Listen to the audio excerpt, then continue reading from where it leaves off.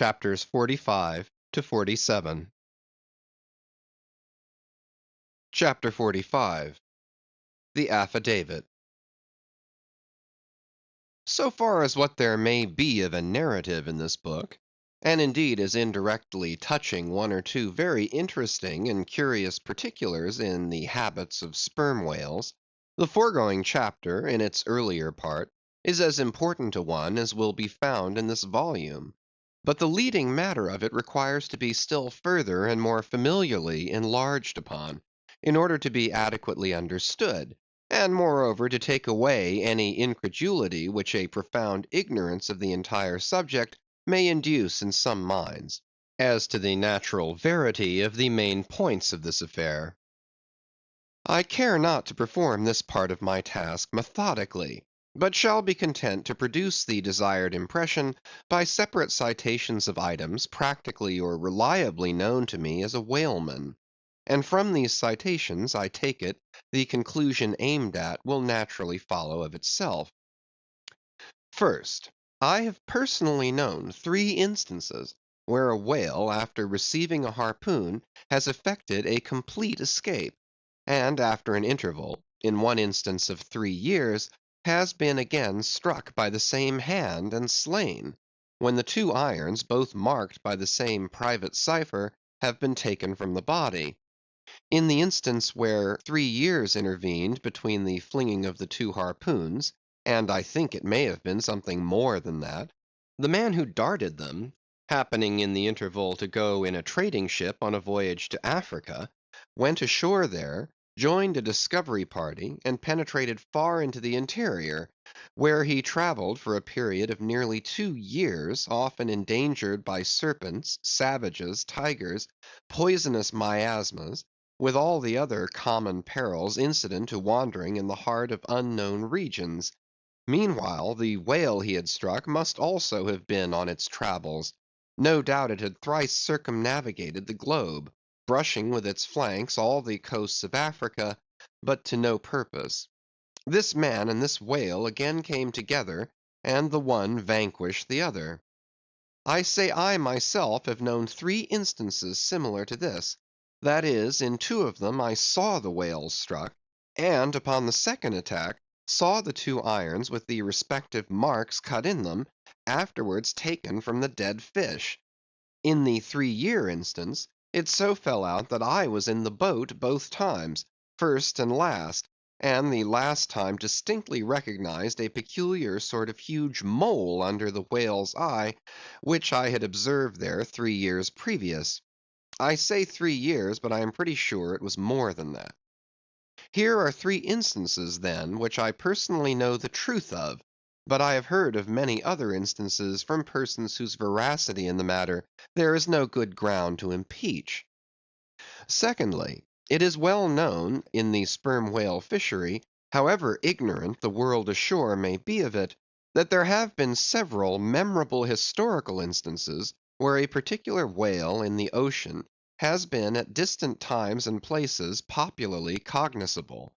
Why such a whale became thus marked was not altogether and originally owing to his bodily peculiarities as distinguished from other whales; for however peculiar in that respect any chance whale may be, they soon put an end to his peculiarities by killing him, and boiling him down into a peculiarly valuable oil. No, the reason was this, that from the fatal experiences of the fishery there hung a terrible prestige of perilousness about such a whale, as there did about Rinaldo Rinaldini, insomuch that most fishermen were content to recognize him by merely touching their tarpaulins when he would be discovered, lounging by them on the sea, without seeking to cultivate a more intimate acquaintance. Like some poor devils ashore that happen to know an irascible great man, they make distant unobtrusive salutations to him in the street, lest if they pursued the acquaintance further, they might receive a summary thump for their presumption. But not only did each of these famous whales enjoy great individual celebrity, nay, you may call it an ocean-wide renown; not only was he famous in life and now is immortal in the forecastle stories after death, but he was admitted into all the rights, privileges, and distinctions of a name; had as much a name, indeed, as Cambyses or Caesar. Was it not so, O Timor Tom, thou famed Leviathan, scarred like an iceberg, who so long didst lurk in the oriental straits of that name, whose spout was often seen from the palmy beach of Ombay? Was it not so, O New Zealand Jack, thou terror of all cruisers that cross their wakes in the vicinity of the Tattoo Land? Was it not so, O Morcan, King of Japan, whose lofty jet, they say, at times assumed the semblance of a snow-white cross against the sky? Was it not so, O Don Miguel, thou Chilean whale, marked like an old tortoise with mystic hieroglyphics upon the back? In plain prose, here are four whales as well known to the students of cetacean history as Marius or Sylla to the classic scholar. But this is not all. New Zealand Tom and Don Miguel, after at various times creating great havoc among the boats of different vessels, were finally gone in quest of, systematically hunted out, chased, and killed by valiant whaling captains, who heaved up their anchors with that express object as much in view, as in setting out through the Narragansett woods, Captain Butler of old had it in his mind to capture that notorious murderous savage, Anawan, the headmost warrior of the Indian king Philip. I do not know where I can find a better place than just here to make mention of one or two other things which seem to me important, as in printed form establishing in all respects the reasonableness of the whole story of the white whale, more especially the catastrophe. For this is one of those disheartening instances where truth requires full as much bolstering as error. So ignorant are most landsmen of some of the plainest and most palpable wonders of the world, that without some hints touching the plain facts, historical and otherwise, of the fishery, they might scoff at Moby Dick as a monstrous fable, or still worse and more detestable, a hideous and intolerable allegory. First, though most men have some vague, flitting ideas of the general perils of the grand fishery, yet they have nothing like a fixed, vivid conception of those perils, and the frequency with which they recur. One reason, perhaps, is that not 1 in 50 of the actual disasters and deaths by casualties in the fishery ever finds a public record at home, however transient and immediately forgotten that record. Do you suppose that that poor fellow there, who this moment perhaps caught by the whale line off the coast of New Guinea, is being carried to the bottom of the sea by the sounding Leviathan, do you suppose that that poor fellow's name will appear in the newspaper obituary you will read to-morrow at your breakfast? No, because the mails are very irregular between here and New Guinea. In fact, did you ever hear what might be called regular news direct or indirect from New Guinea? Yet I tell you that upon one particular voyage which I made to the Pacific, among many others, we spoke 30 different ships, every one of which had a death by a whale, some of them more than one, and 3 that had each lost a boat's crew. For God's sake, be economical with your lamps and candles. Not a gallon you burn, but at least 1 drop of a man's blood was spilled for it. Secondly, people ashore have indeed some indefinite idea that a whale is an enormous creature of enormous power, but I have ever found that when narrating to them some specific example of this twofold enormousness, they have significantly complimented me upon my facetiousness, when I declare upon my soul I had no more idea of being facetious than Moses when he wrote the history of the plagues of Egypt. But fortunately the special point I here seek can be established upon testimony entirely independent of my own. The point is this: the sperm whale is in some cases sufficiently powerful, knowing, and judiciously malicious, as with direct aforethought, to stave in, utterly destroy, and sink a large ship; and what is more, the sperm whale has done it. First, in the year 1820, the ship Essex, Captain Pollard of Nantucket, was cruising in the Pacific Ocean. One day she saw spouts, lowered her boats, and gave chase to a shoal of sperm whales. Ere long several of the whales were wounded, when suddenly a very large whale, escaping from the boats, issued from the shoal and bore directly down upon the ship.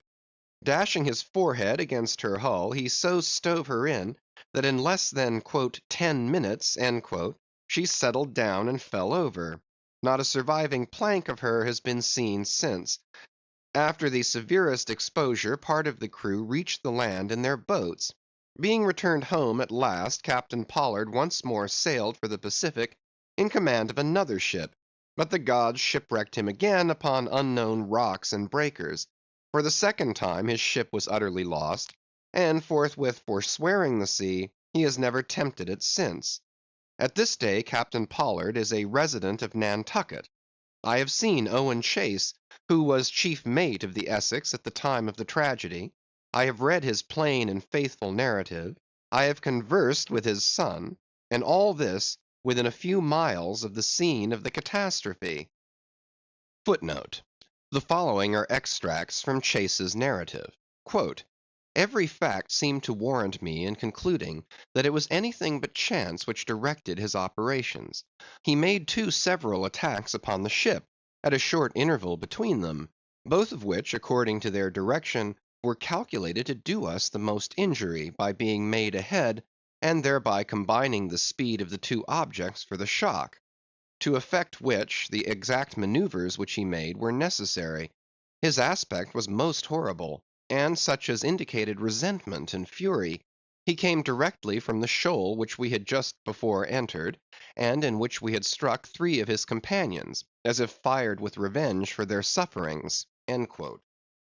Again, "At all events, the whole circumstances taken together, all happening before my own eyes, and producing at the time impressions in my mind of decided calculating mischief on the part of the whale, many of which impressions I cannot now recall, induce me to be satisfied that I am correct in my opinion." Here are his reflections some time after quitting the ship, during a black night in an open boat, when almost despairing of reaching any hospitable shore. "The dark ocean and swelling waters were nothing; the fears of being swallowed up by some dreadful tempest, or dashed upon hidden rocks, with all the other ordinary subjects of fearful contemplation, seemed scarcely entitled to a moment's thought.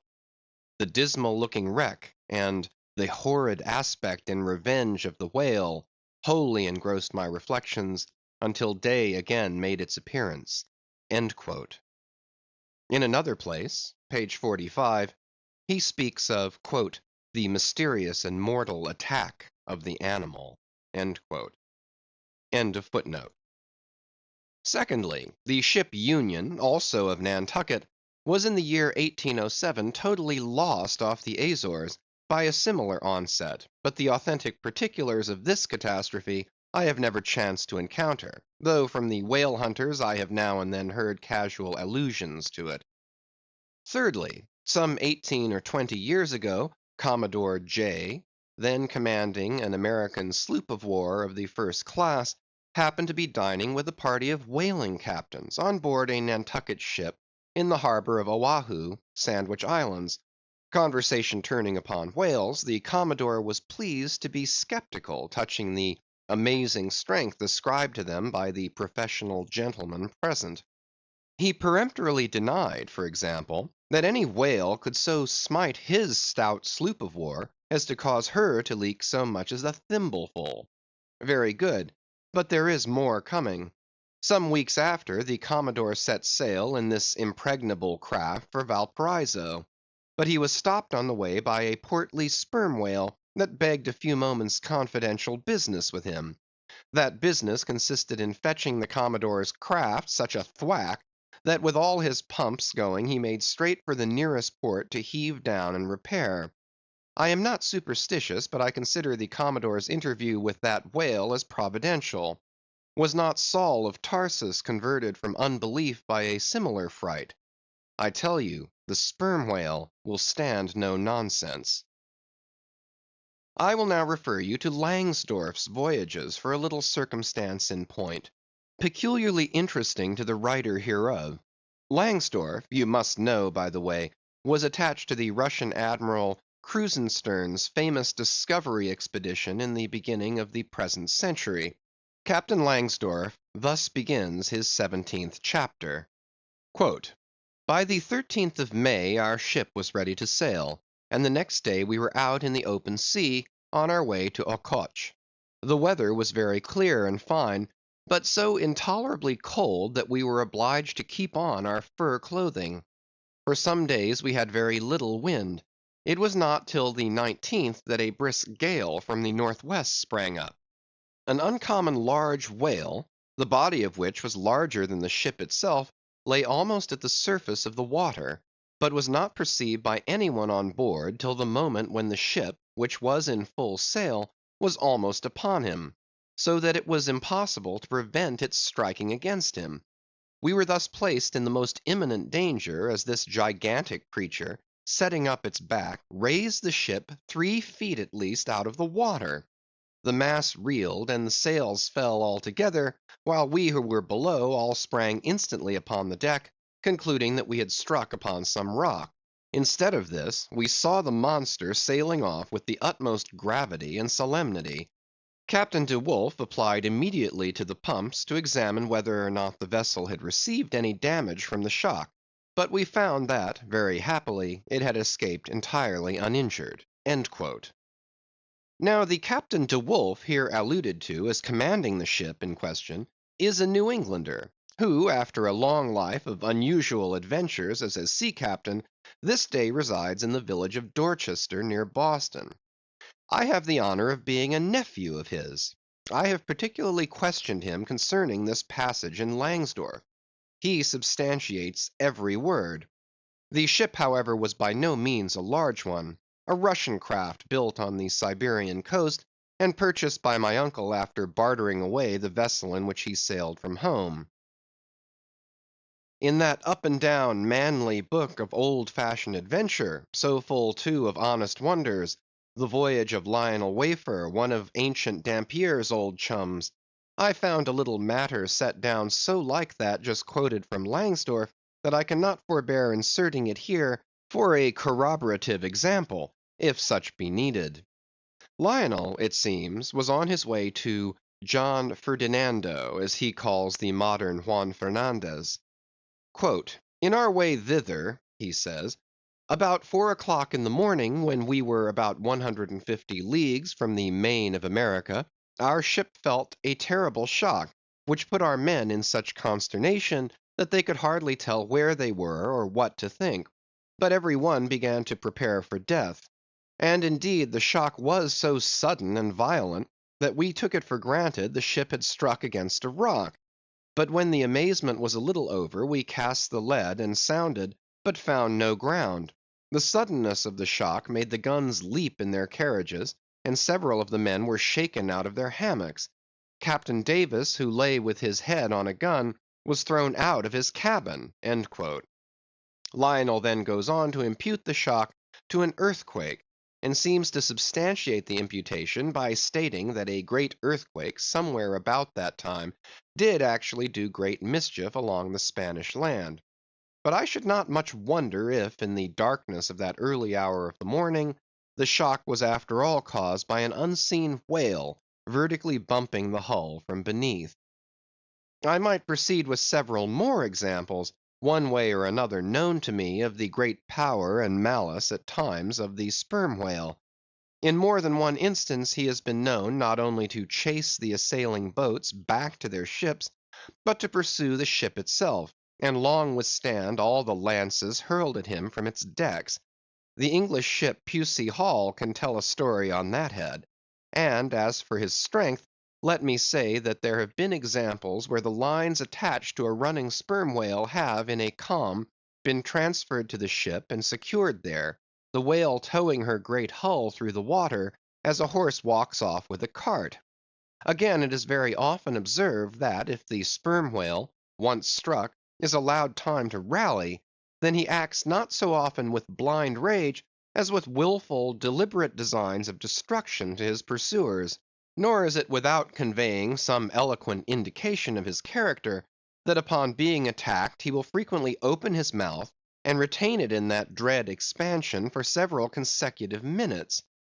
But I must be content with only one more and a concluding illustration, a remarkable and most significant one, by which you will not fail to see that not only is the most marvelous event in this book corroborated by plain facts of the present day, but that these marvels, like all marvels, are mere repetitions of the ages, so that for the millionth time we say Amen with Solomon, verily there is nothing new under the sun. In the 6th Christian century lived Procopius, a Christian magistrate of Constantinople, in the days when Justinian was emperor and Belisarius general. As many know, he wrote the history of his own times, a work every way of uncommon value. By the best authorities he has always been considered a most trustworthy and unexaggerating historian, except in some one or two particulars not at all affecting the matter presently to be mentioned. Now in this history of his, Procopius mentions that during the term of his prefecture at Constantinople, a great sea monster was captured in the neighboring Propontis, or Sea of Marmora, after having destroyed vessels at intervals in those waters for a period of more than 50 years. A fact thus set down in substantial history cannot easily be gainsaid, nor is there any reason that it should be. Of what precise species this sea monster was is not mentioned, but as he destroyed ships, as well as for other reasons, he must have been a whale, and I am strongly inclined to think a sperm whale. And I will tell you why. For a long time I fancied that the sperm whale had been always unknown in the Mediterranean and the deep waters connecting with it. Even now I am certain that those seas are not, and perhaps never can be, in the present constitution of things, a place for his habitual gregarious resort. But further investigations have recently proved to me that in modern times there have been isolated instances of the presence of the sperm whale in the Mediterranean. I am told on good authority that on the Barbary coast a Commodore Davis of the British Navy found the skeleton of a sperm whale.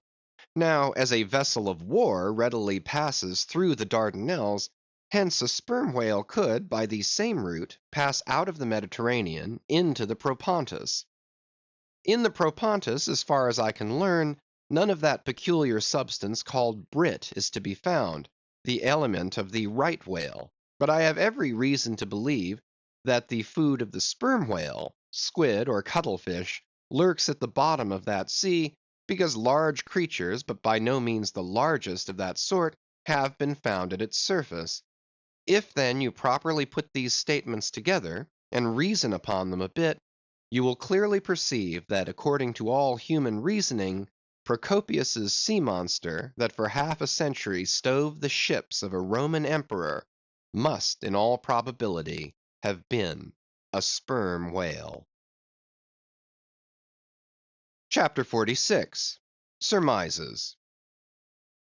Though consumed with the hot fire of his purpose, Ahab in all his thoughts and actions ever had in view the ultimate capture of Moby Dick; though he seemed ready to sacrifice all mortal interest to that one passion, nevertheless it may have been that he was by nature and long habituation far too wedded to the fiery whaleman's ways altogether to abandon the collateral prosecution of the voyage.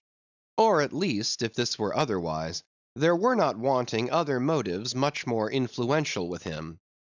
It would be refining too much perhaps, even considering his monomania, to hint that his vindictiveness toward the white whale might have possibly extended itself in some degree to all sperm whales, and that the more monsters he slew by so much the more he multiplied the chances that each subsequently encountered whale would prove to be the hated one he hunted. But if such an hypothesis be indeed exceptionable, there were still additional considerations which, though not so strictly according to the wildness of his ruling passion, yet were by no means incapable of swaying him. To accomplish his object Ahab must use tools, and of all tools used in the shadow of the moon, men are the most apt to get out of order. He knew, for example, that however magnetic his ascendancy in some respects was over Starbuck, yet that ascendancy did not cover the complete spiritual man any more than mere corporeal superiority involves intellectual mastership. For to the purely spiritual, the intellectual but stand in a sort of corporeal relation. Starbuck's body and Starbuck's coerced will were Ahab's, so long as Ahab kept his magnet at Starbuck's brain.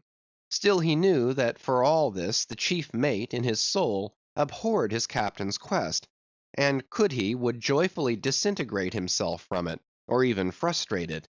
It might be that a long interval would elapse ere the white whale was seen. During that long interval, Starbuck would ever be apt to fall into open relapses of rebellion against his captain's leadership, unless some ordinary, prudential, circumstantial influences were brought to bear upon him.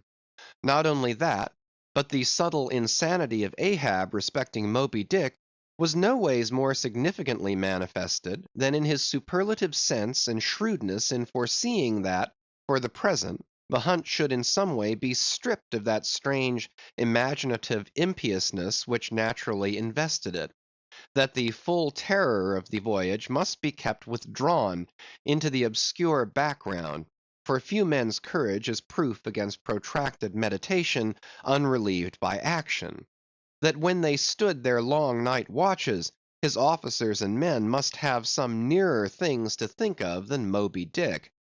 For however eagerly and impetuously the savage crew had hailed the announcement of his quest, yet all sailors of all sorts are more or less capricious and unreliable. They live in the varying outer weather, and they inhale its fickleness. And when retained for any object remote and blank in the pursuit, however promissory of life and passion in the end, it is above all things requisite that temporary interests and employments should intervene and hold them healthily suspended for the final dash. Nor was Ahab unmindful of another thing. In times of strong emotion mankind disdain all base considerations, but such times are evanescent. The permanent constitutional condition of the manufactured man, thought Ahab, is sordidness. Granting that the white whale fully incites the heart of this my savage crew, and playing round their savageness even breeds a certain generous knight-errantism in them; still, while for the love of it they give chase to Moby Dick, they must also have food for their more common daily appetites; for even the high-lifted and chivalric crusaders of old times were not content to traverse 2,000 miles of land to fight for their holy sepulchre, without committing burglaries, picking pockets, and gaining other pious perquisites by the way. Had they been strictly held to their one final and romantic object, that final and romantic object too many would have turned from in disgust. I will not strip these men, thought Ahab, of all hopes of cash. Aye, cash. They may scorn cash now, but let some months go by and no perspective promise of it to them, and then this same quiescent cash all at once mutinying in them, this same cash would soon cashier Ahab. Nor was there wanting still another precautionary motive, more related to Ahab personally. Having impulsively, it is probable, and perhaps somewhat prematurely, revealed the prime but private purpose of the Pequod's voyage, Ahab was now entirely conscious that in so doing he had indirectly laid himself open to the unanswerable charge of usurpation; and with perfect impunity, both moral and legal, his crew, if so disposed, and to that end competent, could refuse all further obedience to him, and even violently wrest from him the command. From even the barely hinted imputation of usurpation, and the possible consequences of such a suppressed impression gaining ground, Ahab must of course have been most anxious to protect himself. That protection could only consist in his own predominating brain and heart and hand, backed by a heedful, closely calculating attention to every minute atmospheric influence which it was possible for his crew to be subjected to. For all these reasons, then, and others perhaps too analytic to be verbally developed here, Ahab plainly saw that he must still in a good degree continue true to the natural nominal purpose of the Pequod's voyage, observe all customary usages, and not only that, but force himself to evince all his well-known passionate interest in the general pursuit of his profession. Be all this as it may, his voice was now often heard hailing the three mastheads and admonishing them to keep a bright lookout, and not omit reporting even a porpoise. This vigilance was not long without reward. Chapter 47. The Mat Maker. It was a cloudy, sultry afternoon. The seamen were lazily lounging about the decks, or vacantly gazing over into the lead-colored waters. Queequeg and I were mildly employed weaving what is called a sword mat, for an additional lashing to our boat. So still and subdued, and somehow preluding was all the scene, and such an incantation of reverie lurked in the air, that each silent sailor seemed resolved into his own invisible self. I was the attendant or page of Queequeg while busy at the mat. As I kept passing and repassing the filling or woof of marline between the long yarns of the warp, using my own hand for the shuttle, and as Queequeg, standing sideways, ever and anon slid his heavy oaken sword between the threads, and idly looking off upon the water, carelessly and unthinkingly drove home every yarn, I say so strange a dreaminess did there then reign all over the ship, and all over the sea, only broken by the intermitting dull sound of the sword, that it seemed as if this were the loom of time, and I myself were a shuttle mechanically weaving and weaving away at the fates.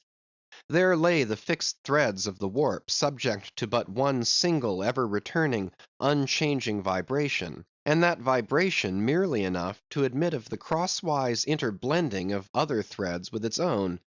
This warp seemed necessity, and here, thought I, with my own hand I ply my own shuttle, and weave my own destiny into these unalterable threads. Meantime Queequeg's impulsive, indifferent sword, sometimes hitting the woof slantingly, or crookedly, or strongly, or weakly, as the case might be, and by this difference in the concluding blow producing a corresponding contrast in the final aspect of the completed fabric, this savage's sword, thought I, which thus finally shapes and fashions both warp and woof, this easy, indifferent sword must be chance. Aye, chance, free will, and necessity, nowise incompatible, all interweavingly working together. The straight warp of necessity, not to be swerved from its ultimate course, its every alternating vibration, indeed, only tending to that. Free will still free to ply her shuttle between given threads, and chance, though restrained in its play, within the right lines of necessity, and sideways in its motion directed by free will, though thus prescribed to by both, chance by turns rules either, and has the last featuring blow at events. Thus we were weaving and weaving away, when I started at a sound so strange, long drawn, and musically wild and unearthly, that the ball of free will dropped from my hand, and I stood gazing up at the clouds whence that voice had dropped like a wing. High aloft in the cross trees was that mad gay-header, Tashtego. His body was reaching eagerly forward, his hand stretched out like a wand, and at brief sudden intervals he continued his cries. To be sure, the same sound was that very moment perhaps being heard all over the seas, from hundreds of whalemen's lookouts perched as high in the air. But from few of those lungs could that accustomed old cry have derived such a marvelous cadence as from Tashtego the Indian's. As he stood hovering over you, half suspended in air, so wildly and eagerly peering towards the horizon, you would have thought him some prophet or seer beholding the shadows of fate, and by those wild cries announcing their coming. "There she blows! There! There! There! She blows! She blows! Where away? On the lee beam, about 2 miles off, a school of them!" Instantly all was commotion. The sperm whale blows as a clock ticks, with the same undeviating and reliable uniformity. and thereby whalemen distinguish this fish from other tribes of his genus. "There go flukes!" was now the cry from Tashtego, and the whales disappeared. "Quick, steward!" cried Ahab. "Time! Time!" Doughboy hurried below, glanced at the watch, and reported the exact minute to Ahab. The ship was now kept away from the wind, and she went gently rolling before it. Tashtego reporting that the whales had gone down heading to leeward, we confidently looked to see them again directly in advance of our bows. For that singular craft at times evinced by the sperm whale, when, sounding with his head in one direction, he nevertheless, while concealed beneath the surface, mills round and swiftly swims off in the opposite quarter, this deceitfulness of his could not now be in action, for there was no reason to suppose that the fish seen by Tashtego had been in any way alarmed, or indeed knew at all of our vicinity. One of the men selected for ship keepers, that is, those not appointed to the boats, by this time relieved the Indian at the main mast head. The sailors at the fore and mizzen had come down, the line tubs were fixed in their places, the cranes were thrust out, the mainyard was backed, and the three boats swung over the sea like three samphire baskets over high cliffs. Outside of the bulwarks, their eager crews with one hand clung to the rail, while one foot was expectantly poised on the gunwale. So look the long line of man-of-war's men about to throw themselves on board an enemy's ship. But at this critical instant, a sudden exclamation was heard, that took every eye from the whale. With a start all glared at dark Ahab, who was surrounded by 5 dusky phantoms that seemed fresh formed out of air. End of chapters 45 to 47. Chapters 48 to 50. Chapter 48. The First Lowering. The phantoms, for so they seemed, were flitting on the other side of the deck, and with a noiseless celerity were casting loose the tackles and bands of the boat which swung there. This boat had always been deemed one of the spare boats, though technically called the captain's, on account of its hanging from the starboard quarter. The figure that now stood by its bows was tall and swart, with one white tooth evilly protruding from its steel-like lips. A rumpled Chinese jacket of black cotton funereally invested him, with wide black trousers of the same dark stuff. But strangely crowning this ebonness was a glistening white pleated turban, the living hair braided and coiled round and round upon his head. Less swart in aspect, the companions of this figure were of that vivid, tiger-yellow complexion peculiar to some of the aboriginal natives of the Manillas, a race notorious for a certain diabolism of subtlety, and by some honest white mariners supposed to be the paid spies and secret confidential agents on the water of the devil, their lord, whose counting-room they supposed to be elsewhere. While yet the wondering ship's company were gazing upon these strangers, Ahab cried out to the white-turbaned old man at their head, "All ready there, Fedallah?" "Ready," was the half-hissed reply. "Lower away then, d'ye hear?" shouting across the deck. "Lower away there, I say." Such was the thunder of his voice, that spite of their amazement, the men sprang over the rail, the sheaves whirled around in the blocks, with a wallow the 3 boats dropped into the sea, while with a dexterous off-handed daring, unknown in any other vocation, the sailors, goat-like, leaped down the rolling ship's side into the tossed boats below. Hardly had they pulled out from under the ship's lee, when a 4th keel, coming from the windward side, pulled round under the stern, and showed the 5 strangers rowing Ahab, who, standing erect in the stern, loudly hailed Starbuck, Stubb, and Flask to spread themselves widely, so as to cover a large expanse of water. But with all their eyes again riveted upon the swart Fedallah and his crew, the inmates of the other boats obeyed not the command. "Captain Ahab," said Starbuck. "Spread yourselves," cried Ahab. "Give way, all 4 boats. Thou, Flask, pull out more to leeward." "Aye, aye, sir," cheerfully cried little King Post, sweeping round his great steering oar. "Lay back!" addressing his crew. "There, there, there again! There she blows right ahead, boys! Lay back! Never heed yonder yellow boys, Archy." "Oh, I don't mind 'em, sir," said Archy. "I knew it all before now. Didn't I hear 'em in the hold? And didn't I tell Cabaco here of it? What say ye, Cabaco? They're stowaways, Mr. Flask." "Pull, pull, my fine hearts alive! Pull, my children! Pull, my little ones!" drawlingly and soothingly sighed Stubb to his crew, some of whom still showed signs of uneasiness. "Why don't you break your backbones, my boys? What is it you stare at? Those chaps in yonder boat? Tut! They are only 5 more hands come to help us. Never mind from where. The more the merrier. Pull, then. Do pull. Never mind the brimstone. Devils are good fellows enough. So, so. There you are now. That's the stroke for £1,000. That's the stroke to sweep the stakes. Hurrah for the gold cup of sperm oil, my heroes! 3 cheers, men! All hearts alive! Easy, easy. Don't be in a hurry. Don't be in a hurry. Why don't you snap your oars, you rascals? Bite something, you dogs. So, so, so then. Softly, softly. That's it. That's it. Long and strong. Give way there. Give way. The devil fetch you, you ragamuffin rapscallions. You're all asleep. Stop snoring, ye sleepers, and pull. Pull, will ye? Pull, can't ye? Pull, won't ye? Why in the name of gudgeons and ginger cakes don't you pull? Pull and break something. Pull and start your eyes out. Here, whipping out the sharp knife from his girdle. Every mother's son of ye draw his knife, and pull with the blade between your teeth. That's it. That's it.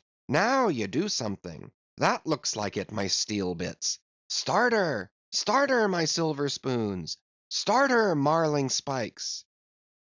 Stubb's exordium to his crew is given here at large, because he had a rather peculiar way of talking to them in general, and especially in inculcating the religion of rowing. But you must not suppose from this specimen of his sermonizings that he ever flew into downright passions with his congregation. Not at all, and therein consisted his chief peculiarity.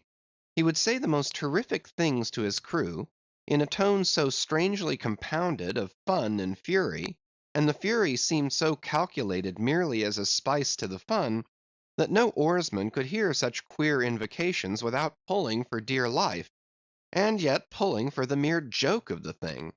Besides, he all the time looked so easy and indolent himself, so loungingly managed his steering oar, and so broadly gaped, open-mouthed at times, that the mere sight of such a yawning commander, by sheer force of contrast, acted like a charm upon the crew.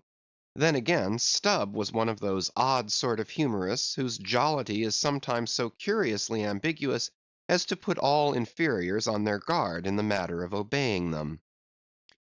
In obedience to a sign from Ahab, Starbuck was now pulling obliquely across Stubb's bow, and when for a minute or so the 2 boats were pretty near to each other, Stubb hailed the mate. "Mr. Starbuck, larboard boat there, ahoy! A word with ye, sir, if ye please." "Hallo!" returned Starbuck, turning round not a single inch as he spoke, still earnestly but whisperingly urging his crew, his face set like a flint from Stubb's. "What think ye of those yellow boys, sir?" "Smuggled on board, somehow, before the ship sailed. Strong, strong, boys!" in a whisper to his crew, then speaking out loud again. "A sad business, Mr. Stubb. See there, my lads! But never mind, Mr. Stubb, all for the best. Let your crew pull strong, come what will. Spring, my men, spring! There's hogsheads of sperm ahead, Mr. Stubb, and that's what ye came for. Pull, my boys! Sperm's the play. This at least is duty, duty and profit hand in hand." "Aye, I thought as much," soliloquized Stubb, when the boats diverged. "As soon as I clapped eye on 'em, I thought so. Aye, aye, that's what he went into the afterhold for so often, as Doughboy long suspected. They were hidden down there. The white whale's at the bottom of it. Well, well, so be it. Can't be helped. All right, give way, men. It ain't the white whale today. Give way. Now the advent of these outlandish strangers at such a critical instant as the lowering of the boats from the deck, this had not unreasonably awakened a sort of superstitious amazement in some of the ship's company. But Archy's fancied discovery having some time previous got abroad among them, though indeed not credited then, this had in some small measure prepared them for the event. It took off the extreme edge of their wonder. So what with all this, and Stubb's confident way of accounting for their appearance, they were, for the time, freed from superstitious surmisings, though the affair still left abundant room for all manner of wild conjectures as to dark Ahab's precise agency in the matter from the beginning. For me, I silently recalled the mysterious shadows I had seen creeping on board the Pequod during the dim Nantucket dawn, as well as the enigmatical hintings of the unaccountable Elijah. Meanwhile, Ahab, out of hearing of his officers, having sighted the furthest to windward, was still ranging ahead of the other boats, a circumstance bespeaking how potent a crew was pulling him. Those tiger yellow creatures of his seemed all steel and whalebone; like 5 trip hammers they rose and fell with regular strokes of strength, which periodically started the boat along the water like a horizontal burst boiler out of a Mississippi steamer. As for Fedallah, who was seen pulling the harpooneer oar, he had thrown aside his black jacket, and displayed his naked chest with the whole part of his body above the gunwale, clearly cut against the alternating depressions of the watery horizon; while at the other end of the boat, Ahab, with one arm like a fencer's thrown half backward into the air, as if to counterbalance any tendency to trip, Ahab was seen steadily managing his steering oar, as in 1,000 boat lowerings ere the white whale had torn him. All at once the outstretched arm gave a peculiar motion, and then remained fixed, while the boat's 5 oars were seen simultaneously peaked. Boat and crew sat motionless on the sea. Instantly the 3 spread boats in the rear paused on their way. The whales had irregularly settled bodily down into the blue, thus giving no distantly discernible token of the movement, though from his closer vicinity Ahab had observed it. "Every man, look out along his oars!" cried Starbuck. "Thou, Queequeg, stand up!" Nimbly springing up on the triangular raised box in the bow, the savage stood erect there, and with intensely eager eyes gazed off towards the spot where the chase had last been descried. Likewise upon the extreme stern of the boat, where it was also triangularly platformed level with the gunwale, Starbuck himself was seen coolly and adroitly balancing himself to the jerking tossings of his chip of a craft, and silently eyeing the vast blue eye of the sea. Not very far distant, Flask's boat was also lying breathlessly still, its commander recklessly standing upon the top of the loggerhead, a stout sort of post rooted in the keel, and rising some 2 feet above the level of the stern platform. It is used for catching turns with the whale line. Its top is not more spacious than the palm of a man's hand, and standing upon such a base as that, Flask seemed perched at the masthead of some ship which had sunk to all but her trucks. But little King Post was small and short, and at the same time little King Post was full of a large and tall ambition, so that this loggerhead standpoint of his did by no means satisfy King Post. "I can't see 3 seas off. Tip us up an oar there, and let me on to that." Upon this Daggoo, with either hand upon the gunwale to steady his way, swiftly slid aft, and then erecting himself, volunteered his lofty shoulders for a pedestal. "Good a masthead as any, sir. Will you mount?" "That I will, and thank you very much, my fine fellow; only I wish you 50 feet taller."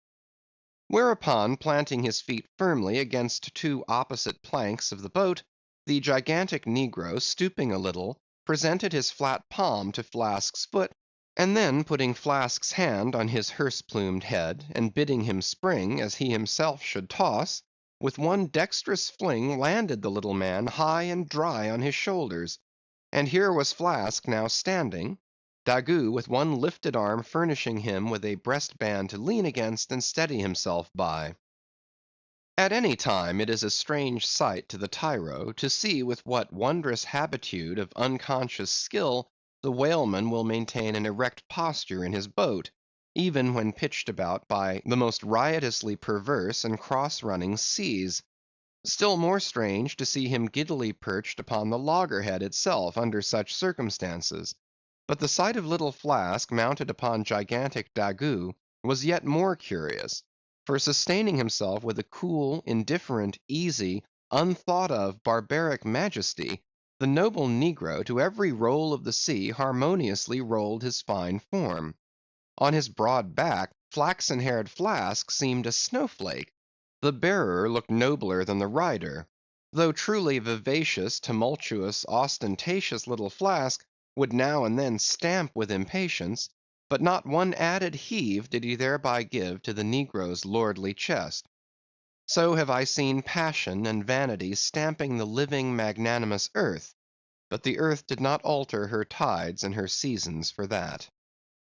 Meanwhile Stubb, the third mate, betrayed no such far-gazing solicitudes. The whales might have made one of their regular soundings, not a temporary dive from mere fright.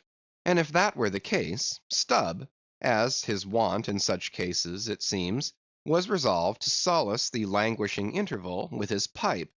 He withdrew it from his hat-band, where he always wore it aslant like a feather.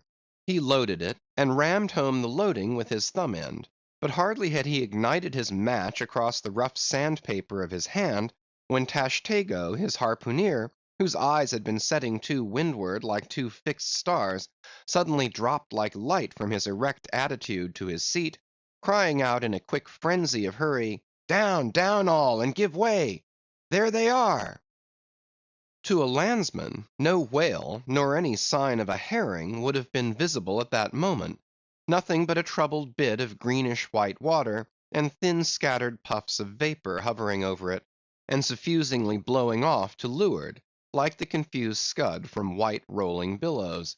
The air around suddenly vibrated and tingled, as it were, like the air over intensely heated plates of iron.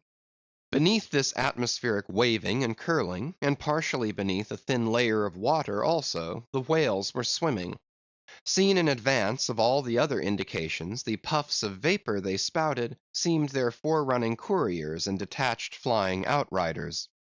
All four boats were now in keen pursuit of that one spot of troubled water and air.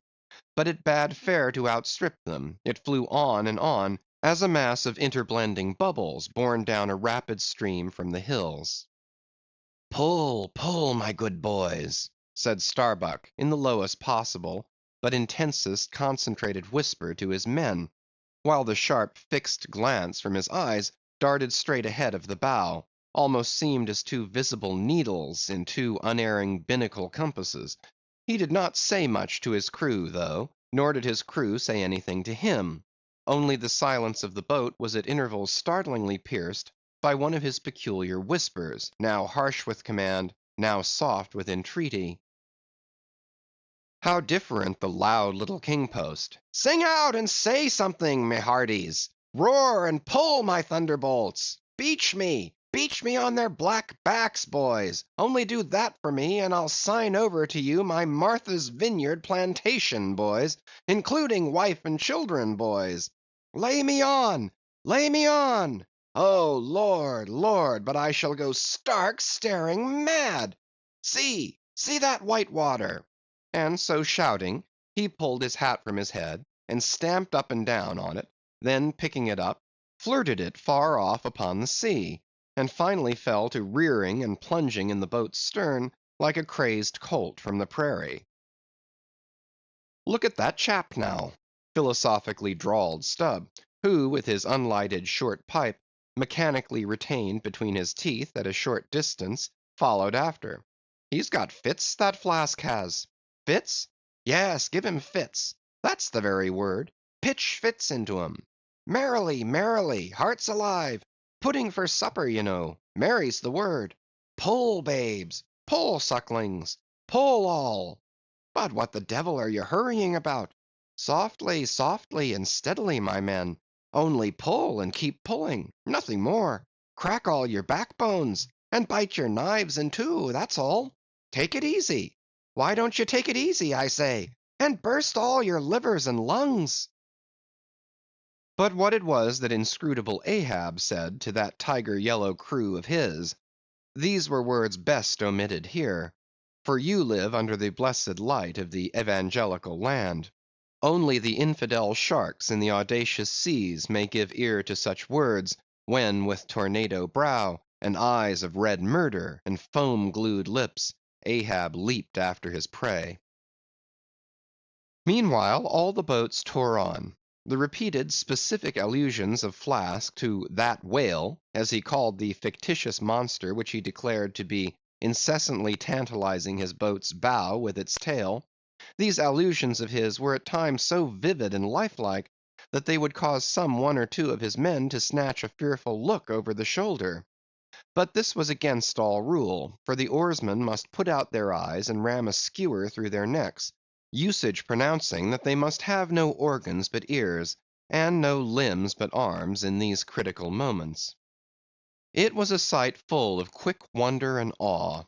The vast swells of the omnipotent sea, the surging hollow roar they made as they rolled along the 8 gunwales, like gigantic bowls in a boundless bowling green, the brief suspended agony of the boat, as it would tip for an instant on the knife-like edge of the sharper waves, that almost seemed threatening to cut it in two, the sudden profound dip into the watery glens and hollows, the keen spurrings and goadings to gain the top of the opposite hill, the headlong, sled-like slide down its other side, all these, with the cries of the headsmen and harpooneers, and the shuddering gasps of the oarsmen, with the wondrous sight of the ivory Pequod bearing down upon her boats with outstretched sails, like a wild hen after her screaming brood, all this was thrilling.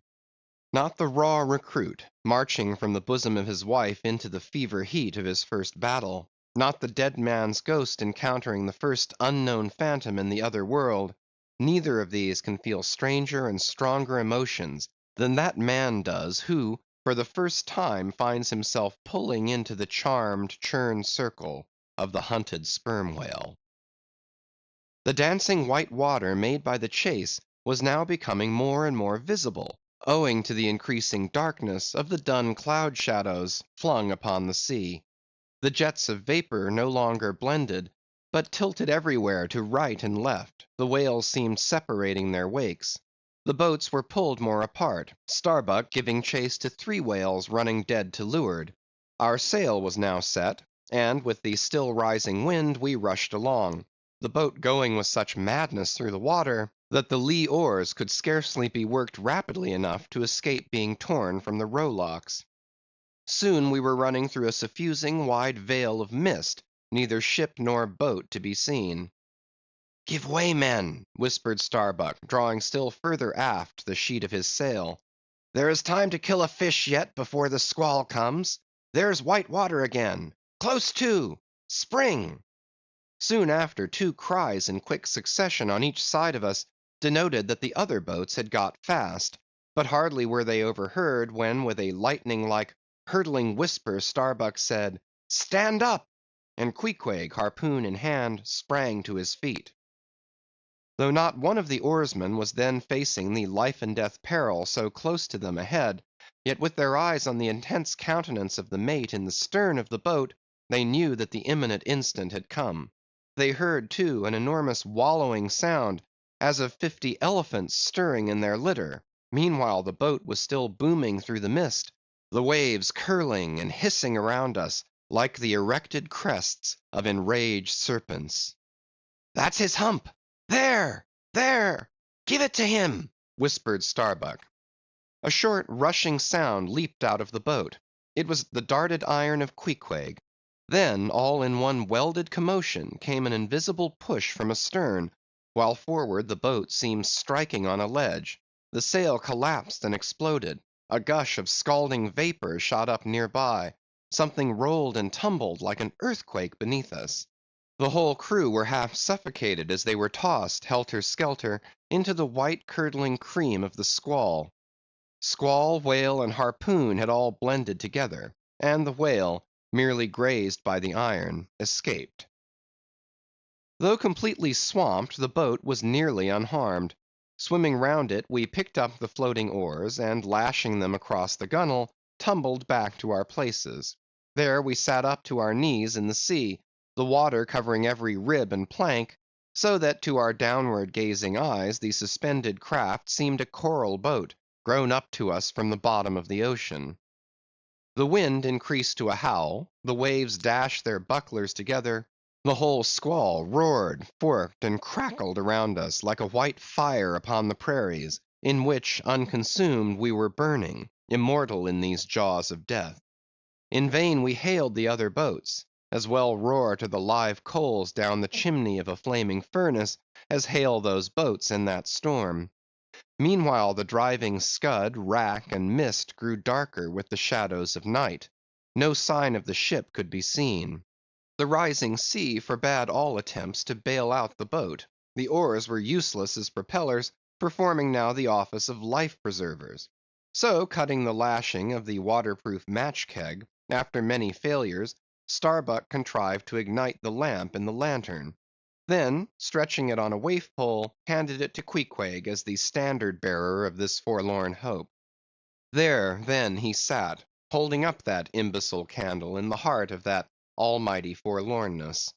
There, then, he sat, the sign and symbol of a man without faith, hopelessly holding up hope in the midst of despair.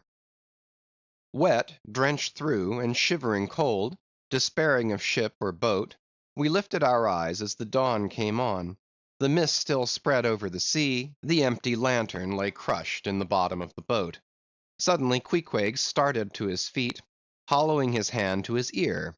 We all heard a faint creaking, as of ropes and yards hitherto muffled by the storm.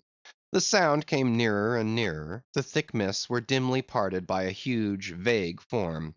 Affrighted, we all sprang into the sea, as the ship at last loomed into view, bearing right down upon us, within a distance not much more than its length.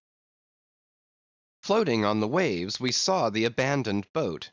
As for one instant it tossed and gaped beneath the ship's bows like a chip at the base of a cataract. And then the vast hull rolled over it, and it was seen no more till it came up weltering astern. Again we swam for it, were dashed against it by the seas, and were at last taken up and safely landed on board. Ere the squall came close to, the other boats had cut loose from their fish, and returned to the ship in good time. The ship had given us up, but was still cruising, if haply it might light upon some token of our perishing, an oar or a lance pole. CHAPTER 49. The Hyena. There are certain queer times and occasions in this strange mixed affair we call life, when a man takes this whole universe for a vast practical joke, though the wit thereof he but dimly discerns, and more than suspects that the joke is at nobody's expense but his own. However, nothing dispirits and nothing seems worth while disputing. He bolts down all events, all creeds and beliefs and persuasions, all hard things visible and invisible, never mind how knobby, as an ostrich of potent digestion gobbles down bullets and gun flints. And as for small difficulties and worryings, prospects of sudden disaster, peril of life and limb, all these, and death itself, seem to him only sly, good-natured hits, and jolly punches in the side bestowed by the unseen and unaccountable old joker. That odd sort of wayward mood I am speaking of comes over a man only in some time of extreme tribulation. It comes in the very midst of his earnestness, so that what just before might have seemed to him a thing most momentous, now seems but a part of the general joke. There is nothing like the perils of whaling to breed this free and easy sort of genial desperado philosophy, and with it I now regarded this whole voyage of the Pequod, and the great white whale its object.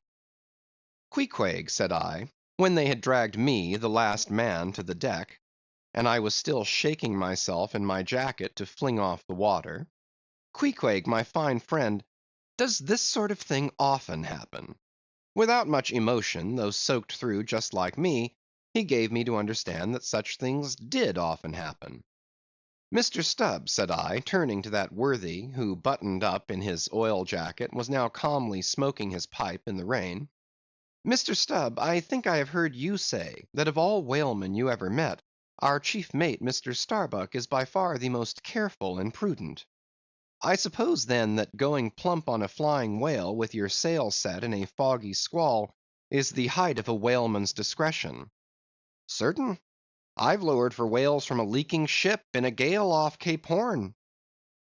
"Mr. Flask," said I, turning to little King Post, who was standing close by, "you are experienced in these things, and I am not. Will you tell me whether it is an unalterable law in this fishery, Mr. Flask, for an oarsman to break his own back, pulling himself back foremost into death's jaws?" "Can't you twist that smaller?" said Flask. "Yes, that's the law. I should like to see a boat's crew backing water up to a whale face foremost. Ha, ha! The whale would give them squint for squint, mind that." Here, then, from three impartial witnesses, I had a deliberate statement of the entire case. Considering, therefore, that squalls and capsizings in the water, and consequent bivouacs on the deep, were matters of common occurrence in this kind of life; considering that at the superlatively critical instant of going on to the whale, I must resign my life into the hands of him who steered the boat, oftentimes a fellow who, at that very moment, is in his impetuousness upon the point of scuttling the craft with his own frantic stampings; considering that the particular disaster to our own particular boat was chiefly to be imputed to Starbuck's driving on to his whale almost in the teeth of a squall; and considering that Starbuck, notwithstanding, was famous for his great heedfulness in the fishery; considering that I belonged to this uncommonly prudent Starbuck's boat; and finally considering in what a devil's chase I was implicated, touching the white whale; taking all things together, I say, I thought I might as well go below and make a rough draft of my will. "Queequeg," said I, "come along. You shall be my lawyer, executor, and legatee." It may seem strange that of all men, sailors should be tinkering at their last wills and testaments; but there are no people in the world more fond of that diversion. This was the fourth time in my nautical life that I had done the same thing. After the ceremony was concluded, upon the present occasion, I felt all the easier; a stone was rolled away from my heart. Besides, all the days I should now live would be as good as the days that Lazarus lived after his resurrection; a supplementary clean gain of so many months or weeks, as the case might be.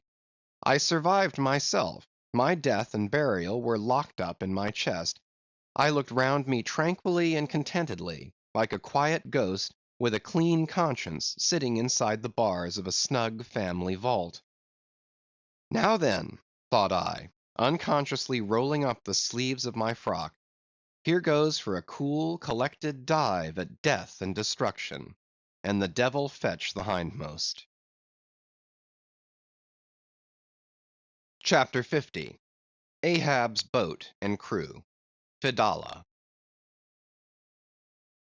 "Who would have thought it, Flask?" cried Stubb. "If I had but one leg, you would not catch me in a boat, unless maybe to stop the plug hole with my timber toe. Ha! He's a wonderful old man." "I don't think it so strange, after all, on that account," said Flask. "If his leg were off at the hip, now, it would be a different thing; that would disable him; but he has one knee, and a good part of the other left, you know." "I don't know that, my little man. I never yet saw him kneel." Among whale-wise people it has often been argued whether, considering the paramount importance of his life to the success of the voyage, it is right for a whaling captain to jeopardize that life in the active perils of the chase. So Tamerlane's soldiers often argued with tears in their eyes, whether that invaluable life of his ought to be carried into the thickest of the fight. But with Ahab the question assumed a modified aspect. Considering that with 2 legs man is but a hobbling wight in all times of danger; considering that the pursuit of whales is always under great and extraordinary difficulties; that every individual moment, indeed, then comprises a peril; under these circumstances, is it wise for any maimed man to enter a whale boat in the hunt?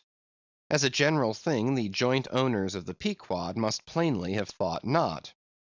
Ahab well knew that although his friends at home would think little of his entering a boat in certain comparatively harmless vicissitudes of the chase, for the sake of being near the scene of action and giving his orders in person; yet for Captain Ahab to have a boat actually apportioned to him as a regular headsman in the hunt; above all, for Captain Ahab to be supplied with 5 extra men, as that same boat's crew; he well knew that such generous conceits never entered the heads of the owners of the Pequod.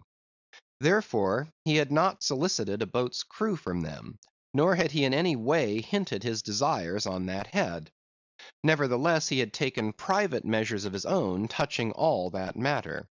Until Archy's published discovery, the sailors had little foreseen it; though to be sure when, after being a little while out of port, all hands had concluded the customary business of fitting the whale boats for service; when some time after this Ahab was now and then found bestirring himself in the matter of making thole pins with his own hands for what was thought to be one of the spare boats, and even solicitously cutting the small wooden skewers, which, when the line is running out, are pinned over the groove in the bow; when all this was observed in him, and particularly his solicitude in having an extra coat of sheathing in the bottom of the boat, as if to make it better withstand the pointed pressure of his ivory limb; and also the anxiety he evinced in exactly shaping the thigh board, or clumsy cleat as it is sometimes called, the horizontal piece in the boat's bow for bracing the knee against in darting or stabbing at the whale; when it was observed how often he stood up in that boat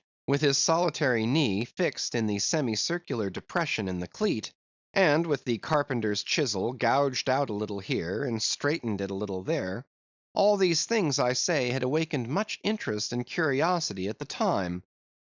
But almost everybody supposed that this particular preparative heedfulness in Ahab must only be with a view to the ultimate chase of Moby Dick; for he had already revealed his intention to hunt that mortal monster in person. But such a supposition did by no means involve the remotest suspicion as to any boat's crew being assigned to that boat.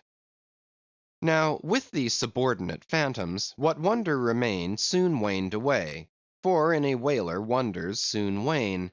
Besides, now and then such unaccountable odds and ends of strange nations come up from the unknown nooks and ash holes of the earth to man these floating outlaws of whalers; and the ships themselves often pick up such queer castaway creatures, found tossing about the open sea on planks, bits of wreck, oars, whale boats, canoes, blown off Japanese junks, and what not, that Beelzebub himself might climb up the side and step down into the cabin to chat with the captain, and it would not create any unsubduable excitement in the forecastle. But be all this as it may, certain it is, that while these subordinate phantoms soon found their place among the crew, though still, as it were, somehow distinct from them, yet that hair–turbaned Fedallah remained a muffled mystery to the last. Whence he came in a mannerly world like this, by what sort of unaccountable tie he soon evinced himself to be linked with Ahab's peculiar fortunes; nay, so far as to have some sort of half–hinted influence, Heaven knows; but it might have been even authority over him; all this none knew. But one cannot sustain an indifferent air concerning Fedallah. He was such a creature as civilized domestic people in the temperate zone only see in their dreams, and that but dimly; but the like of whom now and then glide among the unchanging Asiatic communities, especially the Oriental isles to the east of the continent; those insulated, immemorial, unalterable countries, which even in these modern days still preserve much of the ghostly aboriginalness of the earth's primal generations, when the memory of the first man was a distinct recollection, and all men his descendants, unknowing whence he came, eyed each other as real phantoms, and asked of the sun and the moon why they were created, and to what end. When though, according to Genesis, the angels indeed consorted with the daughters of men, the devils also, add the uncanonical rabbins, indulged in mundane amours. End of chapters 48 to 50. Chapters 51 to 53. Chapter 51. The Spirit Spout. Days, weeks passed, and under easy sail the ivory Pequod had slowly swept across 4 several cruising grounds, that off the Azores, off the Cape de Verdes, on the Plate, so called, being off the mouth of the Rio de la Plata, and the Carroll Ground, an unstaked watery locality southerly from St. Helena. It was while gliding through these latter waters that one serene and moonlight night, when all the waves rolled by like scrolls of silver, and by their soft suffusing seethings made what seemed a silvery silence, not a solitude. On such a silent night a silvery jet was seen far in advance of the white bubbles at the bow.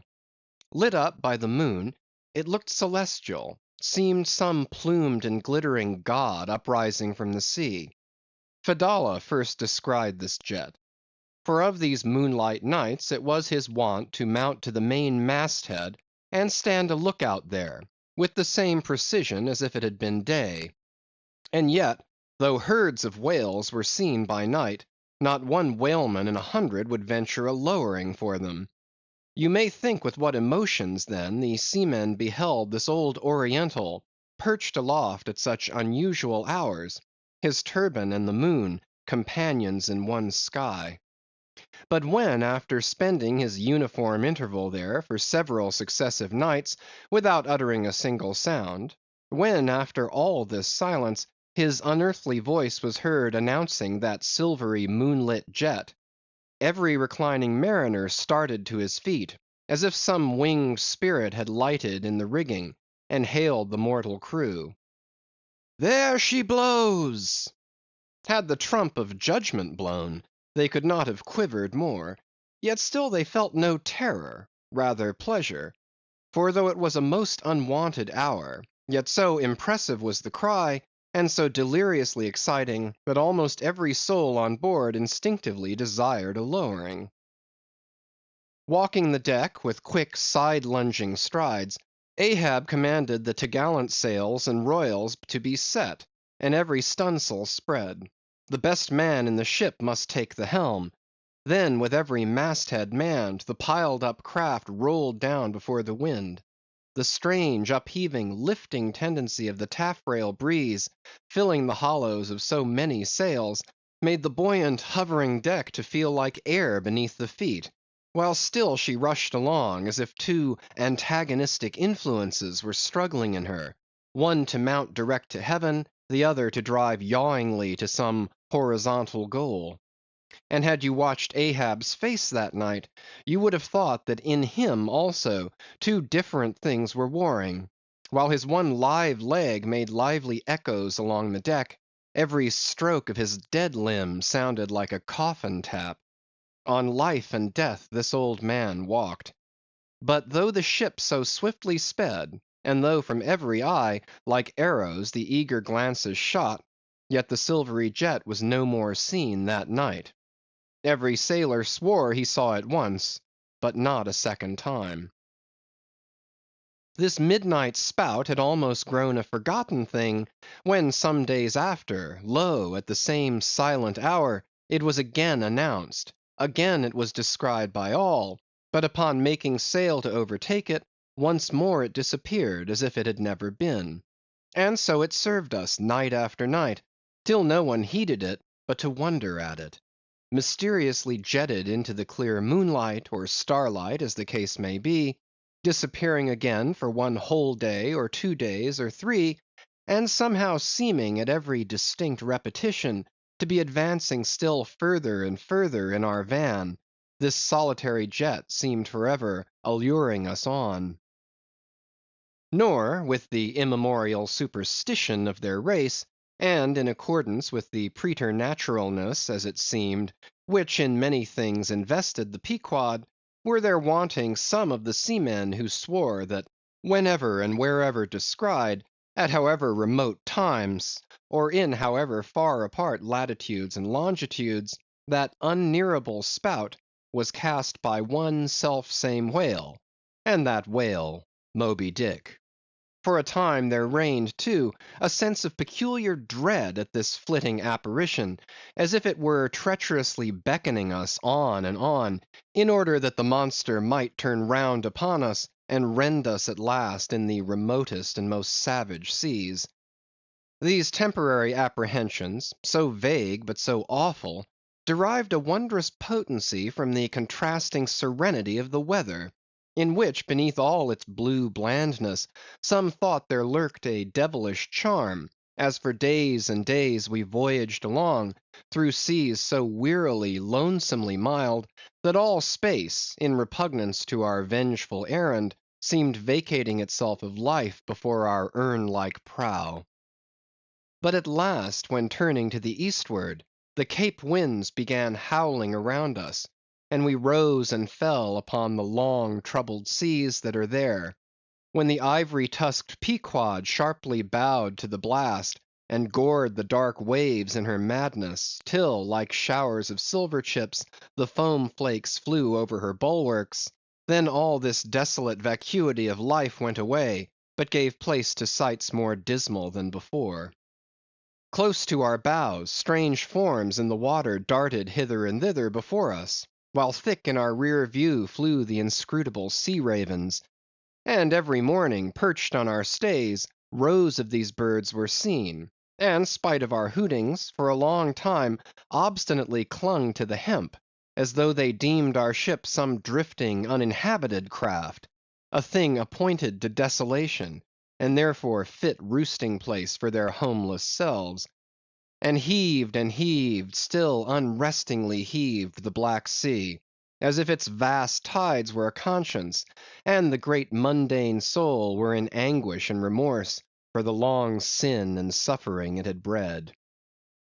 Cape of Good Hope, do they call you?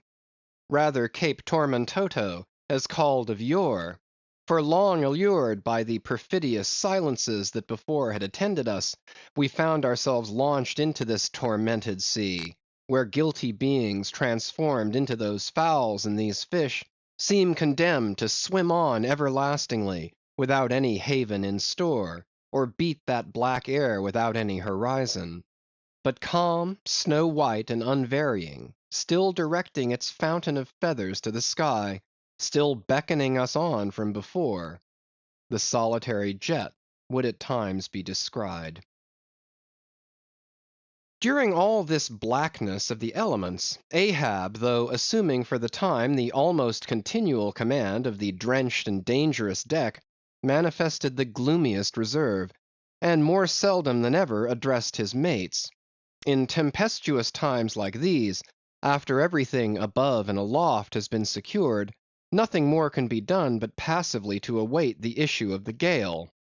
Then captain and crew become practical fatalists.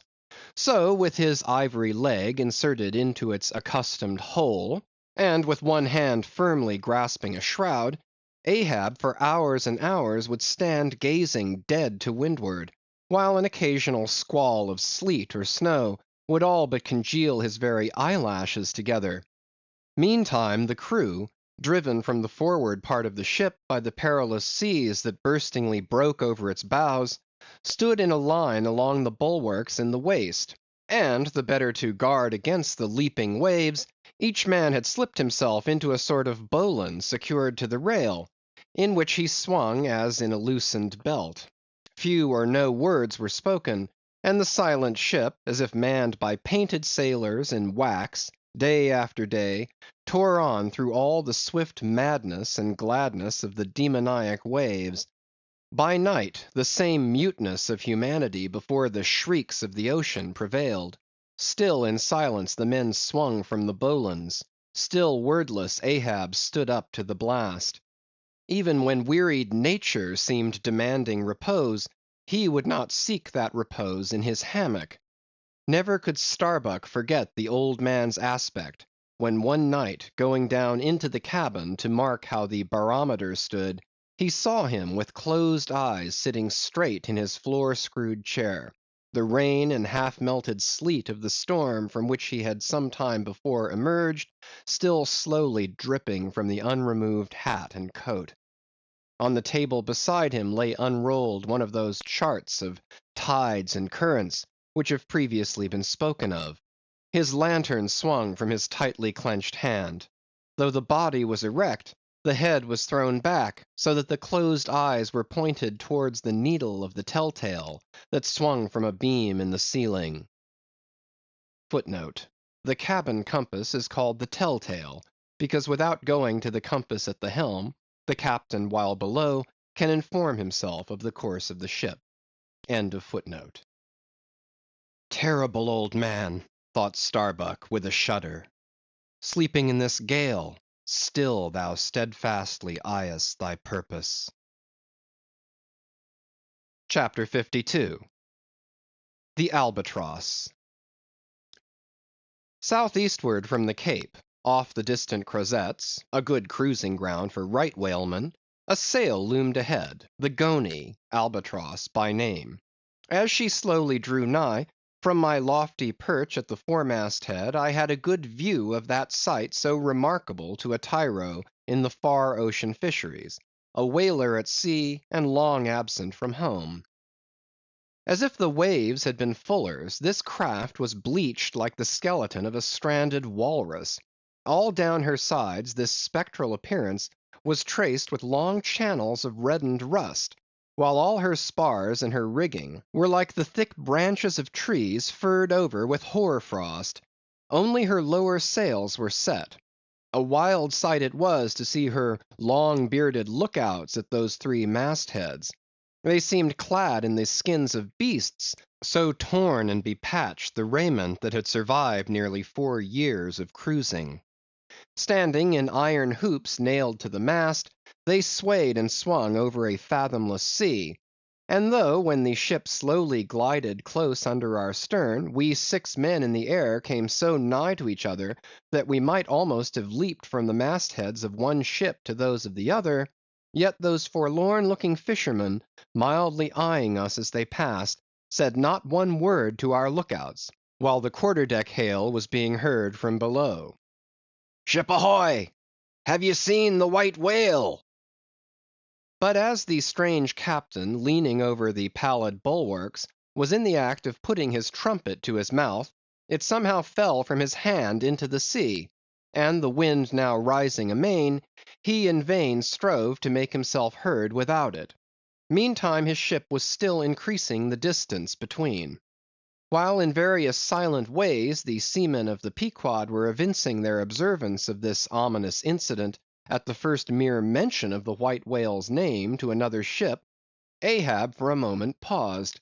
It almost seemed as though he would have lowered a boat to board the stranger, had not the threatening wind forbade. But taking advantage of his windward position, he again seized his trumpet, and knowing by her aspect that the stranger vessel was a Nantucketer, and shortly bound home, he loudly hailed, "Ahoy there! This is the Pequod, bound round the world.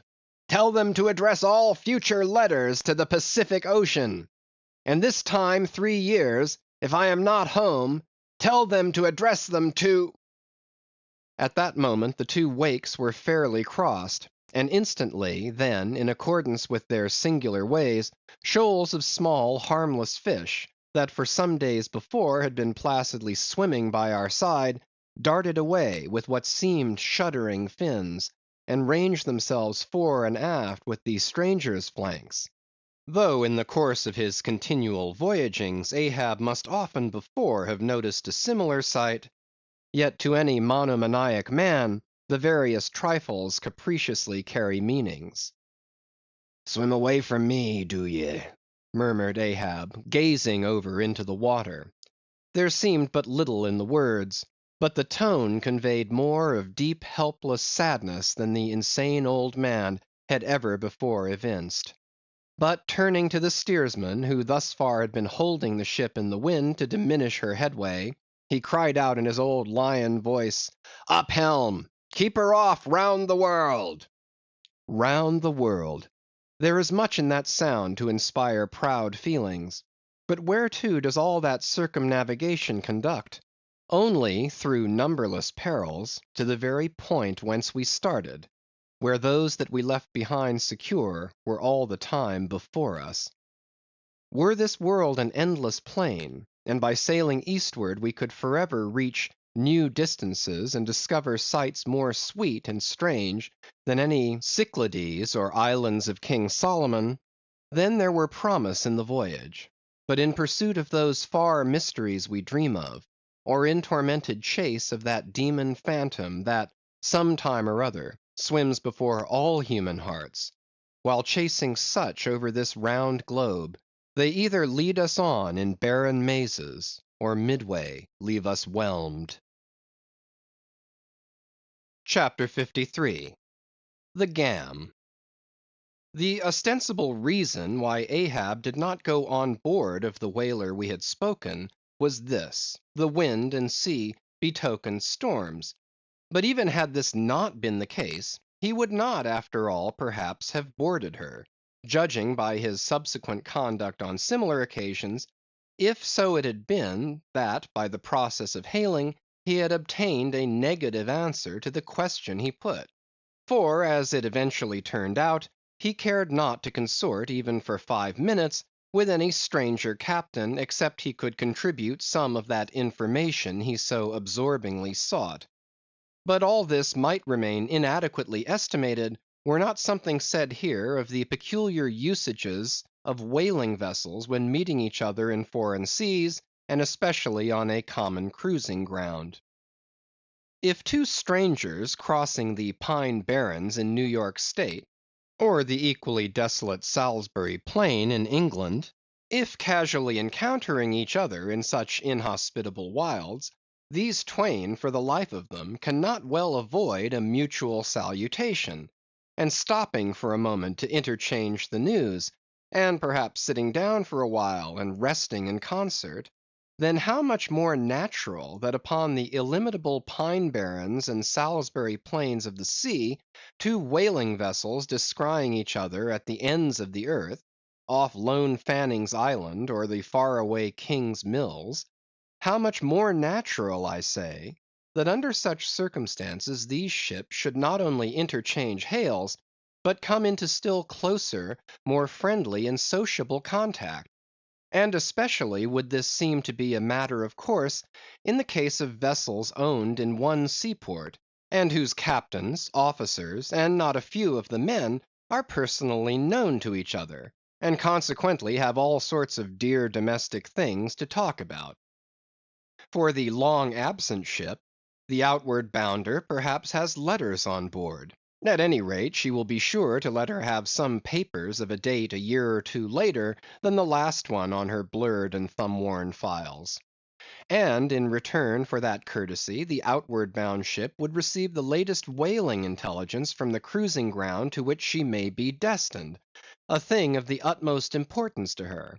And in degree, all of this will hold true concerning whaling vessels crossing each other's track on the cruising ground itself, even though they are equally long absent from home. For one of them may have received a transfer of letters from some third and now far remote vessel, and some of those letters may be for the people of the ship she now meets. Besides, they would exchange the whaling news and have an agreeable chat. For not only would they meet with all the sympathies of sailors, but likewise with all the peculiar congenialities arising from a common pursuit, and mutually shared privations and perils.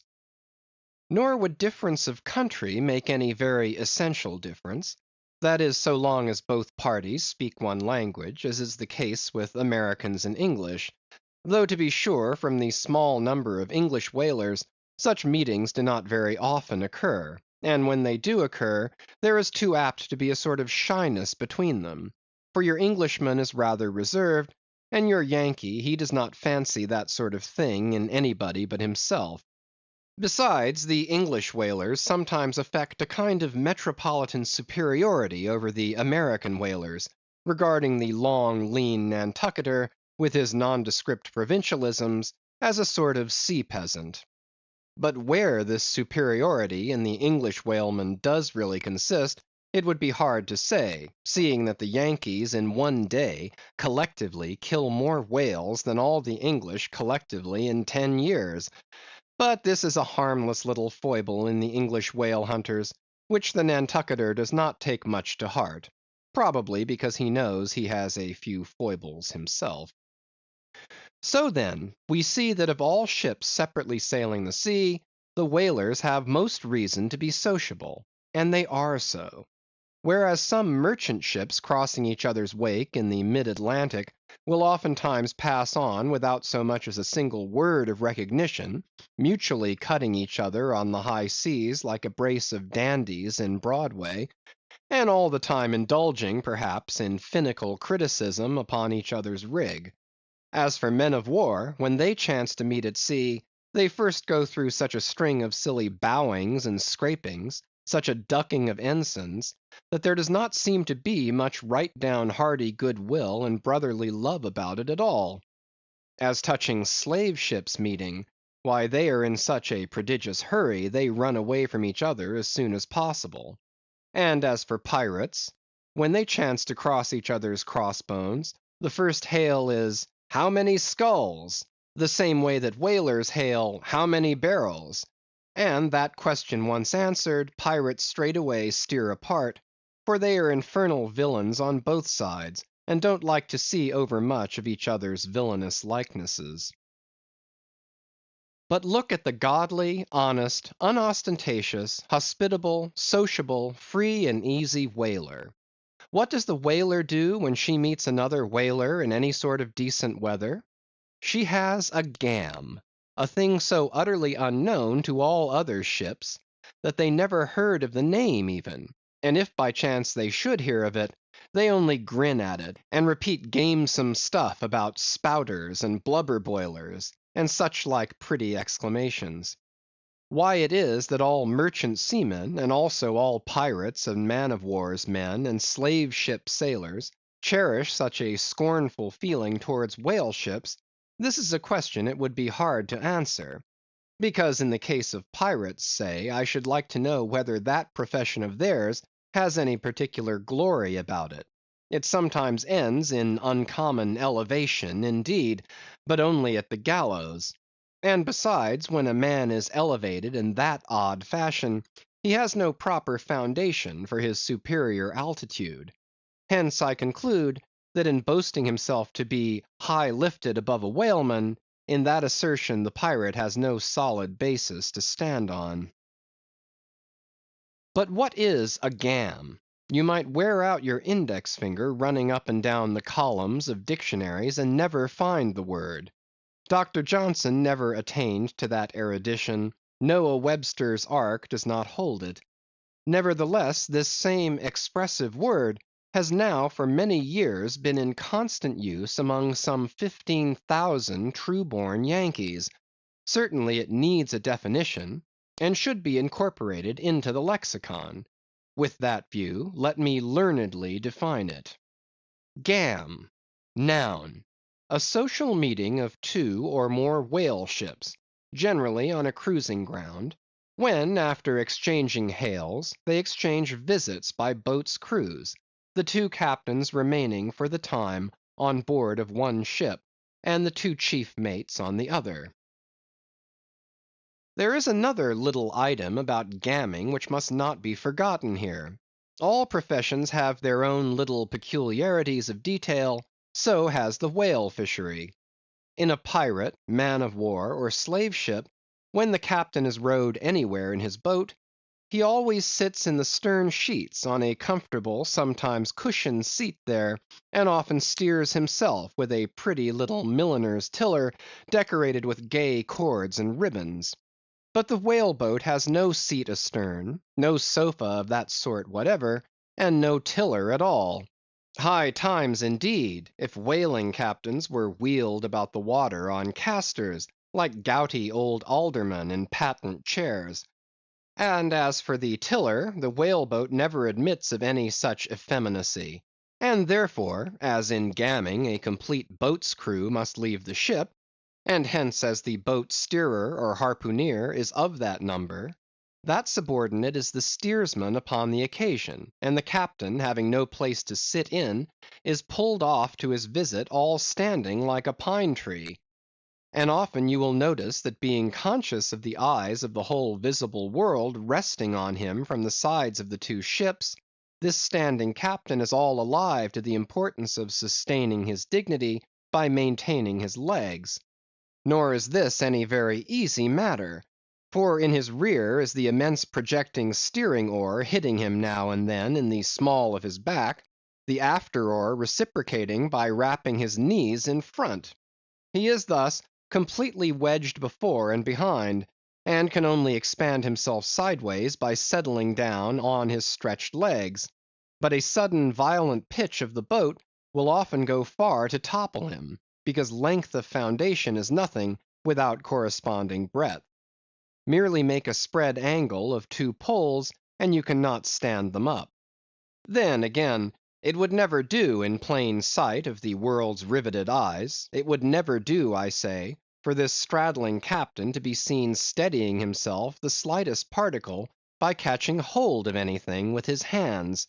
Indeed, as token of his entire buoyant self-command, he generally carries his hands in his trousers pockets, but perhaps being generally very large, heavy hands, he carries them there for ballast. Nevertheless, there have occurred instances, well authenticated ones too, where the captain has been known for an uncommonly critical moment or two, in a sudden squall, say, to seize hold of the nearest oarsman's hair, and hold on there like grim death. End of chapters 51 to 53. Chapter 54. The Town Ho's Story. As told at the Golden Inn. The Cape of Good Hope, and all the watery region about there, is much like some noted four corners of a great highway, where you meet more travellers than in any other part. It was not very long after speaking the Goney that another homeward bound whaleman, the Town Ho, was encountered. She was manned almost wholly by Polynesians. In the short gam that ensued, she gave us strong news of Moby Dick.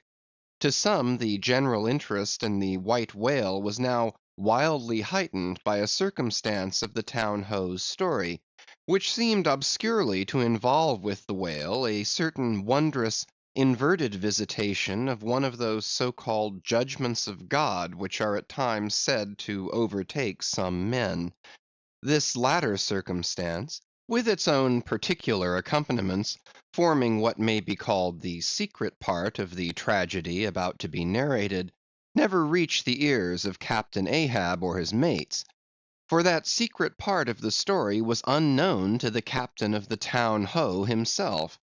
It was the private property of three Confederate white seamen of that ship, one of whom, it seems, communicated it to Tashtego with Romish injunctions of secrecy, but the following night Tashtego rambled in his sleep, and revealed so much of it in that way, that when he was wakened he could not well withhold the rest. Nevertheless, so potent an influence did this thing have on those seamen in the Pequod who came to the full knowledge of it, and by such a strange delicacy, to call it so, were they governed in this matter, that they kept the secret among themselves so that it never transpired abaft the Pequod's mainmast. Interweaving in its proper place this darker thread with the story as publicly narrated on the ship, the whole of this strange affair I now proceed to put on lasting record. Footnote: Town Ho, the ancient whale cry upon first sighting a whale from the masthead, still used by whalemen in hunting the famous Galapagos terrapin. End of footnote.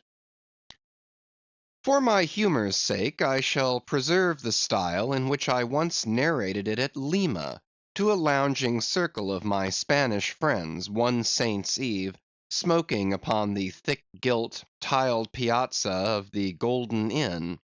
Of those fine cavaliers, the young Dons Pedro and Sebastian were on closer terms with me, and hence the interluding questions they occasionally put, and which are duly answered at the time. Quote, Some 2 years prior to my first learning the events which I am about rehearsing to you, gentlemen, the Town Ho, sperm whaler of Nantucket, was cruising in your Pacific here, not very many days' sail eastward from the eaves of this good Golden Inn. She was somewhere to the northward of the line. One morning, upon handling the pumps, according to daily usage, it was observed that she made more water in her hold than common. They supposed a swordfish had stabbed her, gentlemen.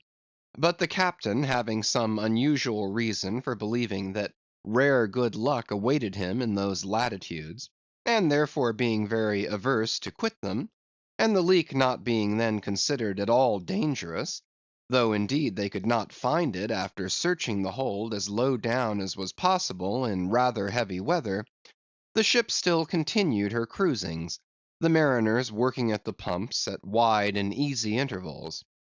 But no good luck came, more days went by, and not only was the leak yet undiscovered, but it sensibly increased; so much so, that now taking some alarm, the captain making all sail, stood away for the nearest harbor among the islands, there to have his hull hove out and repaired.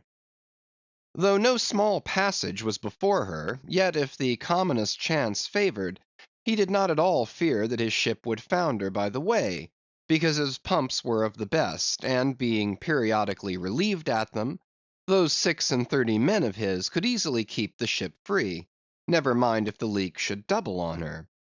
In truth, well nigh the whole of this passage being attended by very prosperous breezes, the Town Ho had all but certainly arrived in perfect safety at her port without the occurrence of the least fatality, had it not been for the brutal overbearing of Radney, the mate, a Vineyarder, and the bitterly provoked vengeance of Steelkilt, a Lakeman and desperado from Buffalo. "Lakeman, Buffalo! Pray, what is a Lakeman, and where is Buffalo?" said Don Sebastian, rising in his swinging mat of grass. "On the eastern shore of our Lake Erie, Don; but I crave your courtesy. May be you shall soon hear further of all that.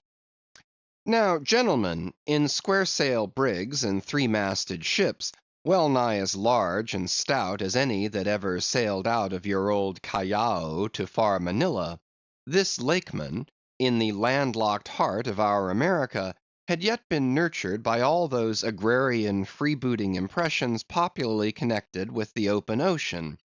For in their interflowing aggregate, those grand freshwater seas of ours, Erie and Ontario, and Huron and Superior and Michigan, possess an ocean-like expansiveness, with many of the ocean's noblest traits, with many of its rimmed varieties of races and of climes. They contain round archipelagos of romantic isles, even as the Polynesian waters do. In large part, are shored by two great contrasting nations, as the Atlantic is. They furnish long maritime approaches to our numerous territorial colonies from the east, dotted all round their banks, here and there are frowned upon by batteries, and by the goat-like craggy guns of lofty Mackinaw. They have heard the fleet thunderings of naval victories. At intervals they yield their beaches to wild barbarians, whose red painted faces flash from out their peltry wigwams. For leagues and leagues are flanked by ancient and unentered forests, where the gaunt pines stand like serried lines of kings in Gothic genealogies; those same woods harboring wild Afric beasts of prey, and silken creatures whose exported furs give robes to Tartar emperors. They mirror the paved capitals of Buffalo and Cleveland, as well as Winnebago villages. They float alike the full-rigged merchant ship, the armed cruiser of the state, the steamer, and the beach canoe. They are swept by borean and dismasting blasts as direful as any that lash the salted wave.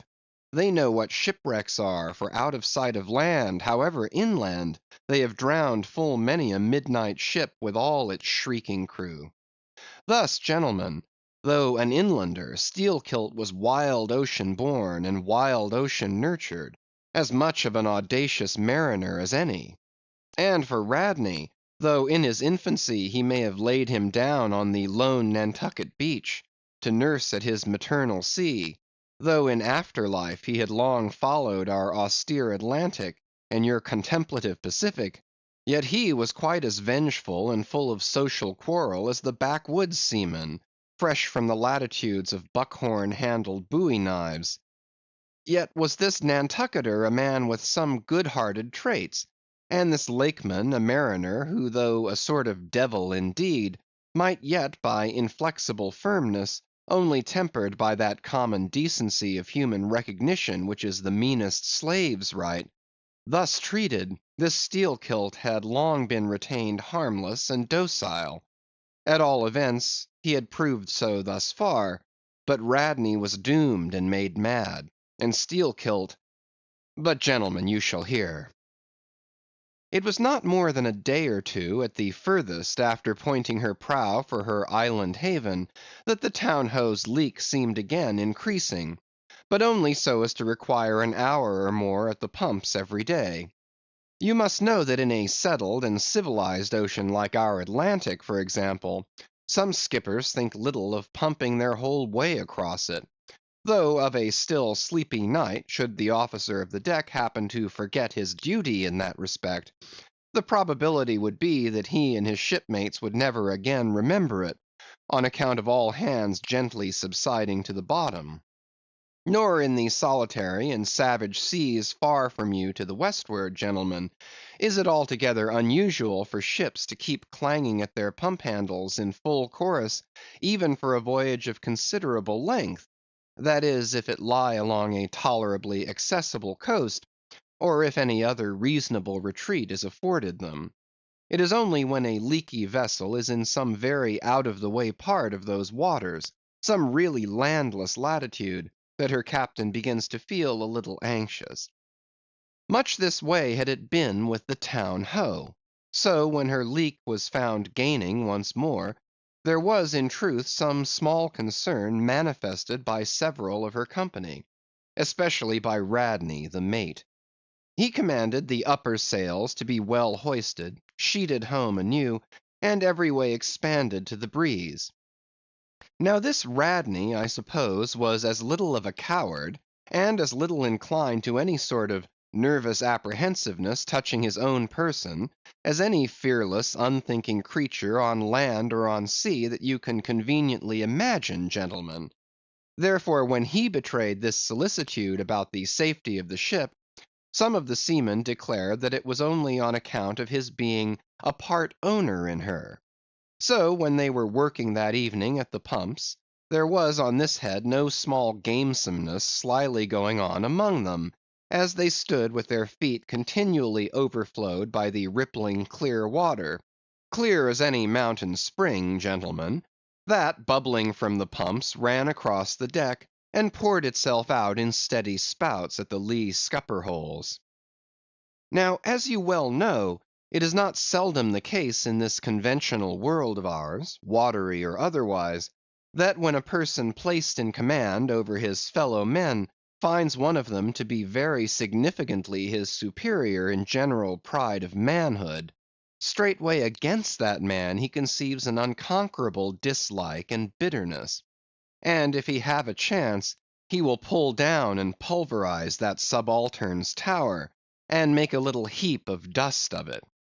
Be this conceit of mine as it may, gentlemen, at all events Steelkilt was a tall and noble animal with a head like a Roman, and a flowing golden beard like the tasselled housings of your last viceroy's snorting charger, and a brain and a heart and a soul in him, gentlemen, which had made Steelkilt Charlemagne, had he been born son to Charlemagne's father. But Radney, the mate, was as ugly as a mule, yet as hardy, as stubborn, as malicious. He did not love Steelkilt, and Steelkilt knew it.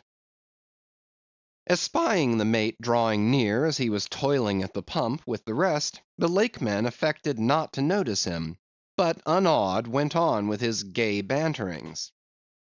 "Aye, aye, my merry lads, it's a lively leak this. Hold a cannikin, one of ye, and let's have a taste. By the Lord, it's worth bottling. I tell ye what, men, old Rad's investment must go for it. He had best cut away his part of the hull and tow it home.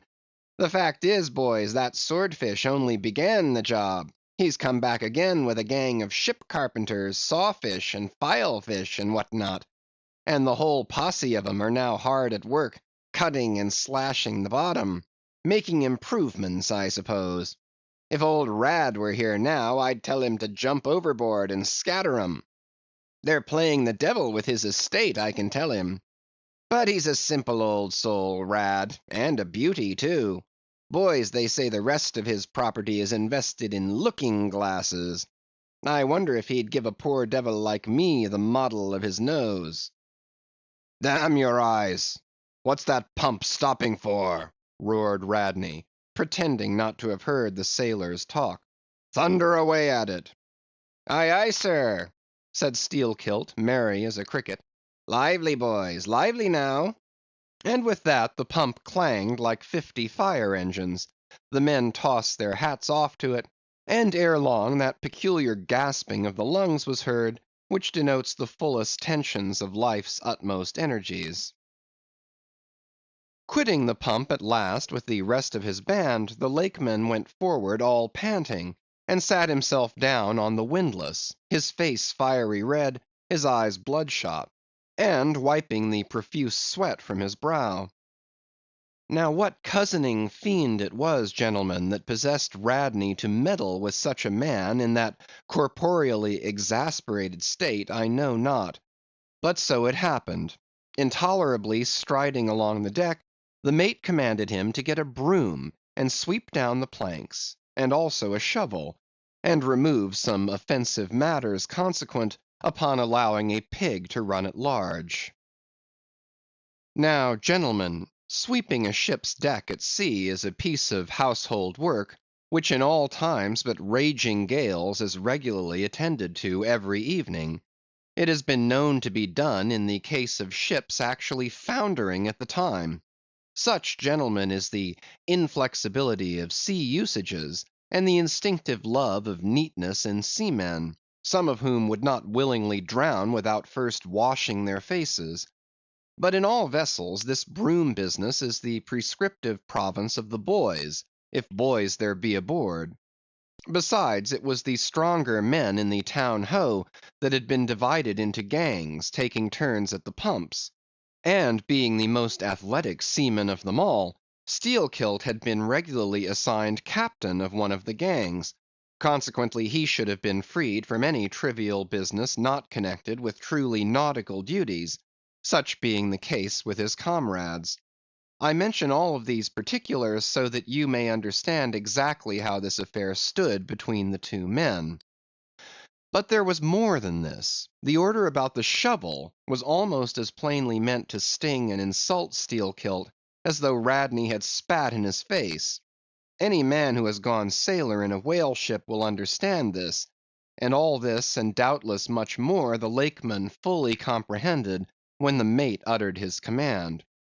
But as he sat still for a moment, and as he steadfastly looked into the mate's malignant eye, and perceived the stacks of powder casks heaped up in him, and the slow match silently burning along towards them; as he instinctively saw all this, that strange forbearance and unwillingness to stir up the deeper passionateness in any already ireful being, a repugnance most felt, when felt at all, by really valiant men, even when aggrieved, this nameless phantom feeling, gentlemen, stole over Steelkilt.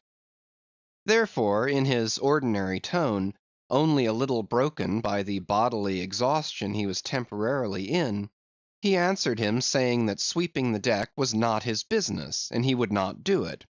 And then, without at all alluding to the shovel, he pointed to 3 lads as the customary sweepers, who, not being billeted at the pumps, had done little or nothing all day.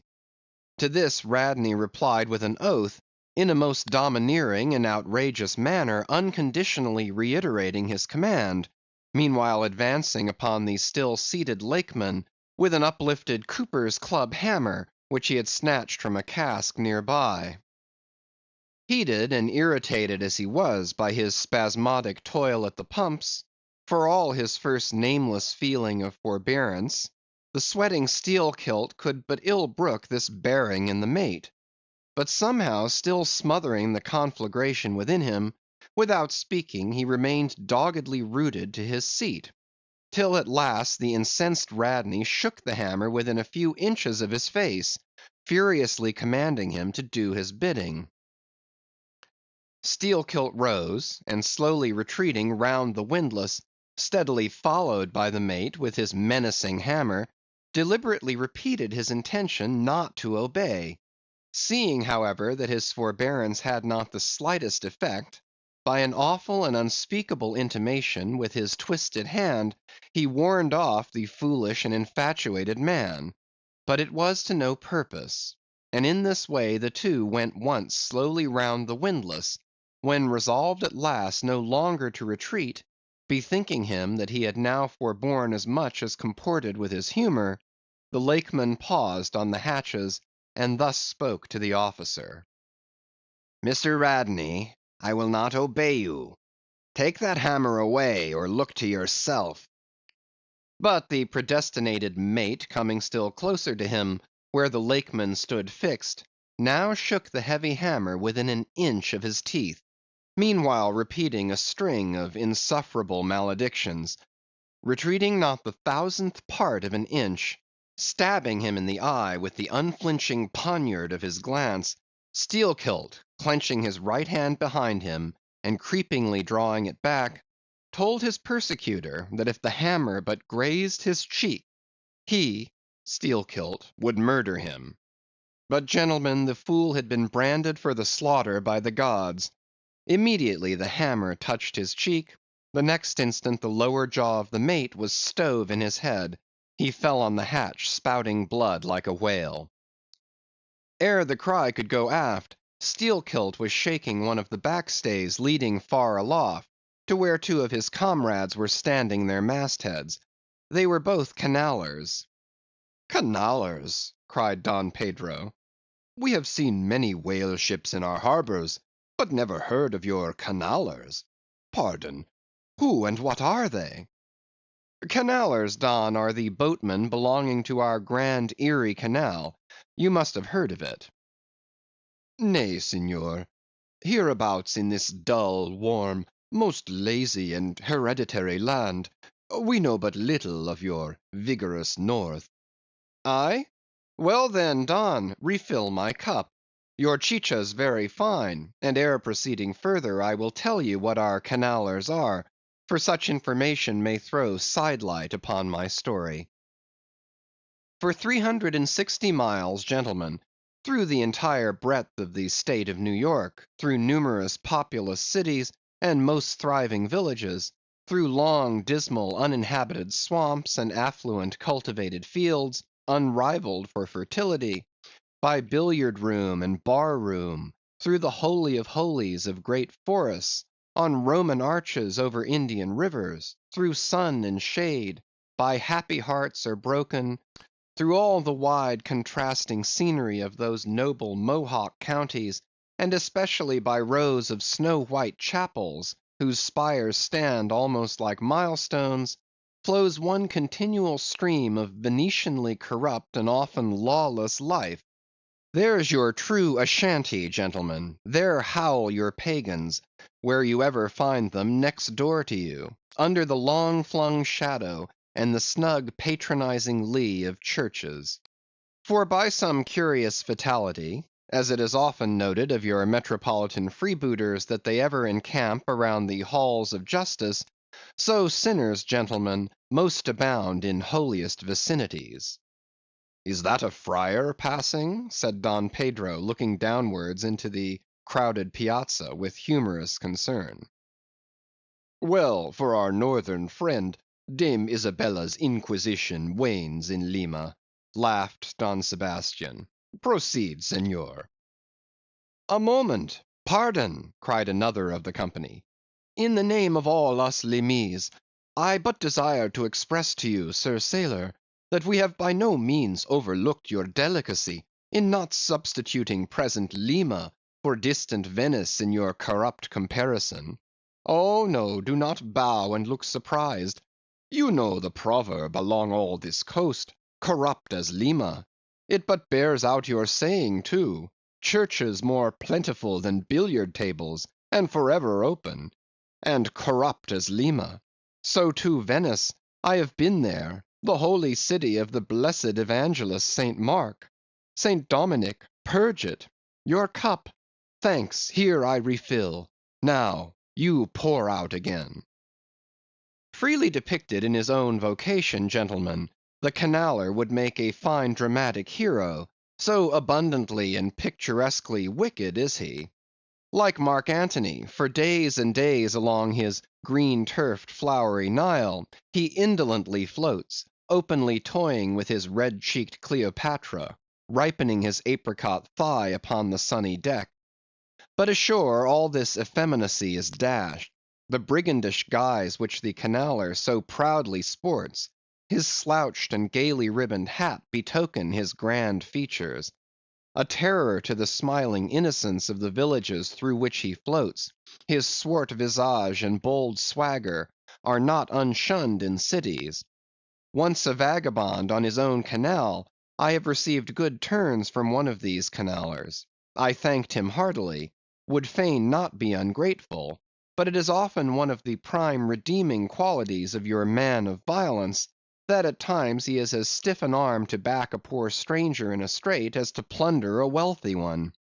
In sum, gentlemen, what the wildness of this canal life is emphatically evinced by this, that our wild whale fishery contains so many of its most finished graduates, and that scarce any race of mankind, except Sydney men, are so much distrusted by our whaling captains.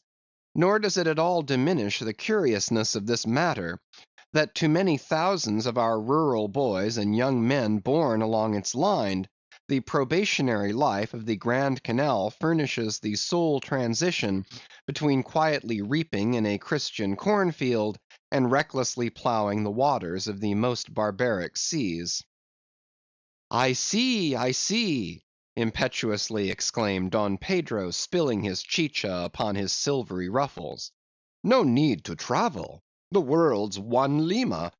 I had thought now that at your temperate north the generations were cold and holy as the hills. But the story. I left off, gentlemen, where the Lakeman shook the backstay. Hardly had he done so, when he was surrounded by the 3 junior mates and the 4 harpooneers, who all crowded him to the deck. But sliding down the ropes like baleful comets, the 2 Canallers rushed into the uproar, and sought to drag their man out of it toward the forecastle. Others of the sailors joined with them in this attempt, and a twisted turmoil ensued. While standing out of harm's way, the valiant captain danced up and down with a whale pike, calling upon his officers to manhandle that atrocious scoundrel, and smoke him along to the quarter-deck. At intervals he ran close up to the revolving border of the confusion, and prying into the heart of it with his pike, sought to prick out the object of his resentment. But Steelkilt and his desperadoes were too much for them all. They succeeded in gaining the forecastle deck, where, hastily slewing about 3 or 4 large casks in a line with the windlass, these sea Parisians entrenched themselves behind the barricade. "Come out of that, ye pirates!" roared the captain, now menacing them with a pistol in each hand, just brought to him by the steward. "Come out of that, ye cutthroats!"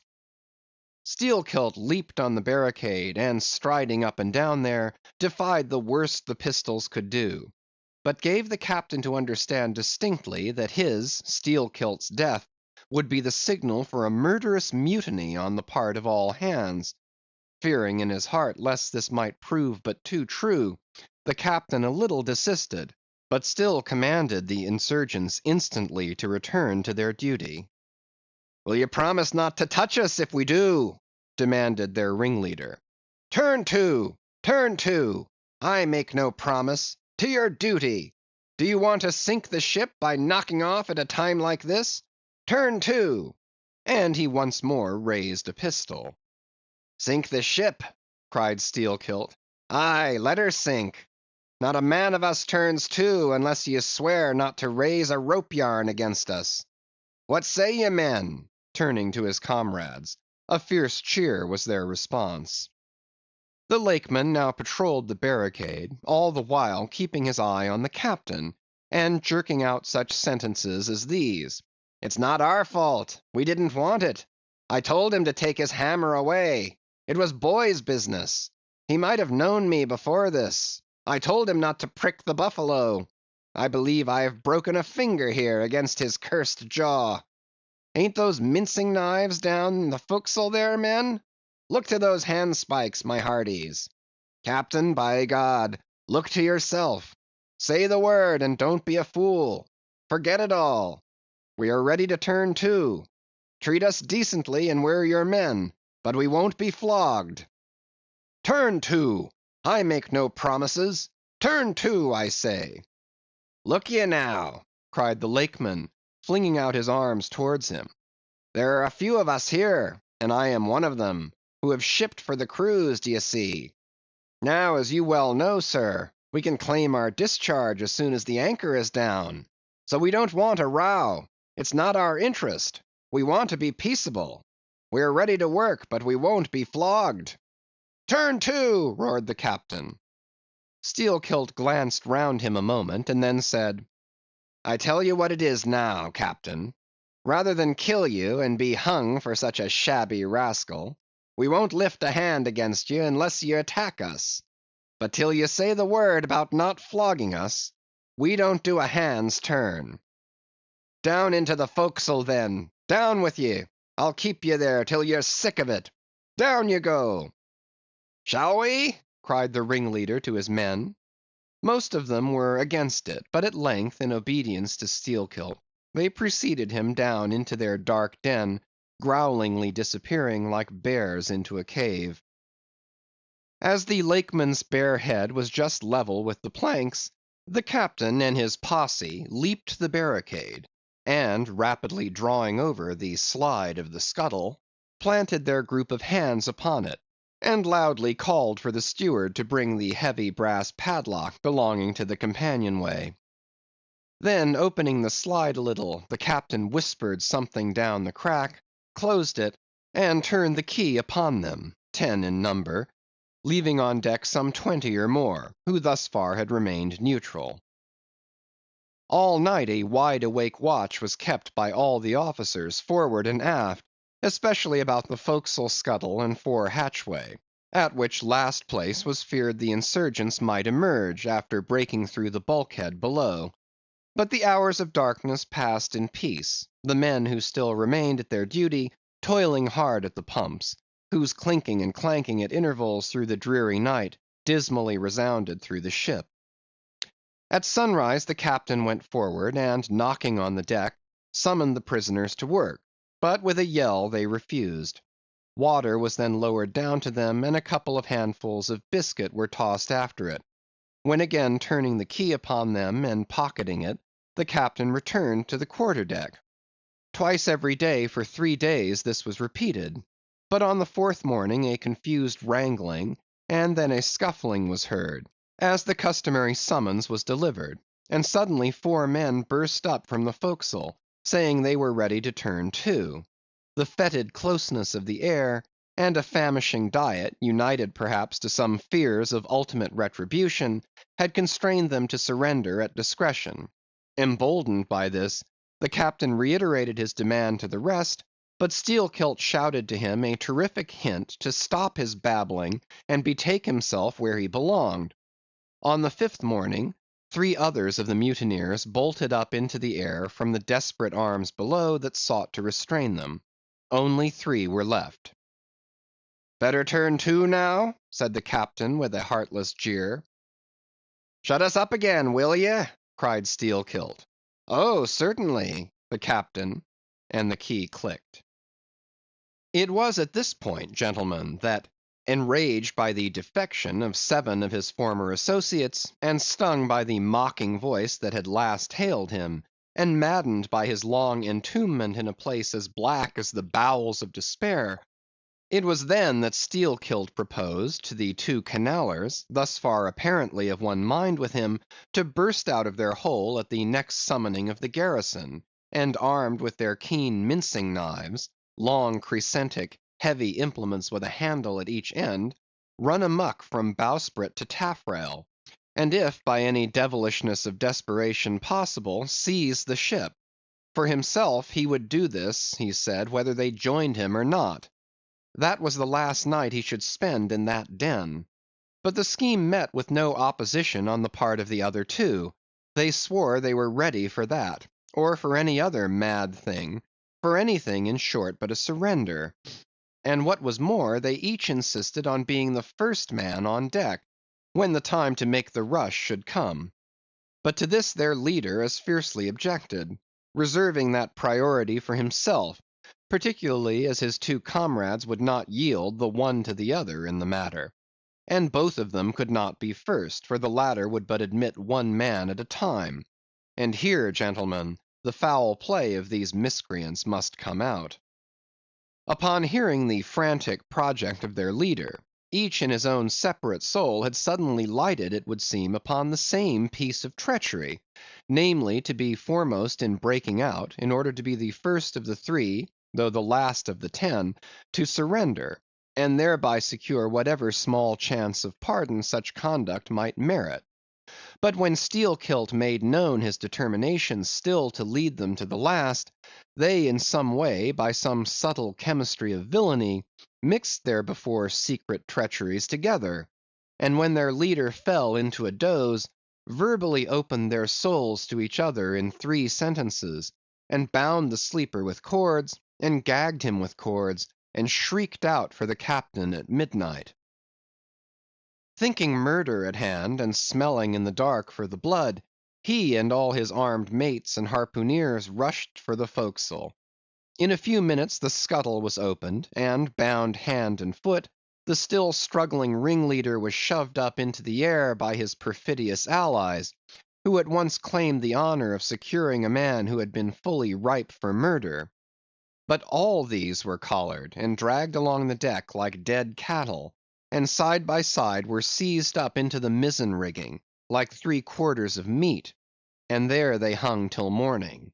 "Damn ye!" cried the captain, pacing to and fro before them, "the vultures would not touch ye, ye villains!" At sunrise he summoned all hands, and separating those who had rebelled from those who had taken no part in the mutiny, he told the former that he had a good mind to flog them all round. Thought, upon the whole, he would do so; he ought to; justice demanded it; but for the present, considering their timely surrender, he would let them go with a reprimand, which he accordingly administered in the vernacular. "But as for you, ye carrion rogues," turning to the 3 men in the rigging, "for you, I mean to mince you up for the trypots." And seizing a rope, he applied it with all his might to the backs of the 2 traitors, till they yelled no more, but lifelessly hung their heads sideways, as the 2 crucified thieves are drawn. "My wrist is sprained with ye," he cried at last, "but there's still rope enough left for you, my fine bantam, that wouldn't give up. Take that gag from his mouth, and let us hear what he can say for himself." For a moment the exhausted mutineer made a tremulous motion of his cramped jaws, then painfully twisting round his head, said in a sort of hiss, "What I say is this, and mind it well. If ye flog me, I murder you." "Say ye so? See then how ye frighten me." And the captain drew off with the rope to strike. "Best not," hissed the Lakeman. "But I must," and the rope was once more drawn back for the stroke. Steelkilt here hissed out something, inaudible to all but the captain, who, to the amazement of all hands, started back, paced the deck rapidly 2 or 3 times, and then suddenly throwing down his rope, said, "I won't do it. Let him go. Cut him down, do you hear? But as the junior mates were hurrying to execute the order, a pale man with a bandaged head arrested them. Radney, the chief mate. Ever since the blow he had lain in his berth, but that morning, hearing the tumult on the deck, he had crept out, and thus far had watched the whole scene. Such was the state of his mouth that he could hardly speak, but mumbling something about his being willing and able to do what the captain dared not attempt, he snatched the rope and advanced to his pinioned foe. "You are a coward," hissed the Lakeman. "So I am, but take that." The mate was in the very act of striking, when another hiss stayed his uplifted arm. He paused, and then pausing no more, made good his words, spite of Steelkilt's threat, whatever that might have been. The three men were then cut down, all hands were turned to, and sullenly worked by the moody seamen, the iron pumps clanged as before. Just after dark that day, when one watch had retired below, a clamor was heard in the forecastle, and the two trembling traders running up besieged the cabin door, saying they durst not consort with the crew.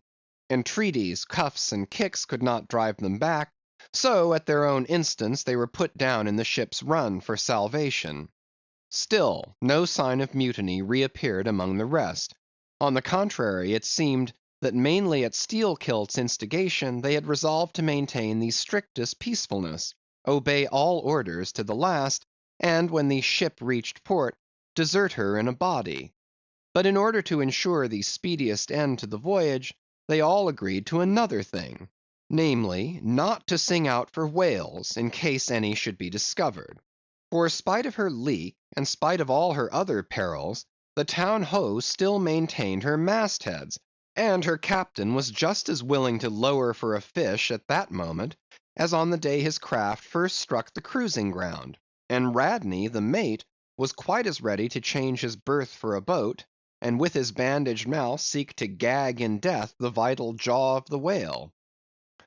But though the Lakeman had induced the seamen to adopt this sort of passiveness in their conduct, he kept his own counsel, at least till all was over, concerning his own proper and private revenge upon the man who had stung him in the ventricles of his heart. He was in Radney, the chief mate's watch, and as if the infatuated man sought to run more than half-way to meet his doom, after the scene at the rigging he insisted, against the express counsel of the captain, upon resuming the head of his watch at night. Upon this, and one or two other circumstances, Steelkilt systematically built the plan of his revenge. During the night Radney had an unseamanlike way of sitting on the bulwarks of the quarter-deck, and leaning his arm upon the gunwale of the boat which was hoisted up there, a little above the ship's side. In this attitude, it was well known, he sometimes dozed. There was a considerable vacancy between the boat and the ship, and down between this was the sea. Steelkilt calculated his time, and found that his next trick at the helm would come round at 2 o'clock, in the morning of the third day from that in which he had been betrayed. At his leisure he employed the interval in braiding something very carefully in his watches below. "What are you making there?" said a shipmate. "What do you think? What does it look like?"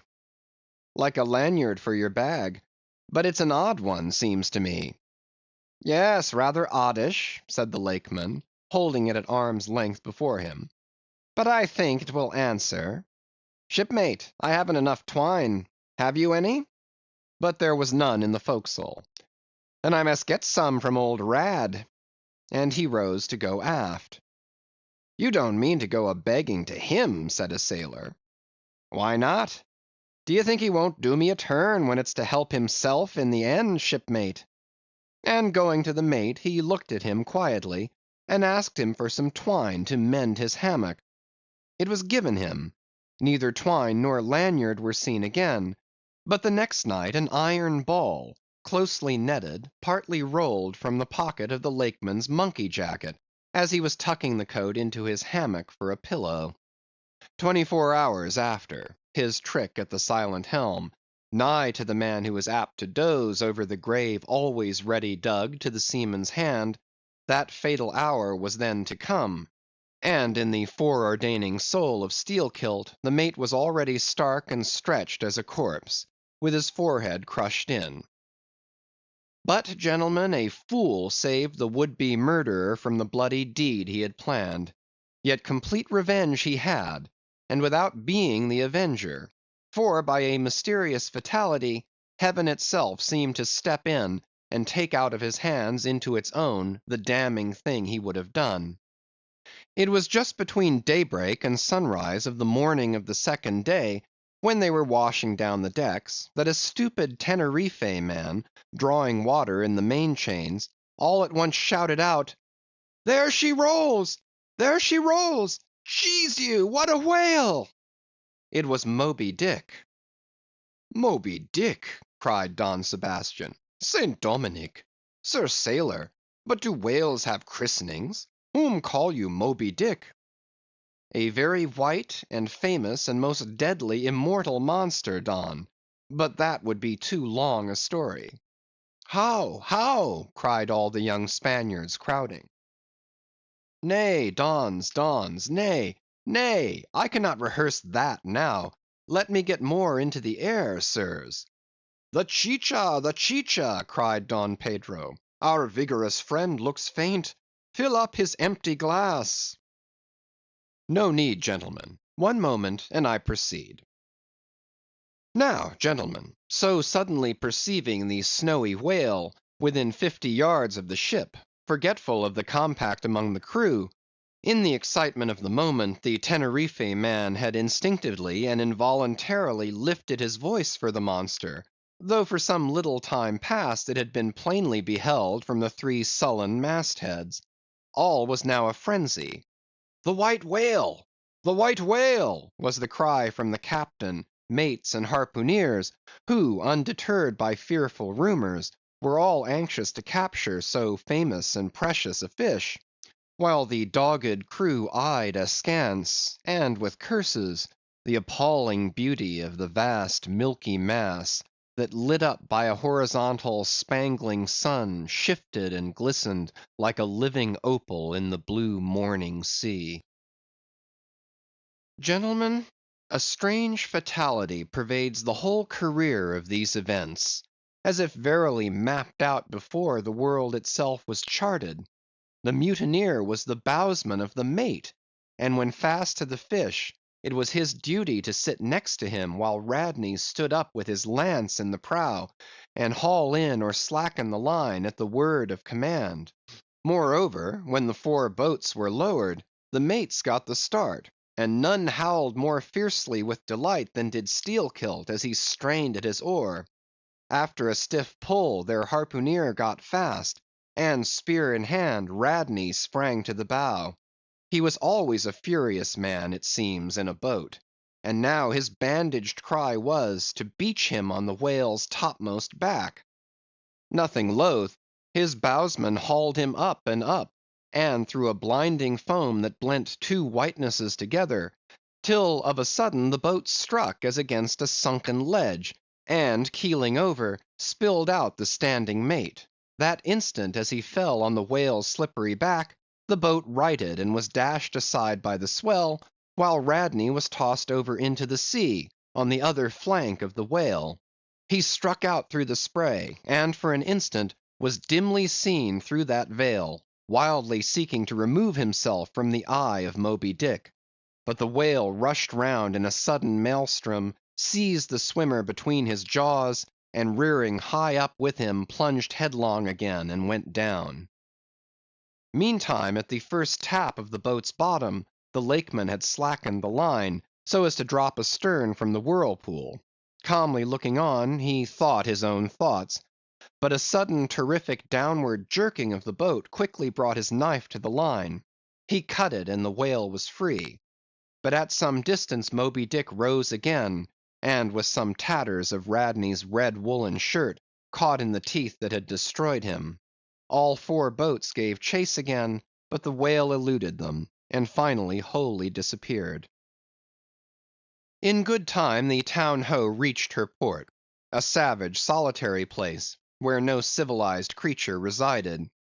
There, headed by the Lakeman, all but 5 or 6 of the foremastmen deliberately deserted among the palms, and eventually, as it turned out, seizing a large double war canoe of the savages, and setting sail for some other harbor.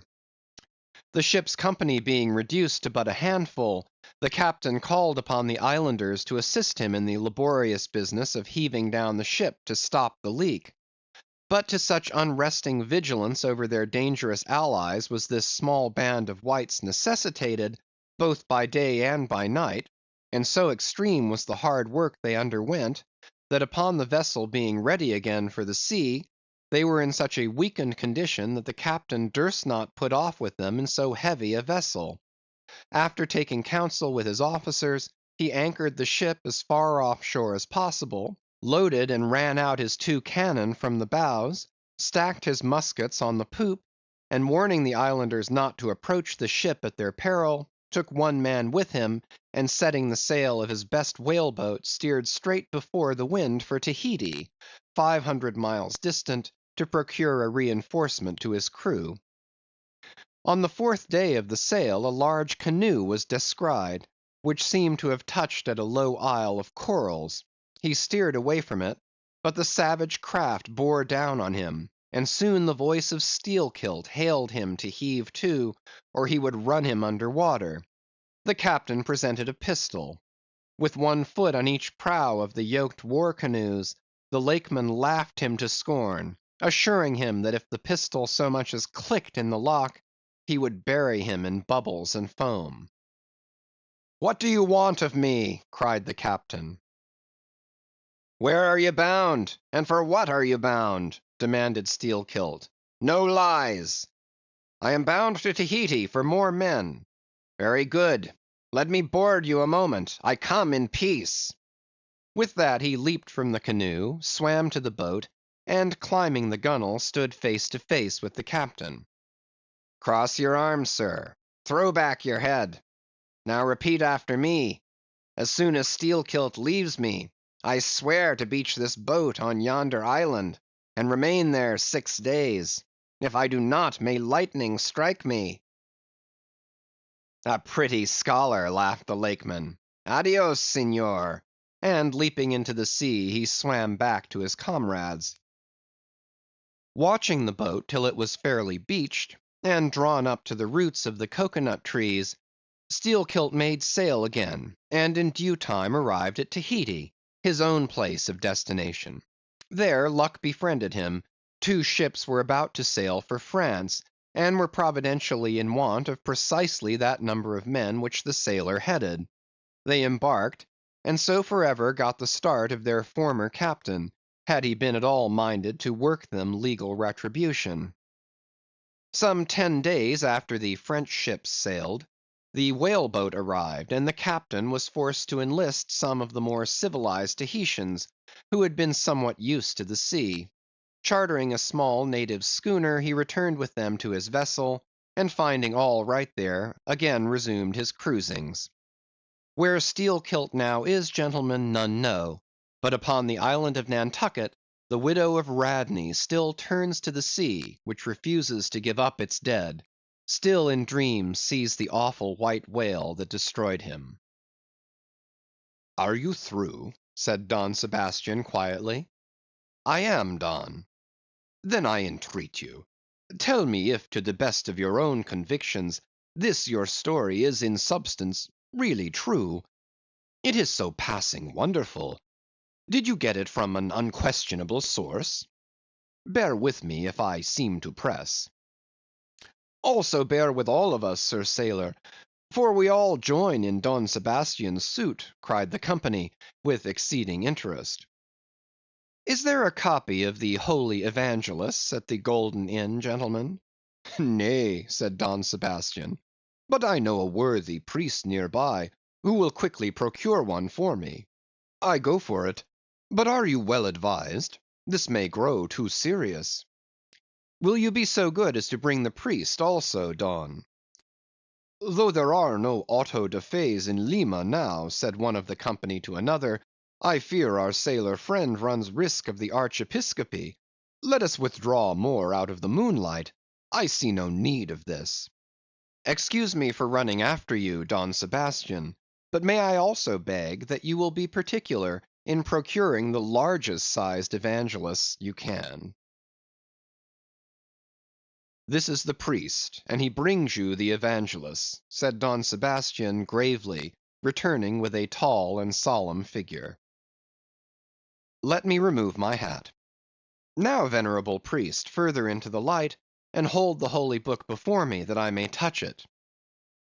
So help me heaven, and on my honor, the story I have told you, gentlemen, is in substance and its great items true. I know it to be true. It happened on this ball. I trod the ship. I knew the crew. I have seen and talked with Steelkilt since the death of Radney.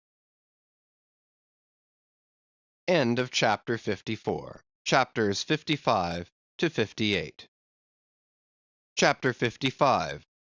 Of the monstrous pictures of whales. I shall ere long paint to you, as well as one can without canvas, something like the true form of the whale as he actually appears to the eye of the whaleman, when in his own absolute body the whale is moored alongside the whale ship, so that he can be fairly stepped upon there. It may be worth while, therefore, previously to advert to those curious imaginary portraits of him which, even down to the present day, confidently challenge the faith of the landsman. It is time to set the world right in this matter by proving such pictures of the whale all wrong. It may be that the primal source of all those pictorial delusions will be found among the oldest Hindoo, Egyptian, and Grecian sculptures.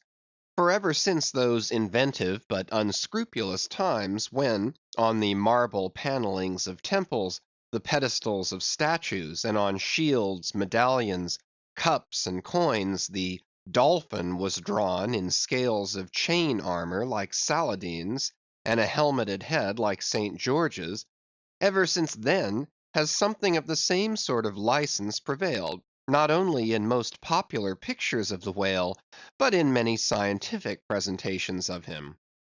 Now, by all odds, the most ancient extant portrait, anyways purporting to be the whale's, is to be found in the famous cavern pagoda of Elephanta in India. The Brahmins maintain that in the almost endless sculptures of that immemorial pagoda, all the trades and pursuits, every conceivable avocation of man, were prefigured ages before any of them actually came into being. No wonder then that in some sort our noble profession of whaling should have been there shadowed forth. The Hindoo whale referred to occurs in a separate department of the wall, depicting the incarnation of Vishnu in the form of Leviathan, learnedly known as the Matsya Avatar. But though this sculpture is half man and half whale, so as only to give the tail of the latter, yet that small section of him is all wrong. It looks more like the tapering tail of an anaconda than the broad palms of the true whale's majestic flukes. But go to the old galleries and look now at a great Christian painter's portrait of this fish, for he succeeds no better than the antediluvian Hindoo. It is Guido's picture of Perseus rescuing Andromeda from the sea monster or whale. Where did Guido get the model of such a strange creature as that? Nor does Hogarth, in painting the same scene in his own Perseus Descending, make out one whit better. The huge corpulence of that Hogarthian monster undulates on the surface, scarcely drawing 1 inch of water. It has a sort of howdah on its back, and its distended, tusked mouth into which the billows are rolling might be taken for the Traitor's Gate leading from the Thames by water into the Tower. Then there are the Prodromus whales of old Scotch Sibbald, and Jonah's whale as depicted in the prints of old Bibles and the cuts of old primers. What shall be said of these? As for the bookbinder's whale, winding like a vine stalk round the stock of a descending anchor, as stamped and gilded on the backs and title pages of many books, both old and new, that is a very picturesque but purely fabulous creature, imitated, I take it, from like figures on antique vases. Though universally denominated a dolphin, I nevertheless call this bookbinder's fish an attempt at a whale, because it was so intended when the device was first introduced. It was introduced by an old Italian publisher somewhere about the 15th century, during the revival of learning; and in those days, and even down to a comparatively late period, dolphins were popularly supposed to be a species of the Leviathan. In the vignettes and other embellishments of some ancient books, you will at times meet with very curious touches at the whale, where all manner of spouts, jets d'eau, hot springs and cold, Saratoga and Baden Baden, come bubbling up from his unexhausted brain. In the title page of the original edition of the Advancement of Learning, you will find some curious whales. But quitting all these unprofessional attempts, let us glance at those pictures of Leviathan purporting to be sober, scientific delineations, by those who know. In old Harris's collection of voyages, there are some plates of whales extracted from a Dutch book of voyages, A.D. 1671, entitled "A Whaling Voyage to Spitzbergen in the Ship Jonas and the Whale, Peter Peterson of Friesland, master." In one of those plates, the whales, like great rafts of logs, are represented lying among ice isles, with white bears running over their living backs. In another plate, the prodigious blunder is made of representing the whale with perpendicular flukes. Then again, there is an imposing quarto, written by one Captain Culnet, a post captain in the English navy, entitled "A Voyage round Cape Horn into the South Seas, for the purpose of extending the spermaceti whale fisheries."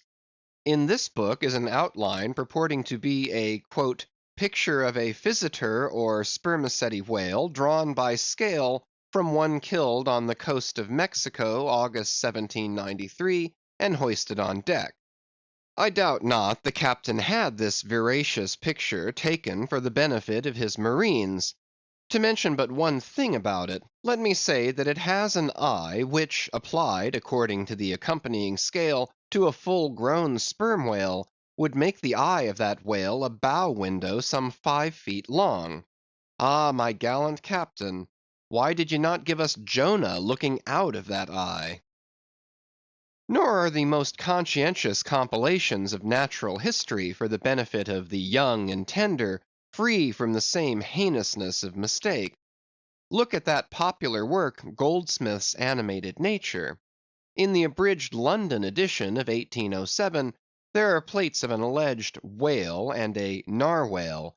I do not wish to seem inelegant, but this unsightly whale looks much like an amputated sow; and as for the narwhale, one glimpse at it is enough to amaze one, that in this 19th century such a hippogriff could be palmed for genuine upon any intelligent public of schoolboys. Then again, in 1825, Bernard Germain, Count de Lacépède, a great naturalist, published a scientific systematized whale book, wherein are several pictures of the different species of the Leviathan. All these are not only incorrect, but the picture of the Mysticetus or Greenland whale, that is to say the right whale, even Scoresby, a long experienced man as touching that species, declares not to have its counterpart in nature. But placing of the cap sheaf to all this blundering business was reserved for the scientific Frederick Cuvier, brother to the famous Baron. In 1836 he published a Natural History of Whales, in which he gives what he calls a picture of the sperm whale. Before showing that picture to any Nantucketer, you had best provide for your summary retreat from Nantucket. In a word, Frederick Cuvier's sperm whale is not a sperm whale, but a squash. Of course he never had the benefit of a whaling voyage; such men seldom have. but whence he derived that picture, who can tell?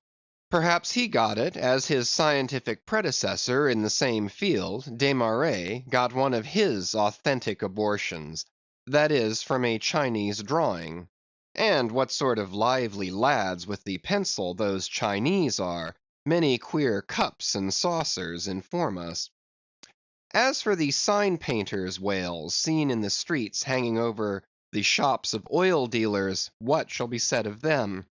They are generally Richard III whales with dromedary humps, and very savage, breakfasting on 3 or 4 sailor tarts, that is, whale boats full of mariners, their deformities floundering in seas of blood and blue paint.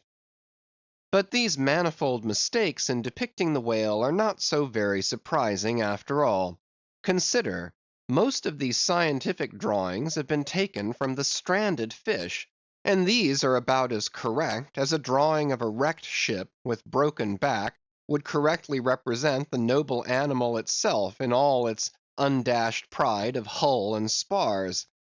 Though elephants have stood for their full lengths, the living Leviathan has never yet fairly floated himself for his portrait. The living whale, in all his full majesty and significance, is only to be seen at sea in unfathomable waters, and afloat the vast bulk of him is out of sight, like a launched line of battle-ship. And out of that element it is a thing eternally impossible for mortal man to hoist him bodily into the air, so as to preserve all his mighty swells and undulations.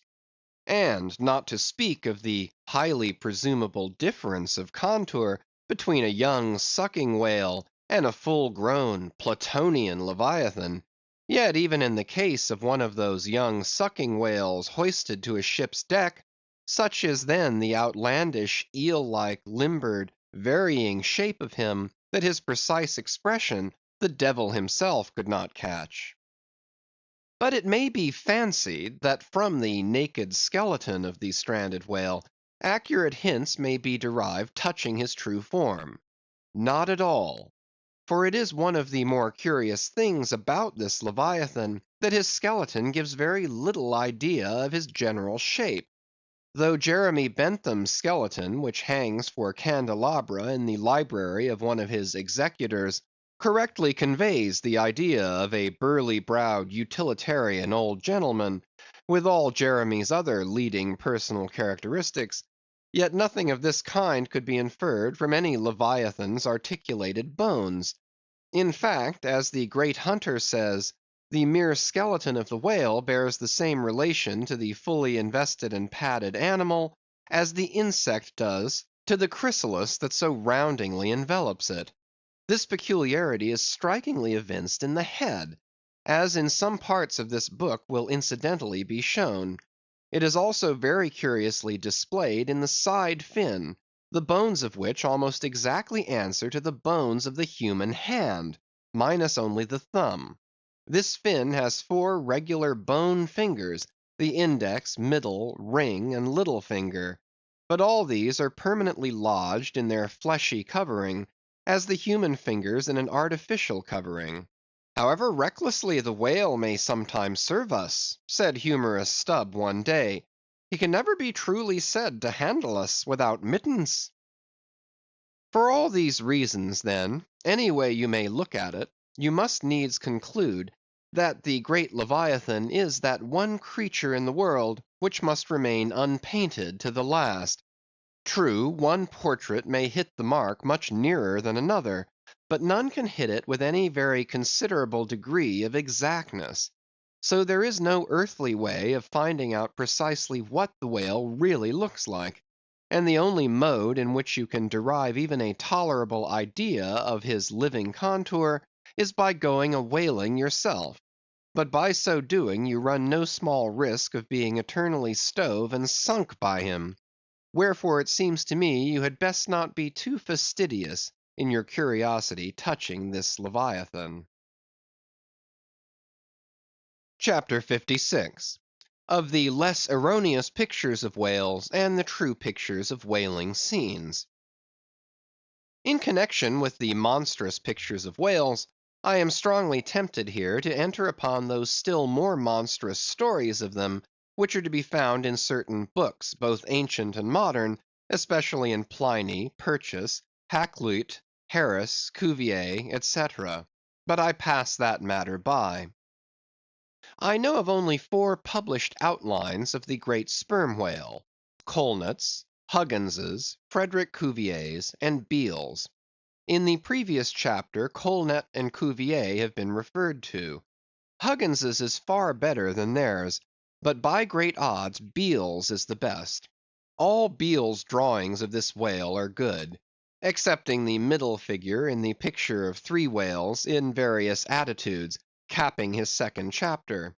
His frontispiece, boats attacking sperm whales, though no doubt calculated to excite the civil skepticism of some parlor men, is admirably correct and lifelike in its general effect.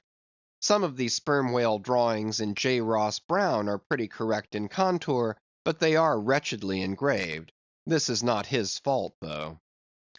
Of the right whale, the best outline pictures are in Scoresby, but they are drawn on too small a scale to convey a desirable impression.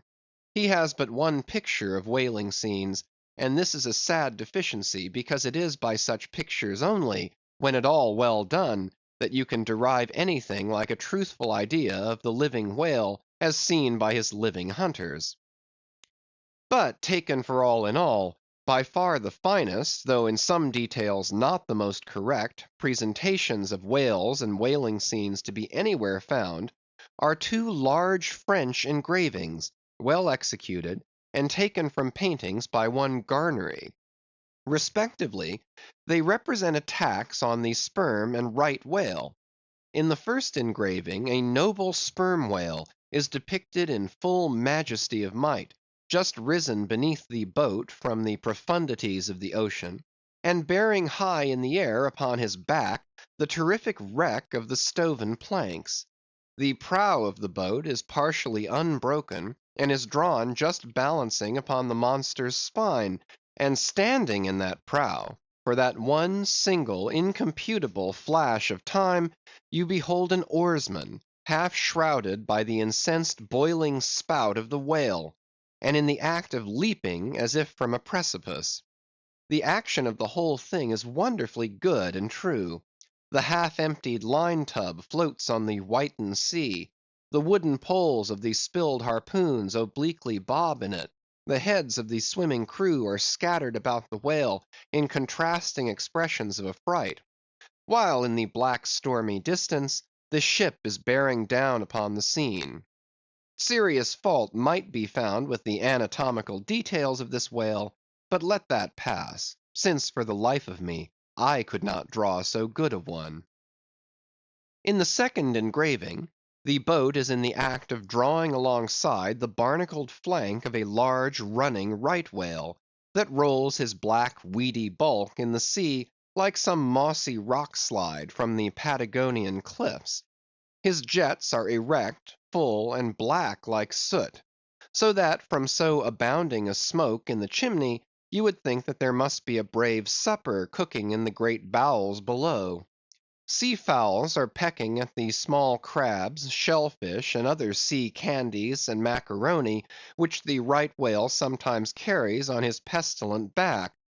And all the while, the thick-lipped Leviathan is rushing through the deep, leaving tons of tumultuous white curds in his wake, and causing the slight boat to rock in the swells like a skiff caught nigh the paddle wheels of an ocean steamer.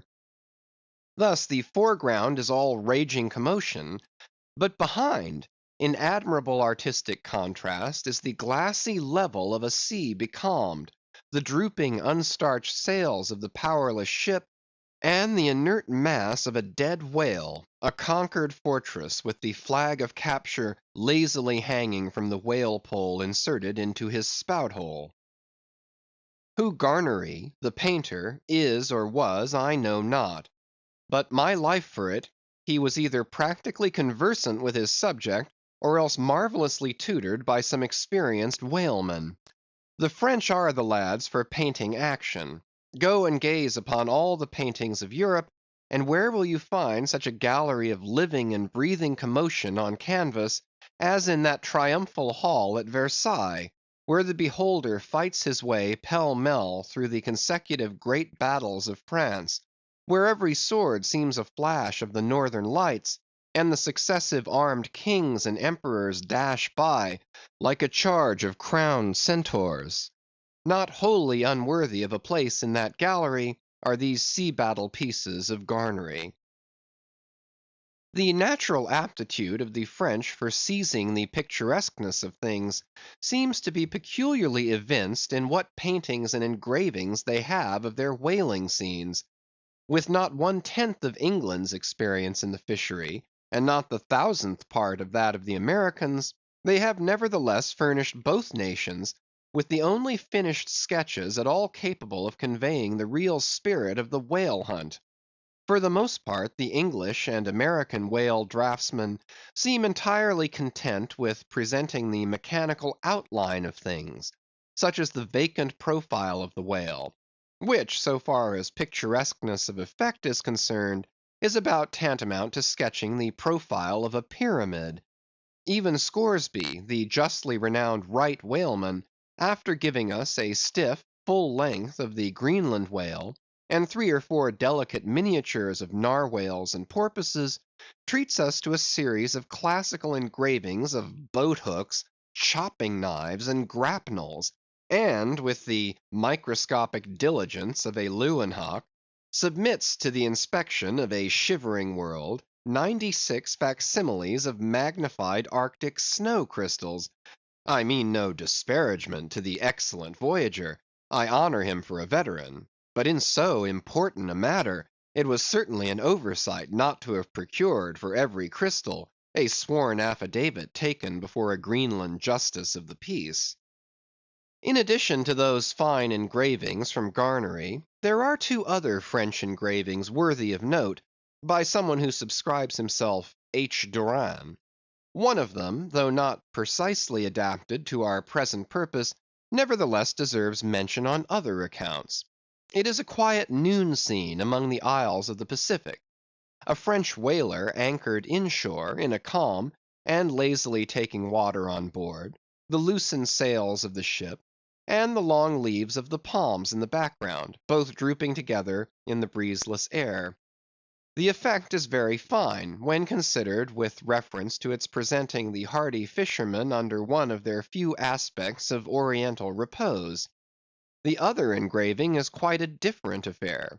The ship hove to on the open seas, and in the very heart of the leviathanic life, with a right whale alongside, the vessel in the act of cutting in, hove over to the monster as if to a quay, and a boat, hurriedly pushing off from this scene of activity, is about giving chase to whales in the distance.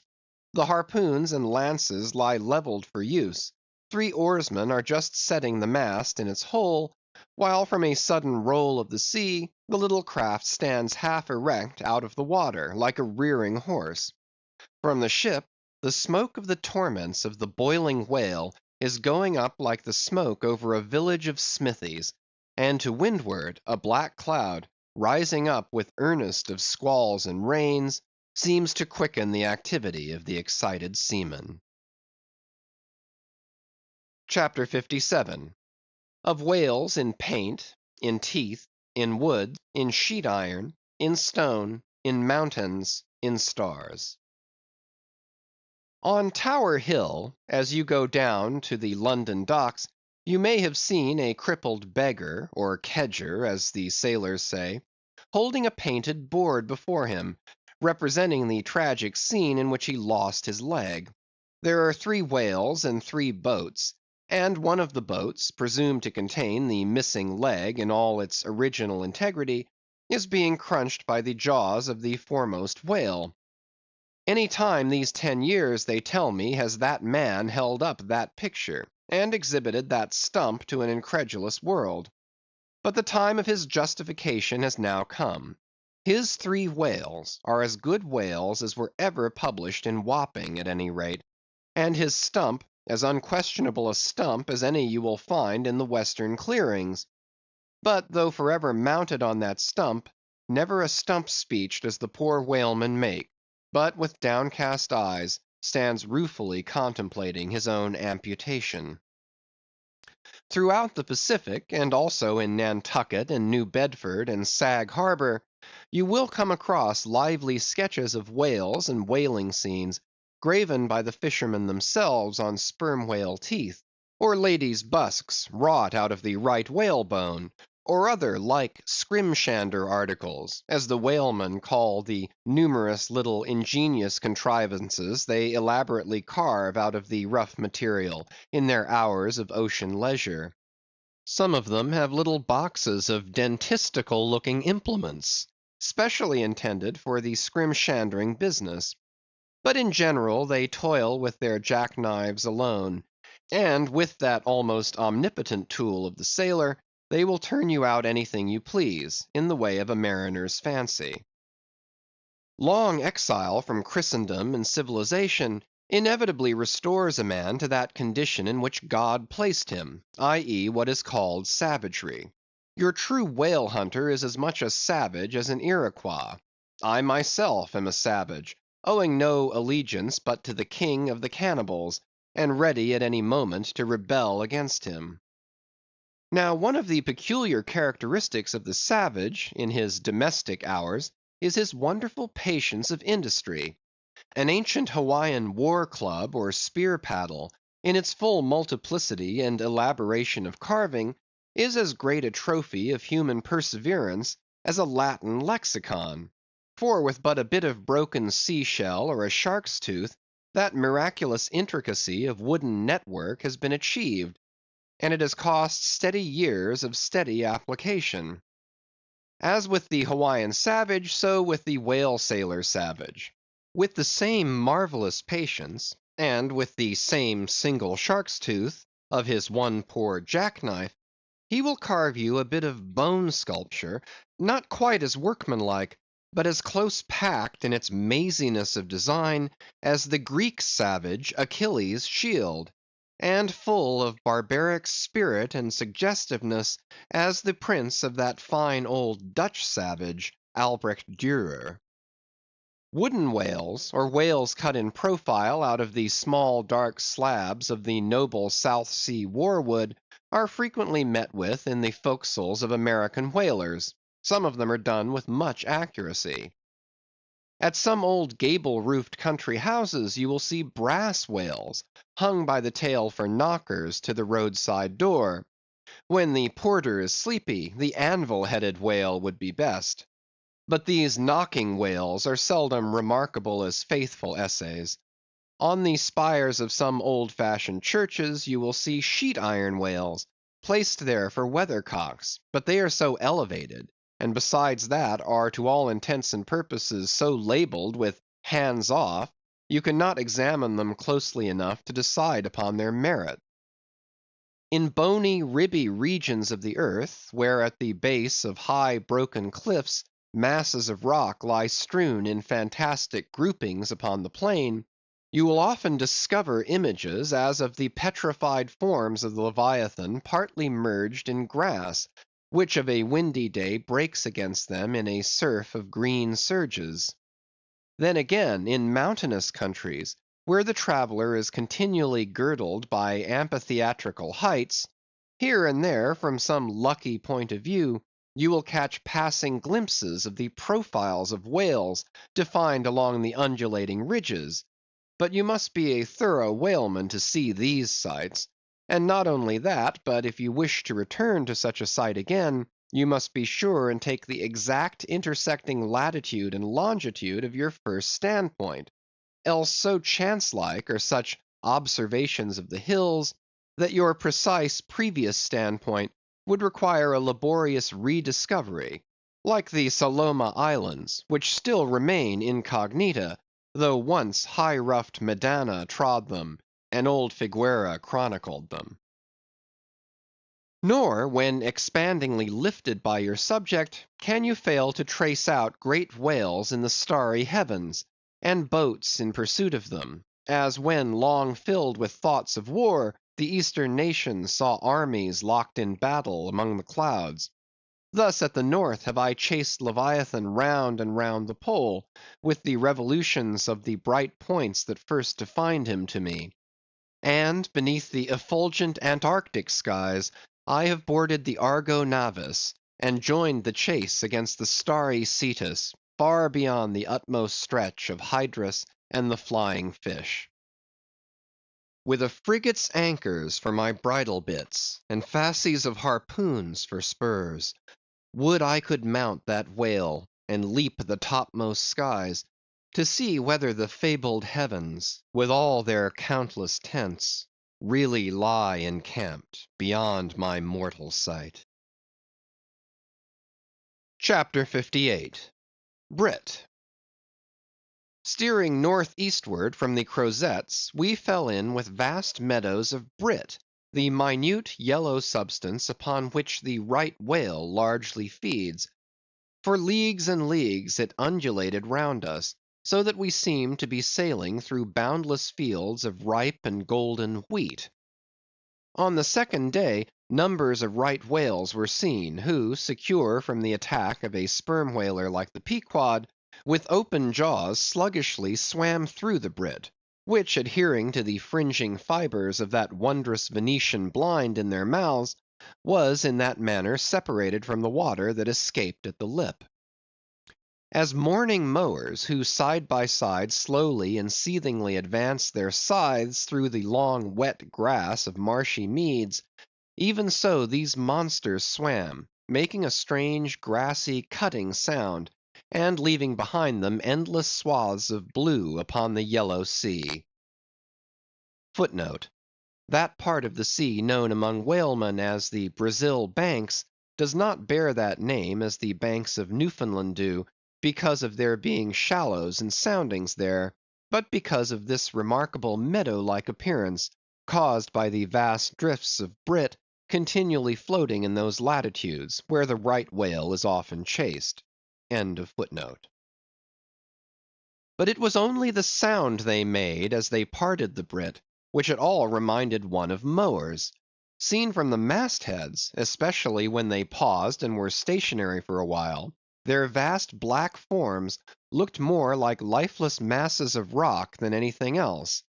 And as in the great hunting countries of India, the stranger at a distance will sometimes pass on the plains recumbent elephants without knowing them to be such, taking them for bare, blackened elevations of the soil, even so often for him who for the first time beholds this species of leviathans on the sea.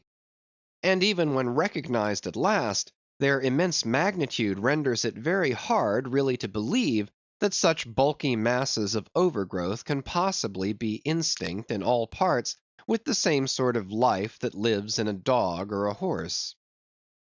Indeed, in other respects, you can hardly regard any creatures of the deep with the same feelings that you do of those of the shore. For though some old naturalists have maintained that all creatures of the land are of their kind in the sea, and though taking a broad general view of the thing, this may very well be, yet coming to specialties, where, for example, does the ocean furnish any fish that in disposition answers to the sagacious kindness of the dog? The accursed shark alone can in any generic respect be said to bear comparative analogy to him.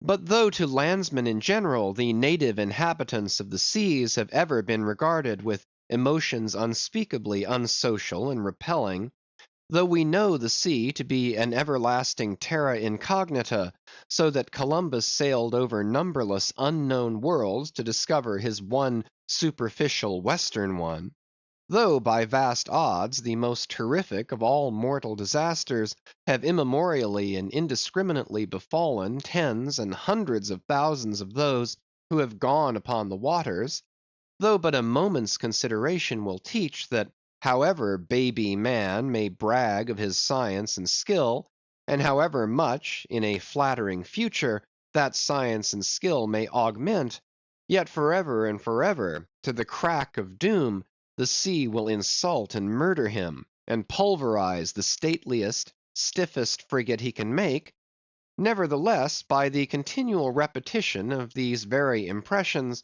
man has lost that sense of the full awfulness of the sea which aboriginally belongs to it.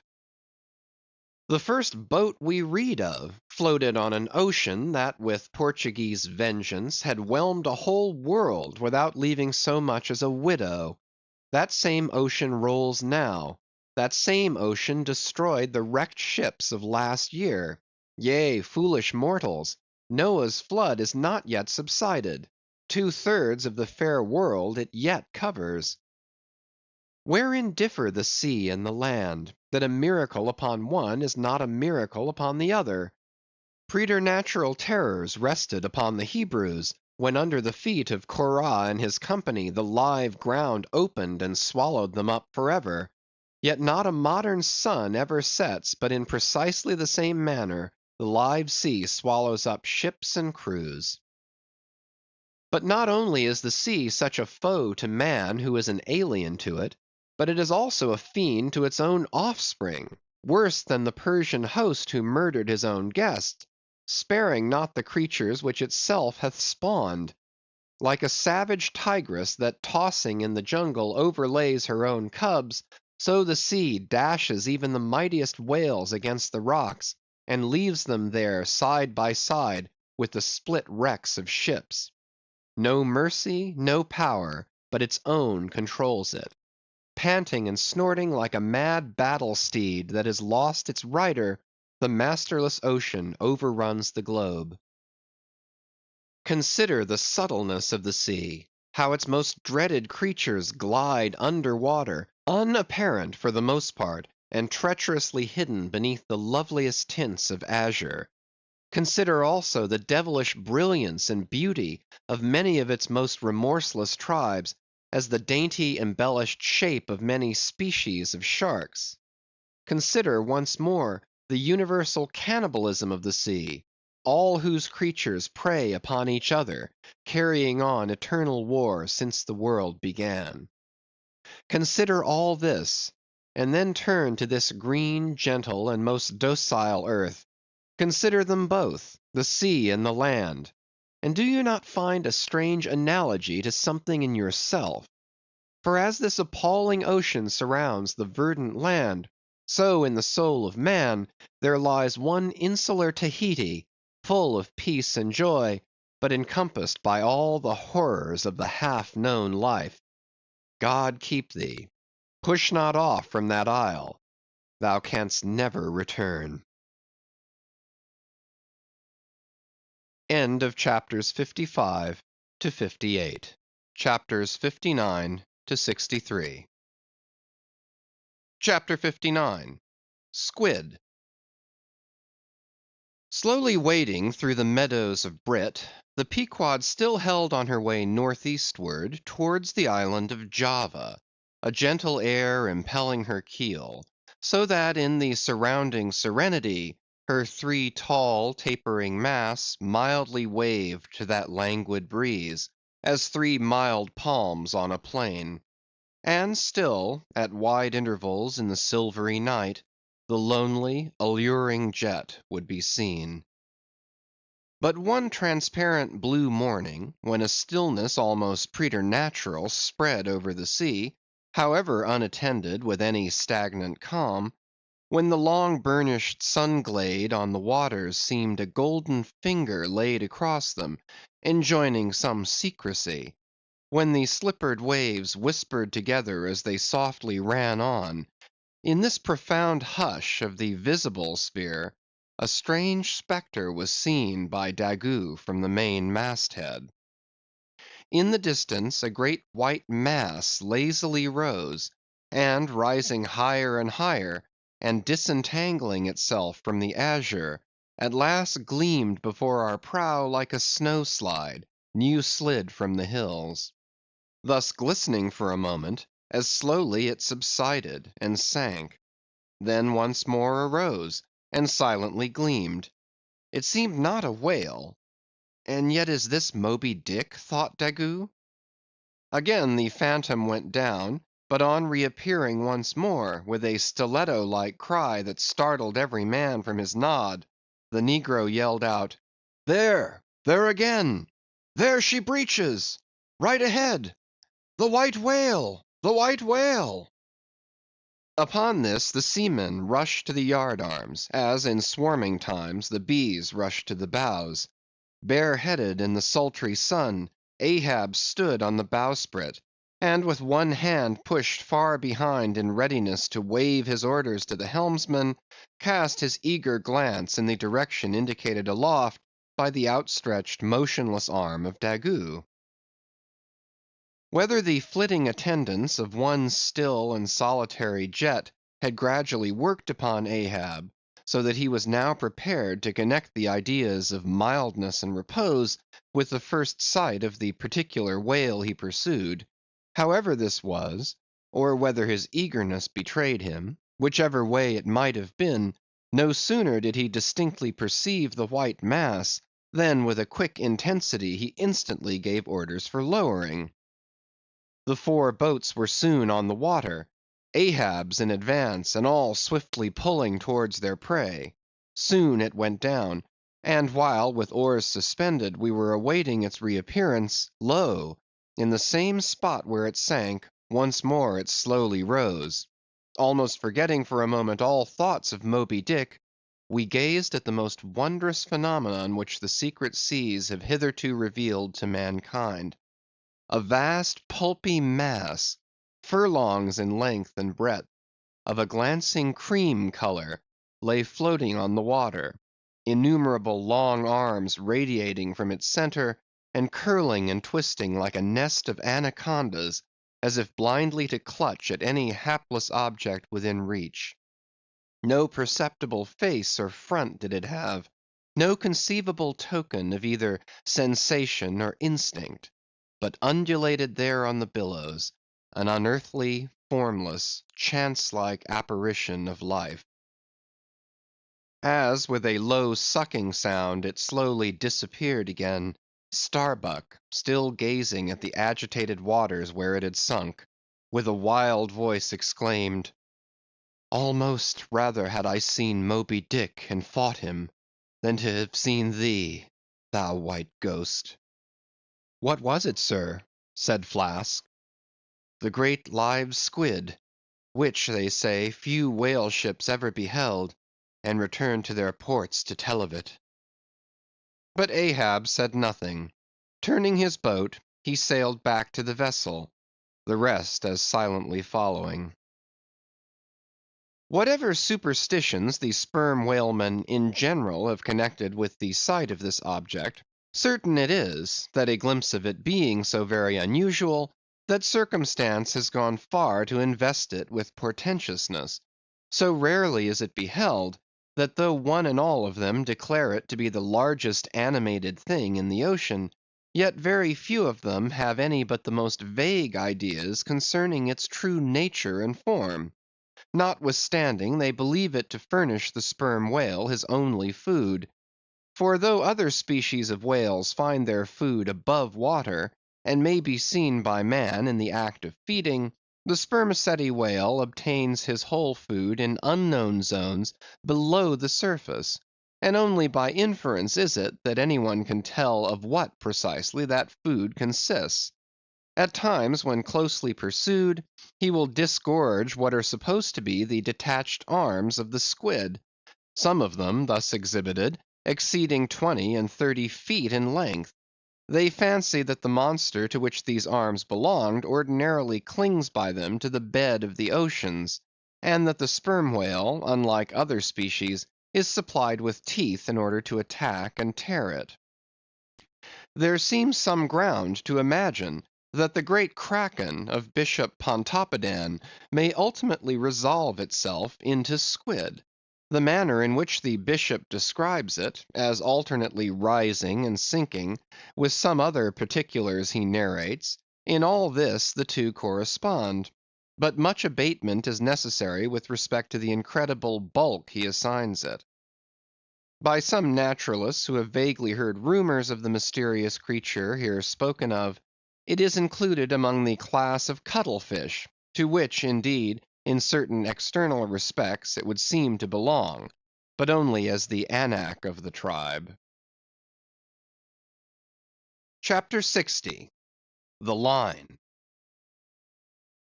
With reference to the whaling scene shortly to be described, as well as for the better understanding of all similar scenes elsewhere presented, I have here to speak of the magical, sometimes horrible, whale line. The line originally used in the fishery was of the best hemp, slightly vapored with tar, not impregnated with it, as in the case of ordinary ropes. For while tar, as ordinarily used, makes the hemp more pliable to the rope maker, and also renders the rope itself more convenient to the sailor for common ship use, yet not only would the ordinary quantity too much stiffen the whale line for the close coiling to which it must be subjected, but as most seamen are beginning to learn, tar in general by no means adds to the rope's durability or strength, however much it may give it compactness and gloss. Of late years, the Manila rope has, in the American fishery, almost entirely superseded hemp as a material for whale lines; for though not so durable as hemp, it is stronger and far more soft and elastic, and I will add, since there is an aesthetics in all things, is much more handsome and becoming to the boat than hemp. Hemp is a dusky, dark fellow, a sort of Indian, but Manila is as a golden-haired Circassian to behold. The whale line is only 2/3 of an inch in thickness. At first sight you would not think it so strong as it really is. By experiment its 1 in 50 yarns will each suspend a weight of 120 pounds, so that the whole rope will bear a strain nearly equal to 3 tons. In length, the common sperm whale line measures something over 200 fathoms. Towards the stern of the boat it is spirally coiled away in the tub; not like the worm pipe of a still, though, but so as to form one round, cheese‐shaped mass of densely bedded sheaves or layers of concentric spiralizations, without any hollow but the heart, or minute vertical tube formed at the axis of the cheese. As the least tangle or kink in the coiling would, in running out, infallibly take somebody's arm, leg, or entire body off, the utmost precaution is used in stowing the line in its tub. Some harpooneers will consume almost an entire morning in this business, carrying the line high aloft and then reeving it downward through a block towards the tub, so as in the act of coiling to free it from all possible wrinkles and twists. In the English boats, 2 tubs are used instead of 1, the same line being continuously coiled in both tubs. There is some advantage in this, because these twin tubs being so small, they fit more readily into the boat and do not strain it so much; whereas the American tub, nearly 3 feet in diameter and of proportionate depth, makes a rather bulky freight for a craft whose planks are but 1/2 inch in thickness; for the bottom of the whale boat is like critical ice, which will bear up under a considerable distributed weight, but not very much of a concentrated one.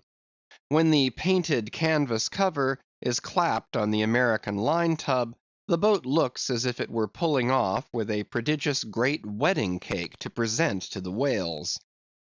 Both ends of the line are exposed, the lower end terminating in an eye splice or loop coming up from the bottom against the side of the tub, and hanging over its edge completely disengaged from everything. This arrangement of the lower end is necessary on 2 accounts.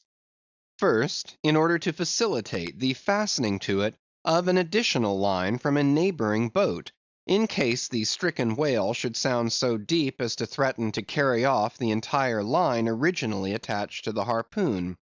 In these instances, the whale of course is shifted like a mug of ale, as it were, from one boat to the other, though the first boat always hovers at hand to assist its consort.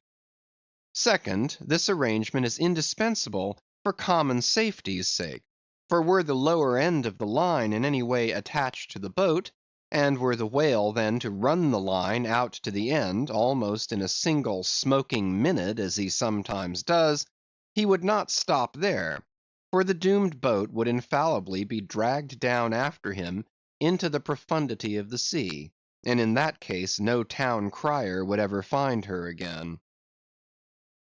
Before lowering the boat for the chase, the upper end of the line is taken aft from the tub, and passing round the loggerhead there, is again carried forward the entire length of the boat, resting crosswise upon the loom or handle of every man's oar, so that it jogs against his wrist in rowing, and also passing between the men, as they alternately sit at the opposite gunwales, to the leaded chocks or grooves in the extreme pointed prow of the boat, where a wooden pin or skewer the size of a common quill prevents it from slipping out. From the chocks it hangs in a slight festoon over the bows, and is then passed inside the boat again, and some 10 or 20 fathoms, called box line, being coiled upon the box in the bows, it continues its way to the gunwale still a little further aft, and is then attached to the short warp, the rope which is immediately connected with the harpoon. But previous to that connection, the short warp goes through sundry mystifications too tedious to detail. Thus the whale line folds the whole boat in its complicated coils, twisting and writhing around it in almost every direction. All the oarsmen are involved in its perilous contortions, so that to the timid eye of the landsman they seem as Indian jugglers, with the deadliest snakes sportively festooning their limbs. Nor can any son of mortal woman for the first time seat himself amid those hempen intricacies, and while straining his utmost at the oar, bethink him that at any unknown instant the harpoon may be darted, and all these horrible contortions be put into play like ringed lightnings. He cannot be thus circumstanced without a shudder that makes the very marrow in his bones to quiver in him like a shaken jelly. Yet habit, strange thing, what cannot habit accomplish? Gayer sallies, more merry mirth, better jokes, and brighter repartees you never heard over your mahogany, than you will hear over the half-inch white cedar of the whale boat, when thus hung in hangman's nooses; and like the 6 burghers of Calais before King Edward, the 6 men composing the crew pull into the jaws of death with a halter around every neck, as you may say. Perhaps a very little thought will now enable you to account for those repeated whaling disasters, some few of which are casually chronicled, of this man or that man being taken out of the boat by the line and lost. For when the line is darting out, to be seated then in the boat is like being seated in the midst of the manifold whizzings of a steam engine in full play, when every flying beam and shaft and wheel is grazing you.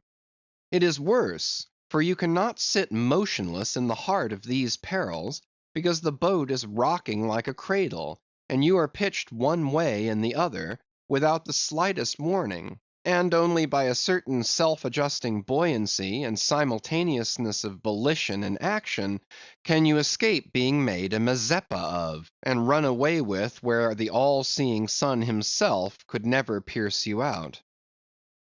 Again, as the profound calm, which only apparently precedes and prophesies of the storm, is perhaps more awful than the storm itself, for indeed the calm is but the wrapper and envelope of the storm, and contains it in itself, as the seemingly harmless rifle holds the fatal powder and the ball and the explosion; so the graceful repose of the line, as it silently serpentines about the oarsmen before being brought into actual play, this is a thing which carries more of true terror than any other aspect of this dangerous affair.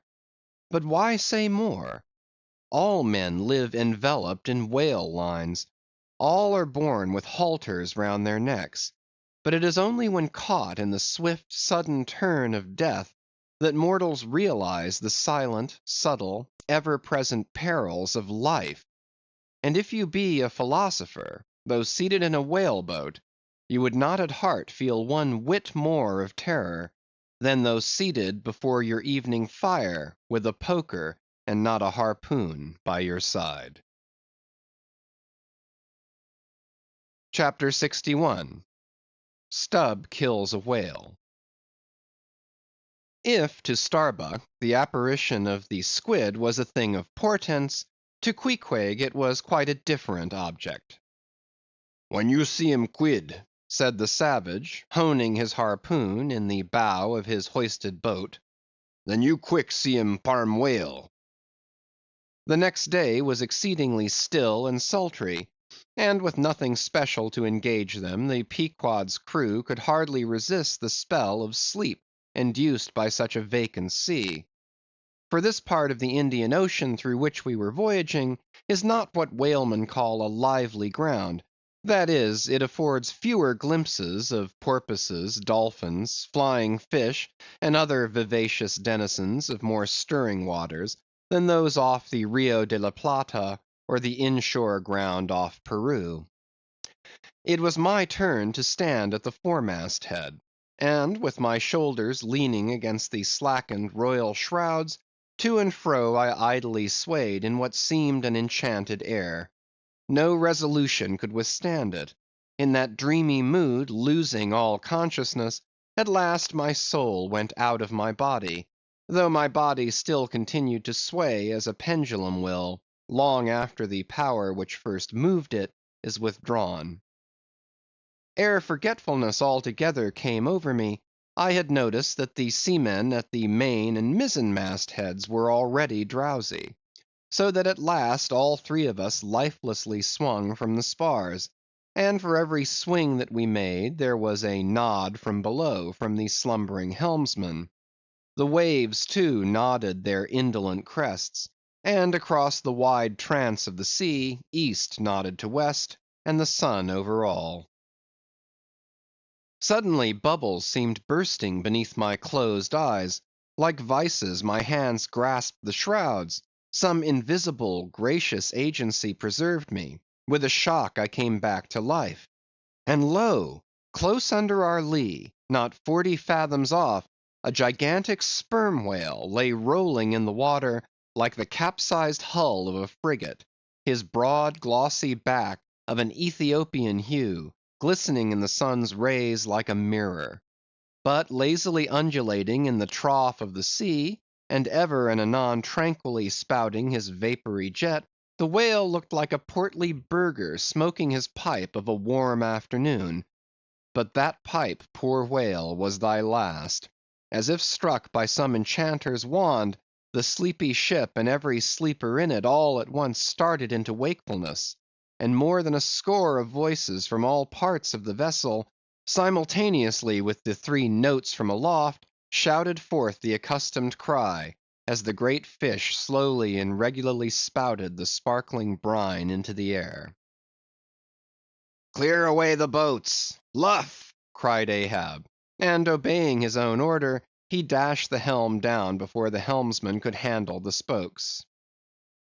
The sudden exclamations of the crew must have alarmed the whale, and ere the boats were down, majestically turning, he swam away to the leeward; but with such a steady tranquillity, and making so few ripples as he swam, that thinking after all he might not as yet be alarmed, Ahab gave orders that not an oar should be used, and no man must speak but in whispers. So, seated like Ontario Indians on the gunwales of the boats, we swiftly but silently paddled along, the calm not admitting of the noiseless sails being set. Presently, as we thus glided in chase, the monster perpendicularly flitted his tail 40 feet into the air, and then sank out of sight like a tower swallowed up. "There go flukes!" was the cry; an announcement immediately followed by Stubb's producing his match and igniting his pipe; for now a respite was granted. After the full interval of his sounding had elapsed, the whale rose again, and being now in advance of the smoker's boat, and much nearer to it than any of the others, Stubb counted upon the honor of the capture. It was obvious now that the whale had at length become aware of his pursuers.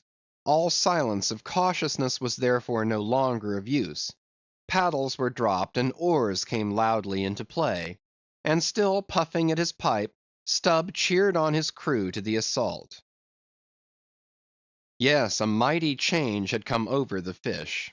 All alive to his jeopardy, he was going head out, that part obliquely projecting from the mad yeast which he brewed.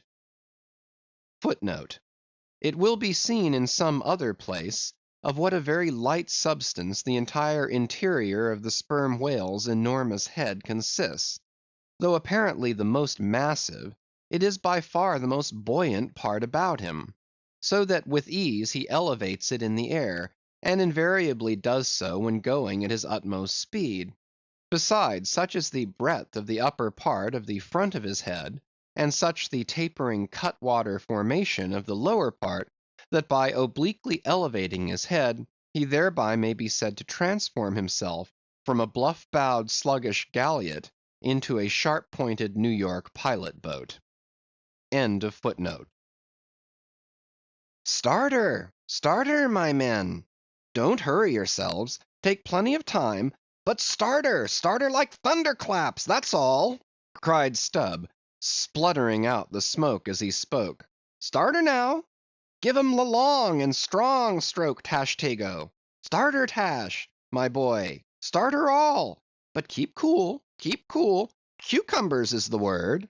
Easy, easy. Only starter like grim death and grinning devils, and raise the buried dead perpendicular out of their graves, boys. That's all. Starter!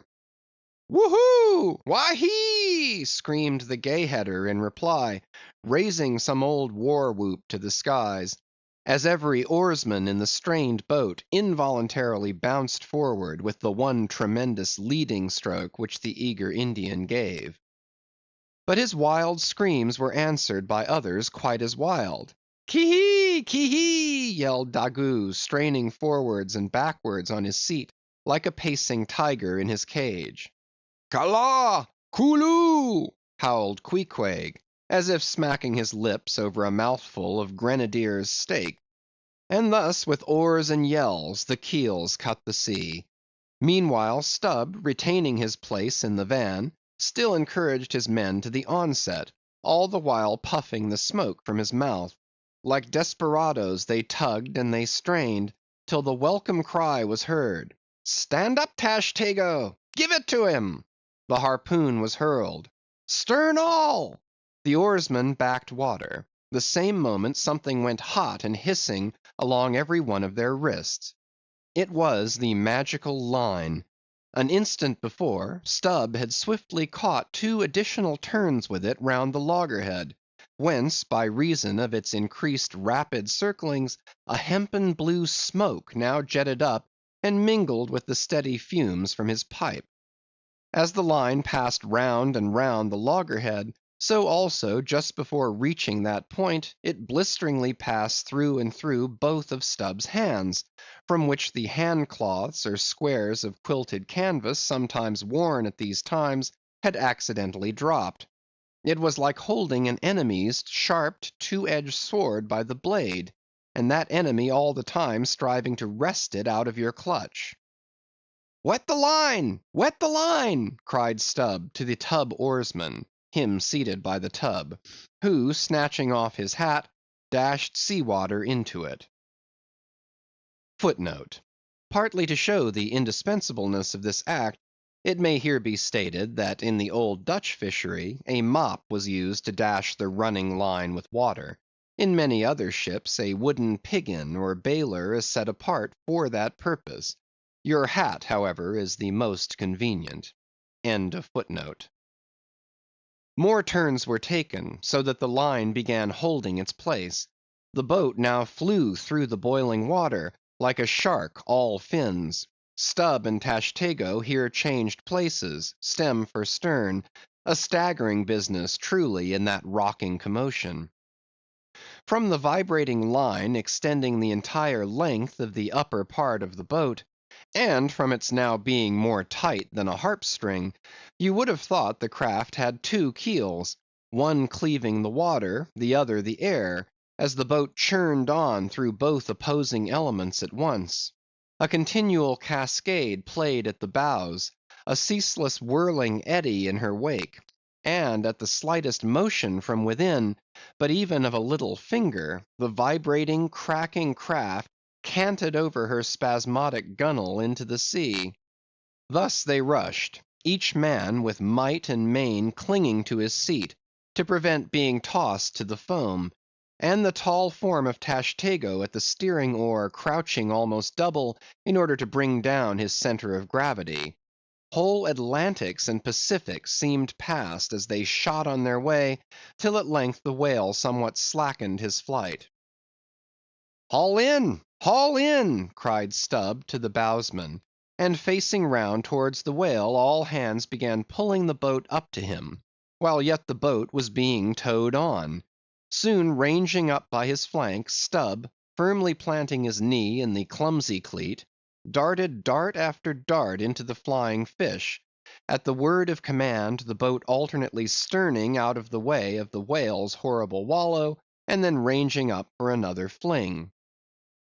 The red tide now poured from all sides of the monster, like brooks down a hill. His tormented body rolled, not in brine but in blood, which bubbled and seethed for furlongs behind in their wake. The slanting sun playing upon this crimson pond in the sea, sent back its reflection into every face, so that they all glowed to each other like red men.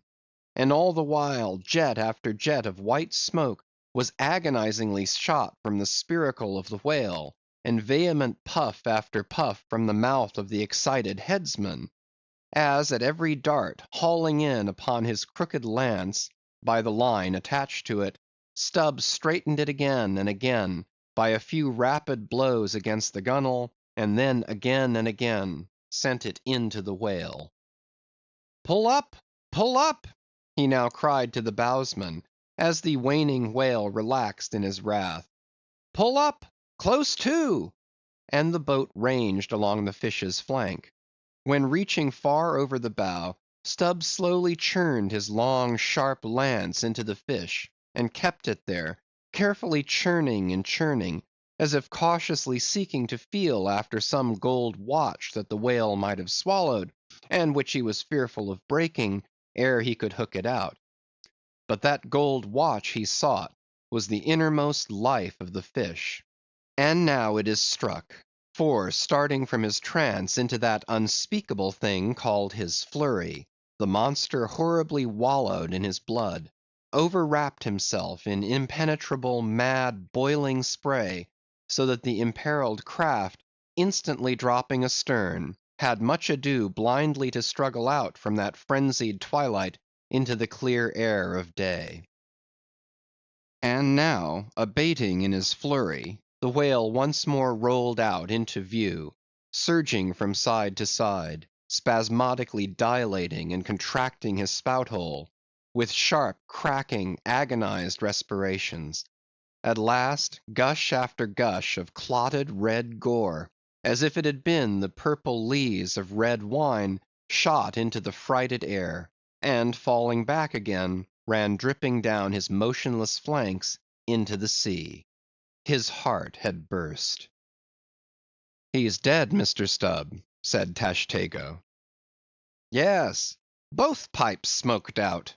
And withdrawing his own from his mouth, Stubb scattered the dead ashes over the water, and for a moment stood thoughtfully eyeing the vast corpse he had made. CHAPTER 62. The Dart. A word concerning an incident in the last chapter. According to the invariable usage of the fishery, the whale boat pushes off from the ship, with the headsman or whale killer as temporary steersman, and the harpooneer or whale fastener pulling the foremost oar, the one known as the harpooneer oar. Now, it needs a strong, nervous arm to strike the first iron into the fish, for often, in what is called a long dart, the heavy implement has to be flung to the distance of 20 or 30 feet.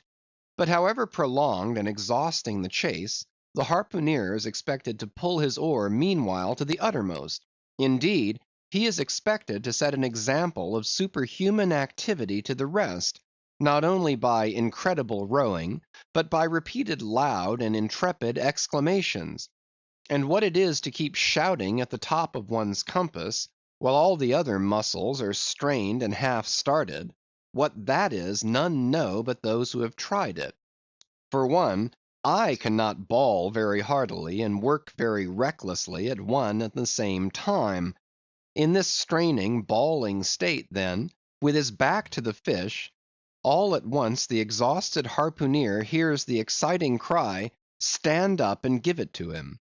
He now has to drop and secure his oar, turn round on his centre half-way, seize his harpoon from the crotch, and with what little strength may remain, he essays to pitch it somehow into the whale. No wonder, taking the whole fleet of whalemen in a body, that out of 50 fair chances for a dart, not 5 are successful. No wonder that so many hapless harpooneers are madly cursed and disrated.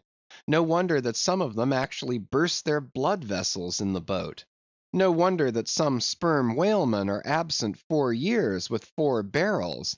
No wonder that to many ship owners whaling is but a losing concern, for it is the harpooneer that makes the voyage, and if you take the breath out of his body, how can you expect to find it there when most wanted?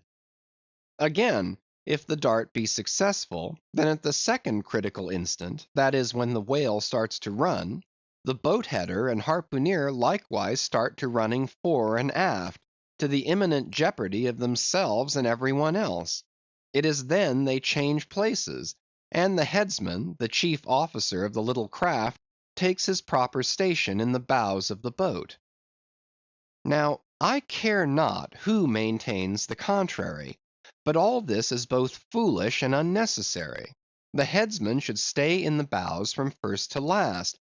He should both dart the harpoon and the lance, and no rowing whatever should be expected of him, except under circumstances obvious to any fisherman. I know that this would sometimes involve a slight loss of speed in the chase, but long experience in various whalemen of more than one nation has convinced me that in the vast majority of failures in the fishery, it has not by any means been so much the speed of the whale as the before described exhaustion of the harpooneer that has caused them. To ensure the greatest efficiency in the dart, the harpooneers of this world must start to their feet from out of idleness, and not from out of toil.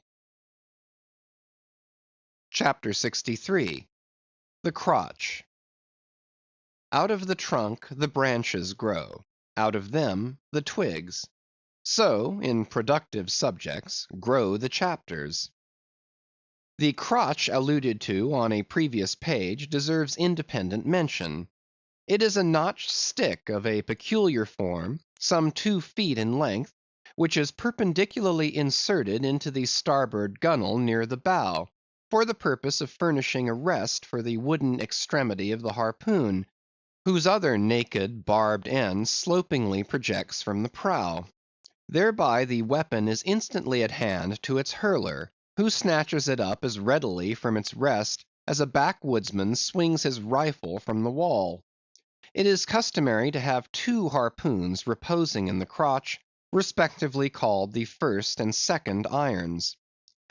But these 2 harpoons, each by its own cord, are both connected with the line, the object being this: to dart them both if possible, one instantly after the other, into the same whale, so that if, in the coming drag, one should draw out, the other may still retain a hold. It is a doubling of the chances. But it very often happens that owing to the instantaneous, violent, convulsive running of the whale upon receiving the first iron, it becomes impossible for the harpooneer, however lightning-like in his movements, to pitch the second iron into him. Nevertheless, as the second iron is already connected with the line, and the line is running, hence that weapon must at all events be anticipatingly tossed out of the boat, somehow and somewhere, else the most terrible jeopardy would involve all hands. Tumbled into the water it accordingly is in such cases, the spare coils of box line, mentioned in a preceding chapter, making this feat in most instances prudently practicable. But this critical act is not always unattended with the saddest and most fatal casualties. Furthermore, you must know that when the second iron is thrown overboard, it thenceforth becomes a dangling, sharp-edged terror, skittishly curvetting about both boat and whale, entangling the lines or cutting them, and making a prodigious sensation in all directions. Nor, in general, is it possible to secure it again until the whale is fairly captured and a corpse. Consider, now, how it must be in the case of 4 boats, all engaging one unusually strong, active, and knowing whale, when, owing to these qualities in him, as well as to the 1,000 concurring accidents of such an audacious enterprise, 8 or 10 loose second irons may be simultaneously dangling about him. For of course each boat is supplied with several harpoons to bend on to the line, should the first one be ineffectually darted without recovery. All these particulars are faithfully narrated here, as they will not fail to elucidate several most important, however intricate, passages in scenes hereafter to be painted. End of chapters 59 to 63. Chapters 64 to 67. Chapter 64. Stubb's Supper. Stubb's whale had been killed some distance from the ship. It was a calm, so forming a tandem of 3 boats, we commenced the slow business of towing the trophy to the Pequod. And now, as we 18 men, with our 36 arms and 180 thumbs and fingers, slowly toiled hour after hour upon that inert sluggish corpse in the sea, and it seemed hardly to budge at all except at long intervals, good evidence was hereby furnished of the enormousness of the mass we moved. For upon the great canal of Hang Ho, or whatever they call it, in China, 4 or 5 laborers on the footpath will draw a bulky freighted junk at the rate of a mile an hour; but this grand argosy we towed heavily forged along, as if laden with pig lead in bulk. Darkness came on, but 3 lights up and down in the Pequod's main rigging dimly guided our way, till drawing nearer we saw Ahab dropping one of several more lanterns over the bulwarks. Vacantly eyeing the heaving whale for a moment, he issued the usual orders for securing it for the night, and then handing his lantern to a seaman, went his way into the cabin, and did not come forward again until morning.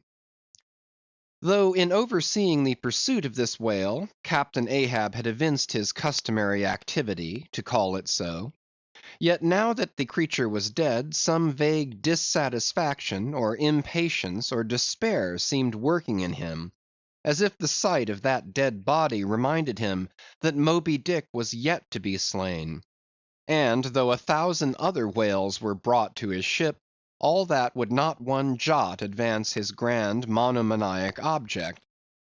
Very soon you would have thought from the sound of the Pequod's decks that all hands were preparing to cast anchor in the deep, for heavy chains are being dragged along the deck, and thrust rattling out of the portholes.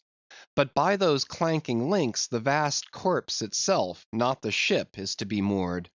Tied by the head to the stern, and by the tail to the bows, the whale now lies with its black hull close to the vessel's; and seen through the darkness of the night, which obscured the spars and rigging aloft, the two, ship and whale, seemed yoked together, like colossal bullocks, whereof one reclines while the other remains standing. Footnote: a little item may as well be related here. The strongest and most reliable hold which the ship has upon the whale, when moored alongside, is by the flukes or tail; and as from its greater density that part is relatively heavier than any other, excepting the side fins, its flexibility, even in death, causes it to sink low beneath the surface, so that with the hand you cannot get at it from the boat in order to put the chain around it. But this difficulty is ingeniously overcome. A small strong line is prepared with a wooden float at its outer end, and a weight in its middle. while the other end is secured to the ship. By adroit management the wooden float is made to rise on the other side of the mass, so that now having girdled the whale, the chain is readily made to follow suit, and being slipped along the body, is at last locked fast round the smallest part of the tail, at the point of junction with its broad flukes or lobes. End of footnote. If moody Ahab was now all quiescence, at least so far as could be known on deck, Stubb, his second mate, flushed with conquest, betrayed an unusual but still good-natured excitement. Such an unwonted bustle was he in, that the staid Starbuck, his official superior, quietly resigned to him for the time the sole management of affairs. One small helping cause of all this liveliness in Stubb was soon made strangely manifest. Stubb was a high liver. He was somewhat intemperately fond of the whale, as a flavorish thing to his palate. A steak, ere I sleep! You, Daggoo, overboard you go, and cut me one from his small.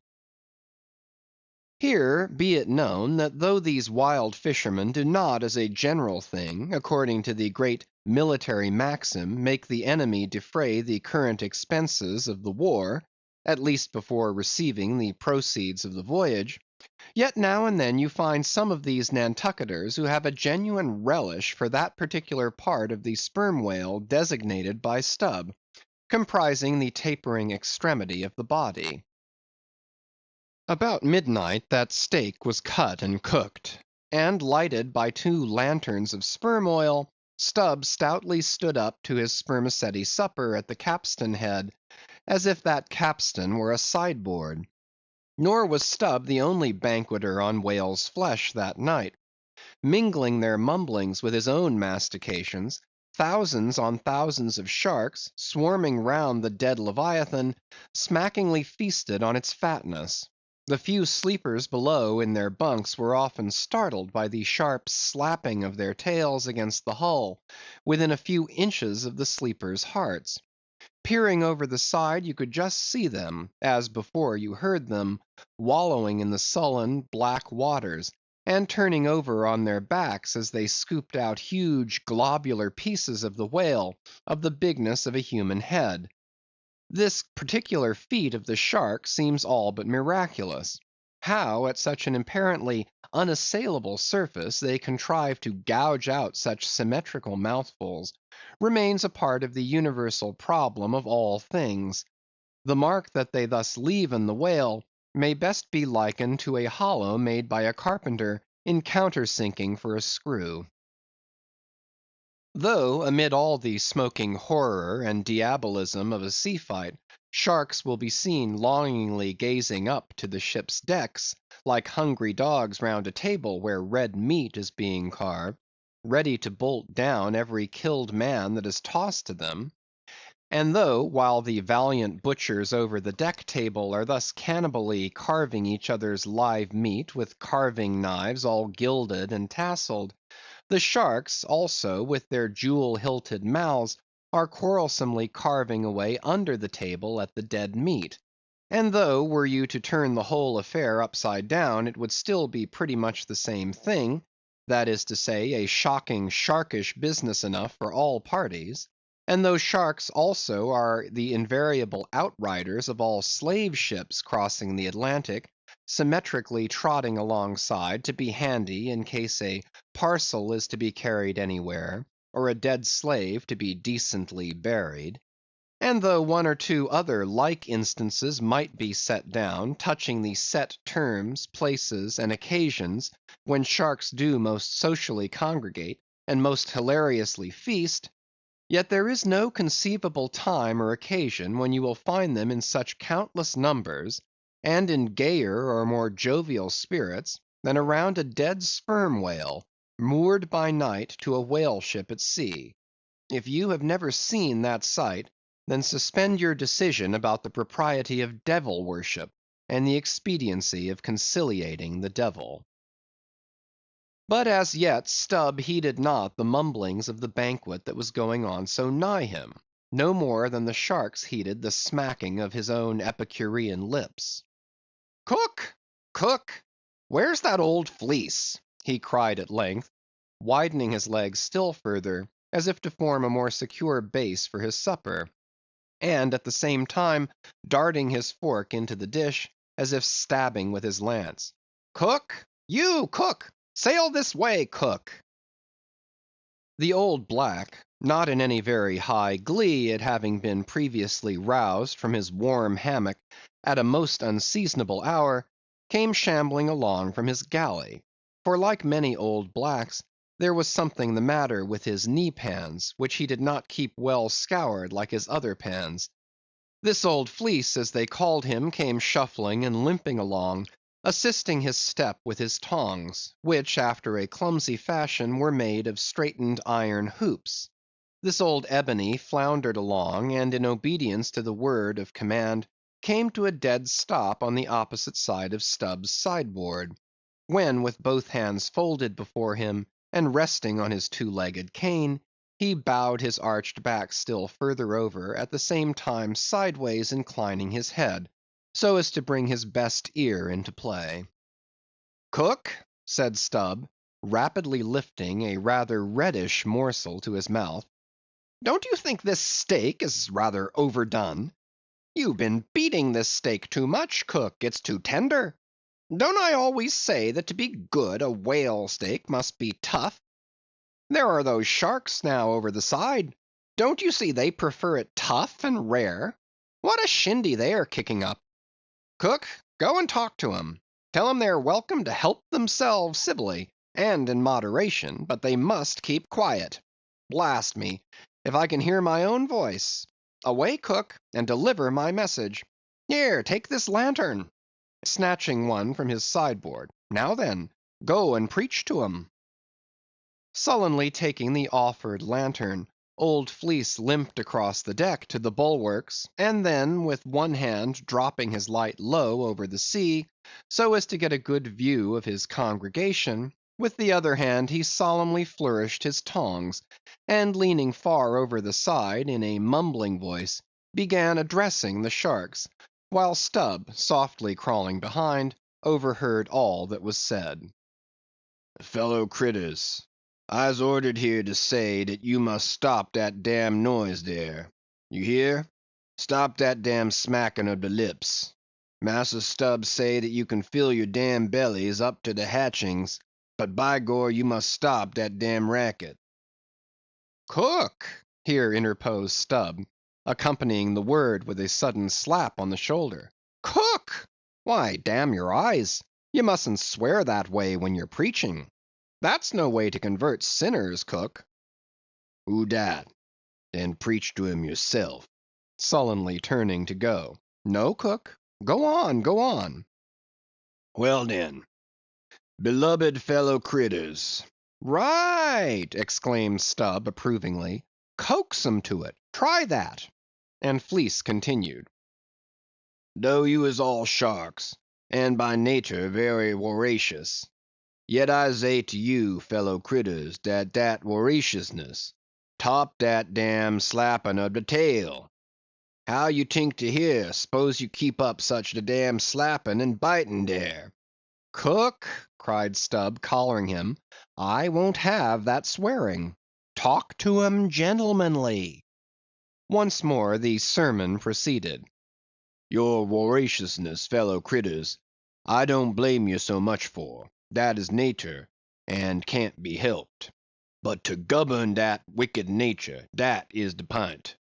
You is sharks, sartain; but if you govern de shark in you, why den you be angel; for all angel is notin' more dan de shark well governed. Now look here, bred'ren, just try once to be civil, a helping yourselbs from dat whale. Don't be tearing de blubber out of your neighbor's mout, I say. Is not one shark dood right as t'udder to dat whale? And by gor, none of you has de right to dat whale. Dat whale belong to some one else. I know some of you has berry brig mout, brigger dan others; but den de big mouths sometimes had de small bellies, so dat de brigness of de mouth is not to swaller with, but to bit off de blubber for the small fry of sharks that can't get into the scrounge to help themselves." "Well done, old fleece!" cried Stubb. "That's Christianity. Go on." "No use going on. The damn willains will keep a scourging and a slapping each other, Massa Stubb. They don't hear one word. No use a preaching to such damn gluttons as you call 'em, till their bellies is full, and their bellies is bottomless. And when they do get 'em full, they won't hear you then, for then they sink in the sea, go fast asleep on de coral, and can't hear nothing at all, no more for eber and eber." "Upon my soul, I am about of the same opinion. So give the benediction, Fleece, and I'll away to my supper." Upon this, Fleece, holding both hands over the fishy mob, raised his shrill voice and cried, "Cursed fellow critters, kick up the damnedest row as ever you can, fill your damn bellies till they burst, and then die." "Now, cook," said Stubb, resuming his supper at the capstan, "stand just where you stood before there, over against me, and pay particular attention." "All attention," said Fleece, again stooping over his tongs in the desired position. "Well," said Stubb, helping himself freely meanwhile, "I shall now go back to the subject of this steak. In the first place, how old are you, cook?" "What dat to do with the take?" said the old black testily. "Silence! How old are you, cook?" "'Bout 90, dey say," he gloomily muttered. "And you have lived in this world hard upon 100 years, cook, and don't know yet how to cook a whale steak?" rapidly bolting another mouthful at the last word, so that morsel seemed a continuation of the question. "Where were you born, cook?" "Hind de hatchway, in ferry boat, going ober de Roanoke." "Born in a ferry boat! That's queer, too. But I want to know what country you were born in, cook." "Didn't I say de Roanoke country?" he cried sharply. "No, you didn't, cook. But I'll tell you what I'm coming to, cook. You must go home and be born over again. You don't know how to cook a whale steak yet." "Bress my soul if I cook nodder one," he growled, angrily turning round to depart. "Come back here, cook. Here, hand me those tongs. Now take that bit of steak there, and tell me if you think that steak cooked as it should be. Take it, I say," holding the tongs toward him. "Take it, and taste it." Faintly smacking his withered lips over it for a moment, the old negro muttered, "Best cooked steak I ever taste. Juicy, berry juicy."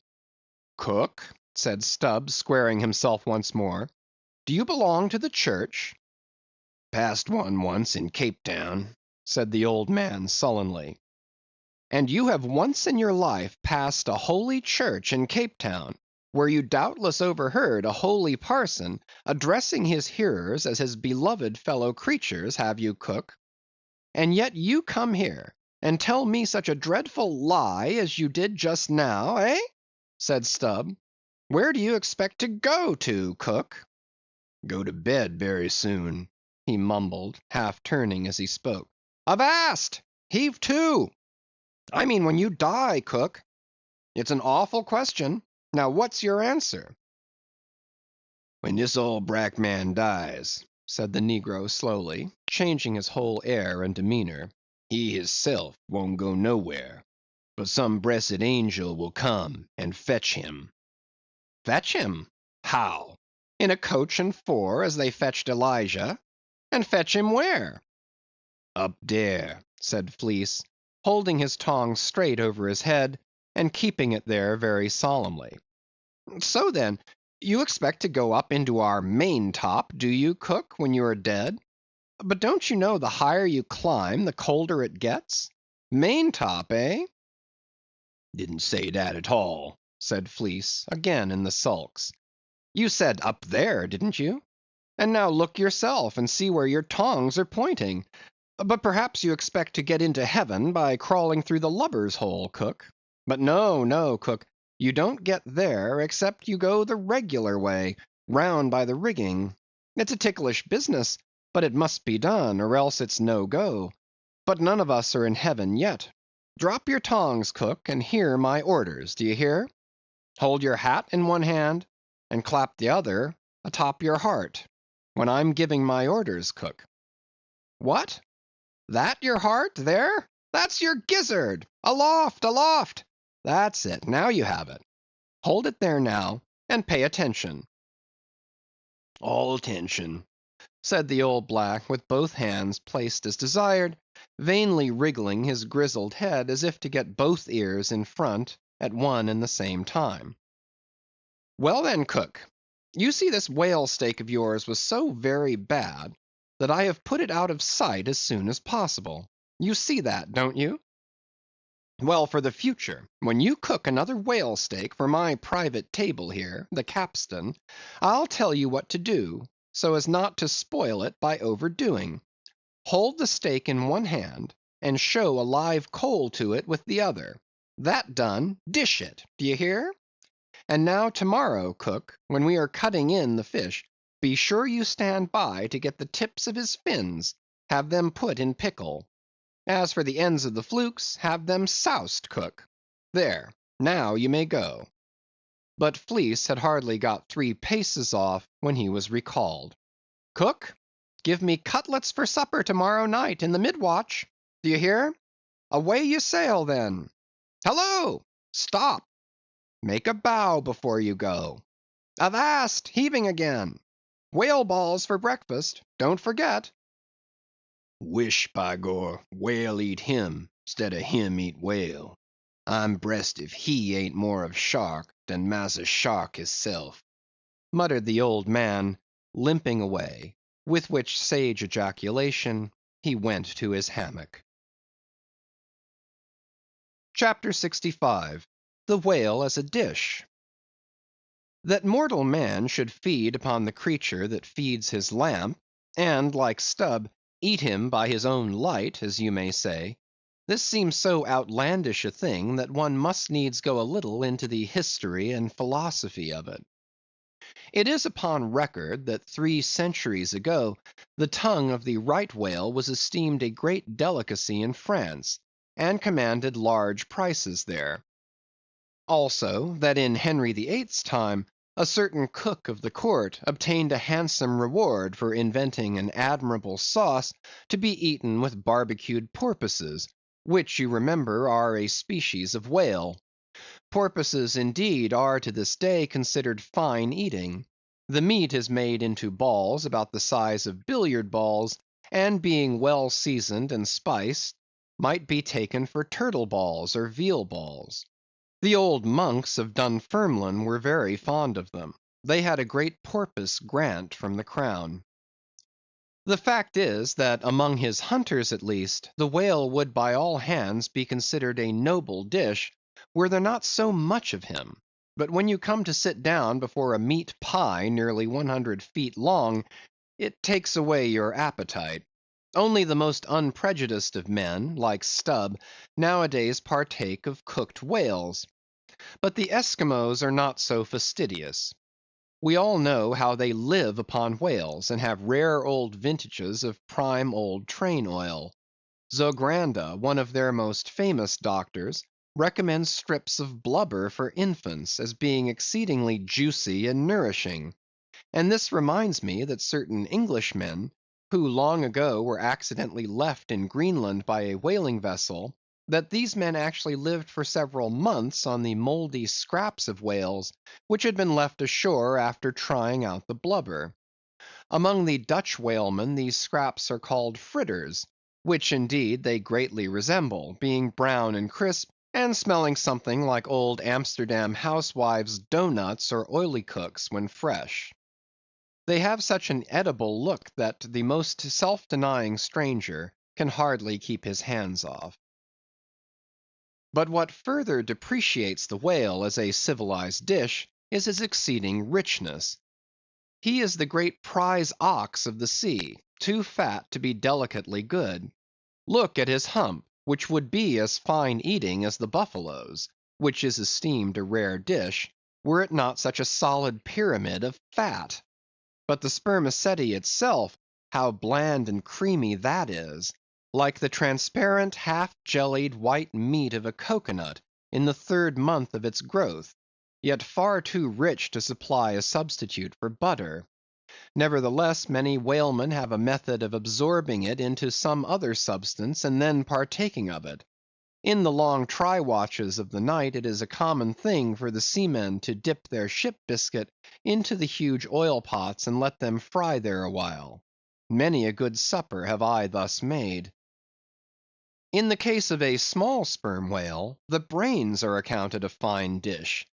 The casket of the skull is broken into with an axe, and the 2 plump whitish lobes being withdrawn, precisely resembling 2 large puddings, they are then mixed with flour and cooked into a most delectable mess, in flavor somewhat resembling calves' heads, which is quite a dish among some epicures; and every one knows that some young bucks among the epicures, by continually dining upon calves' brains, by and by get to have a little brains of their own, so as to be able to tell a calf's head from their own heads, which indeed requires uncommon discrimination.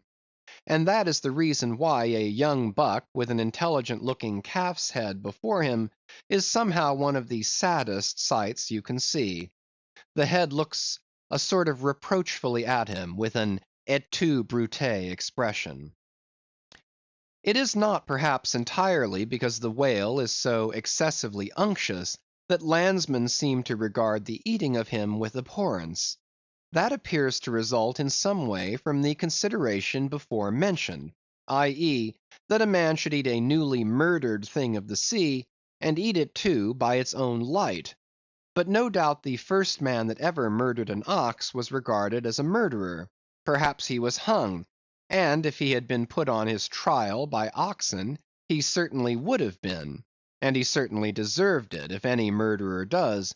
Go to the meat market of a Saturday night, and see the crowds of live bipeds staring up at the long rows of dead quadrupeds. Does not that sight take a tooth out of the cannibal's jaw? Cannibals? Who is not a cannibal? I tell you, it will be more tolerable for the Feejee that salted down a lean missionary in his cellar against a coming famine; it will be more tolerable for that provident Feejee, I say, in the day of judgment, than for thee, civilized and enlightened gourmand, who nailest geese to the ground, and feastest on their bloated livers in thy pâté de foie gras. But Stubb, he eats the whale by its own light, does he? And that is adding insult to injury, is it? Look at your knife handle there, my civilized and enlightened gourmand, dining off that roast beef. What is that handle made of? What but the bones of the brother of the very ox you are eating? And what do you pick your teeth with after devouring that fat goose? With a feather of the same fowl. And with what quill did the secretary of the Society for the Suppression of Cruelty to Ganders formally indite his circulars? It is only within the last month or two that that society passed a resolution to patronize nothing but steel pens. CHAPTER 66. The Shark Massacre. When in the southern fishery a captured sperm whale, after long and weary toil, is brought alongside late at night, it is not, as a general thing at least, customary to proceed at once to the business of cutting him in; for that business is an exceedingly laborious one, is not very soon completed, and requires all hands to set about it.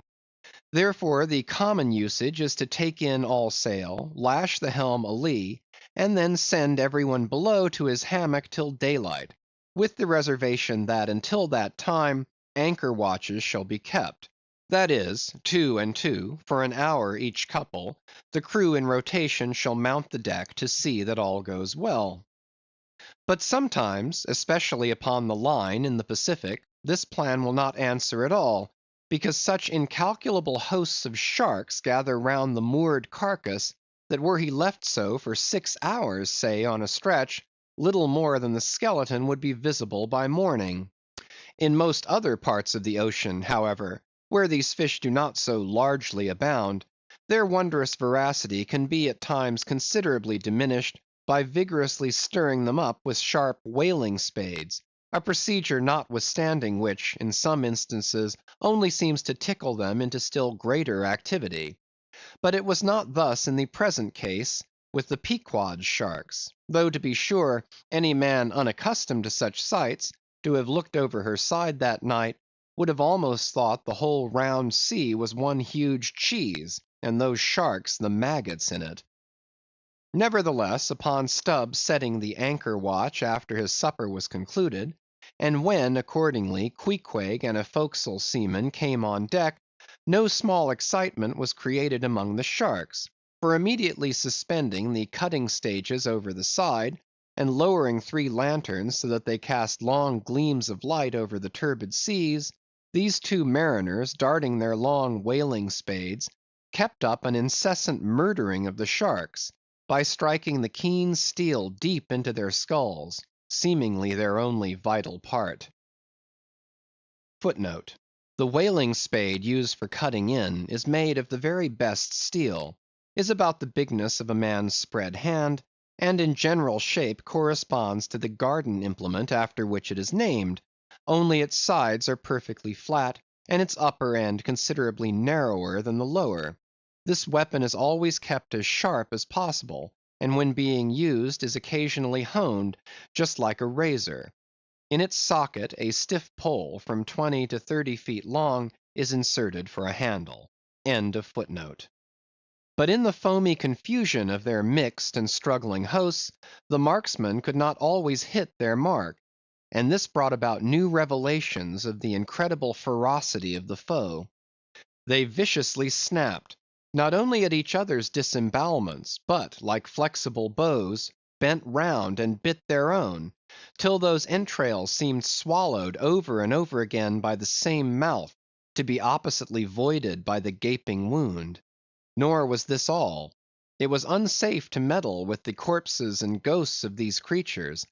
A sort of generic or pantheistic vitality seemed to lurk in their very joints and bones, after what might be called the individual life had departed. Killed and hoisted on deck for the sake of his skin, one of these sharks almost took poor Queequeg's hand off, when he tried to shut down the dead lid of his murderous jaw.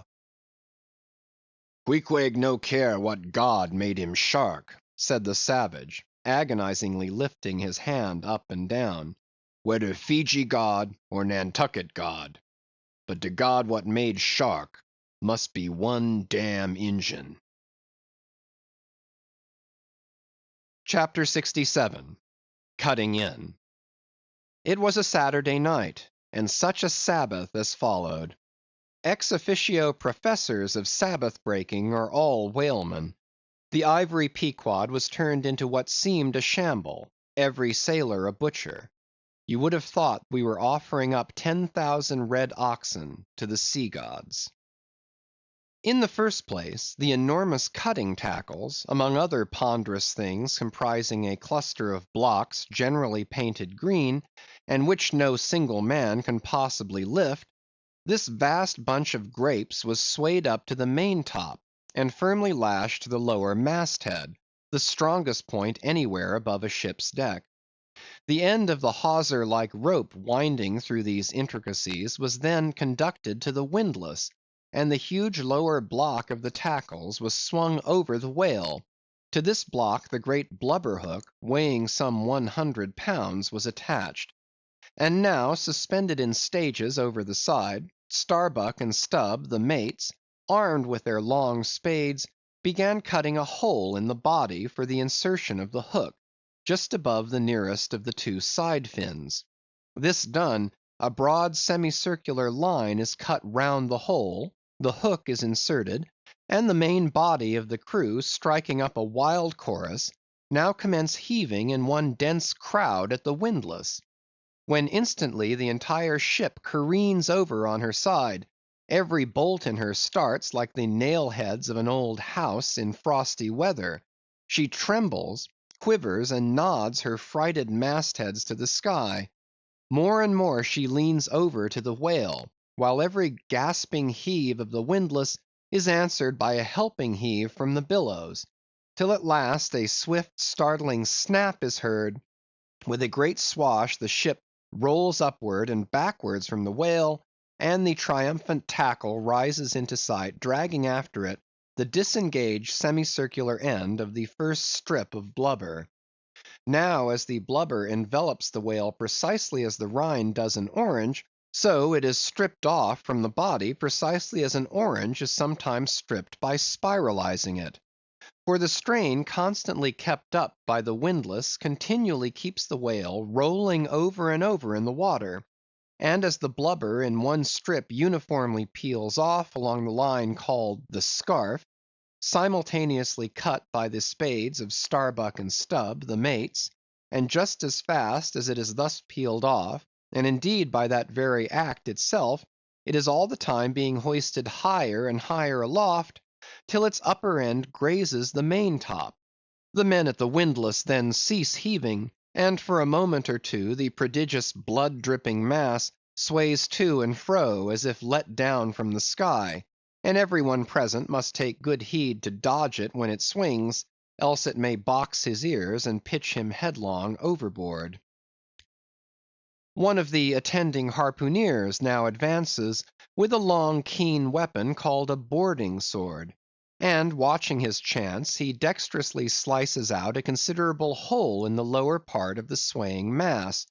Into this hole the end of the second alternating great tackle is then hooked, so as to retain a hold upon the blubber, in order to prepare for what follows; whereupon this accomplished swordsman, warning all hands to stand off, once more makes a scientific dash at the mass, and with a few sidelong, desperate, lunging slicings, severs it completely in twain, so that while the short lower part is still fast, the long upper strip, called a blanket piece, swings clear, and is all ready for lowering. The heavers forward now resume their song, and while the one tackle is peeling and hoisting a second strip from the whale, the other is slowly slackened away, and down goes the first strip through the main hatchway right beneath, into an unfurnished parlor called the blubber room. Into this twilight apartment, sundry nimble hands keep coiling away the long blanket piece as if it were a great live mass of pleated serpents.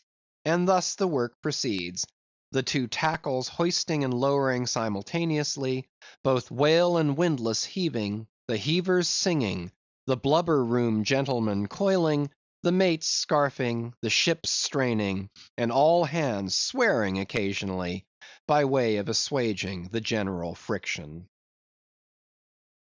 End of chapter 64 to 67. Chapters 68 to 71. Chapter 68. The Blanket. I have given no small attention to that not unvexed subject, the skin of the whale. I have had controversies about it with experienced whalemen afloat, and learned naturalists ashore. My original opinion remains unchanged, but it is only an opinion. The question is, what and where is the skin of the whale? Already you know what his blubber is. That blubber is something of the consistence of firm, close-grained beef, but tougher, more elastic and compact, and ranges from 8 or 10 to 12 and 15 inches in thickness. Now, however preposterous it may at first seem to talk of any creature's skin as being of that sort of consistence and thickness, yet in point of fact these are no arguments against such a presumption, because you cannot raise any other dense enveloping layer from the whale's body but that same blubber, and the outermost enveloping layer of any animal, if reasonably dense, what can that be but the skin? True, from the unmarred dead body of the whale, you may scrape off with your hand an infinitely thin, transparent substance, somewhat resembling the thinnest shreds of isinglass, only it is almost as flexible and soft as satin; that is, previous to being dried, when it not only contracts and thickens, but becomes rather hard and brittle. I have several such dried bits, which I use for marks in my whale books. It is transparent, as I said before, and being laid upon the printed page, I have sometimes pleased myself with fancying it exerted a magnifying influence. At any rate, it is pleasant to read about whales through their own spectacles, as you may say. But what I am driving at here is this. The same infinitely thin isinglass substance, which, I admit, invests the entire body of the whale, is not so much to be regarded as the skin of the creature, as the skin of the skin, so to speak. For it were simply ridiculous to say that the proper skin of the tremendous whale is thinner and more tender than the skin of a newborn child. But no more of this. Assuming the blubber to be the skin of the whale, then when this skin, as in the case of a very large sperm whale, will yield the bulk of 100 barrels of oil, and when it is considered that, in quantity, or rather weight, that oil in its express state is only 3/4 and not the entire substance of the coat, some idea may hence be had of the enormousness of that animated mass, a mere part of whose mere integument yields such a lake of liquid as that. Reckoning 10 barrels to the ton, you have 10 tons for the net weight of only 3/4 of the stuff of the whale's skin. In life, the visible surface of the sperm whale is not the least among the many marvels he presents. Almost invariably it is all over obliquely crossed and recrossed with numberless straight marks in thick array, something like those in the finest Italian line engravings. But these marks do not seem to be impressed upon the isinglass substance above mentioned, but seem to be seen through it, as if they were engraved upon the body itself. Nor is this all. In some instances, to the quick, observant eye, those linear marks, as in a veritable engraving, but afford the ground for far other delineations. These are hieroglyphical. That is, if you call those mysterious ciphers on the walls of the pyramids hieroglyphics, then that is the proper word to use in the present connection. By my retentive memory of the hieroglyphics upon one sperm whale in particular, I was much struck with a plate representing the old Indian characters chiseled on the famous hieroglyphic palisades on the banks of the upper Mississippi. Like those mystic rocks, too, the mystic marked whale remains undecipherable. This allusion to the Indian rocks reminds me of another thing. Besides all the other phenomena which the exterior of the sperm whale presents, he not seldom displays the back, and more especially his flanks, effaced in great part of the regular linear appearance by reason of numerous rude scratches, altogether of an irregular, random aspect. I should say that those New England rocks on the sea coast, which Agassiz imagines to bear the marks of violent scraping contact with vast floating icebergs, I should say that those rocks must not a little resemble the sperm whale in this particular. It also seems to me that such scratches in the whale are probably made by hostile contact with other whales, for I have most remarked them in the large full-grown bulls of the species. A word or two more concerning this matter of the skin or blubber of the whale. It has already been said that it is stripped from him in long pieces, called blanket pieces. Like most sea terms, this one is very happy and significant, for the whale is indeed wrapped up in his blubber, as in a real blanket or counterpane, or still better, an Indian poncho slipped over his head and skirting his extremity. It is by reason of this cozy blanketing of his body that the whale is enabled to keep himself comfortable in all weathers, in all seas, times, and tides. What would become of a Greenland whale, say, in those shuddering icy seas of the north, if unsupplied with his cozy surtout? True, other fish are found exceedingly brisk in those Hyperborean waters, but these, be it observed, are your cold-blooded, lungless fish, whose very bellies are refrigerators; creatures that warm themselves under the lee of an iceberg, as a traveller in winter would bask before an inn fire; whereas, like man, the whale has lungs and warm blood. Freeze his blood and he dies. How wonderful it is then, except after explanation, that this great monster, to whom corporeal warmth is as indispensable as it is to man, how wonderful that he should be found at home, immersed to his lips for life in those Arctic waters, where, when seamen fall overboard, they are sometimes found months afterward, perpendicularly frozen into the hearts of fields of ice, as a fly is found glued in amber. But more surprising it is to know, as has been proved by experiment, that the blood of a polar whale is warmer than that of a Borneo negro in summer. It does seem to me that herein we see the rare virtue of a strong individual vitality, and the rare virtue of thick walls, and the rare virtue of interior spaciousness. Oh, man! admire and model thyself after the whale. Do thou too remain warm among ice. Do thou too live in this world without being of it. Be cool at the equator. Keep thy blood fluid at the pole. Like the great dome of St. Peter's, and like the great whale, retain, O man, in all seasons, a temperature of thine own. But how easy and how hopeless to teach these fine things. Of erections, how few are domed like St. Peter's. Of creatures, how few vast as the whale. Chapter 69. The Funeral. Haul in the chains! Let the carcass go astern! The vast tackles have now done their duty. The peeled white body of the beheaded whale flashes like a marble sepulchre. Though changed in hue, it has not perceptibly lost anything in bulk. It is still colossal. Slowly it floats more and more away, the water round it torn and splashed by the insatiate sharks, and the air above vexed with rapacious flights of screaming fowls, whose beaks are like so many insulting poniards in the whale.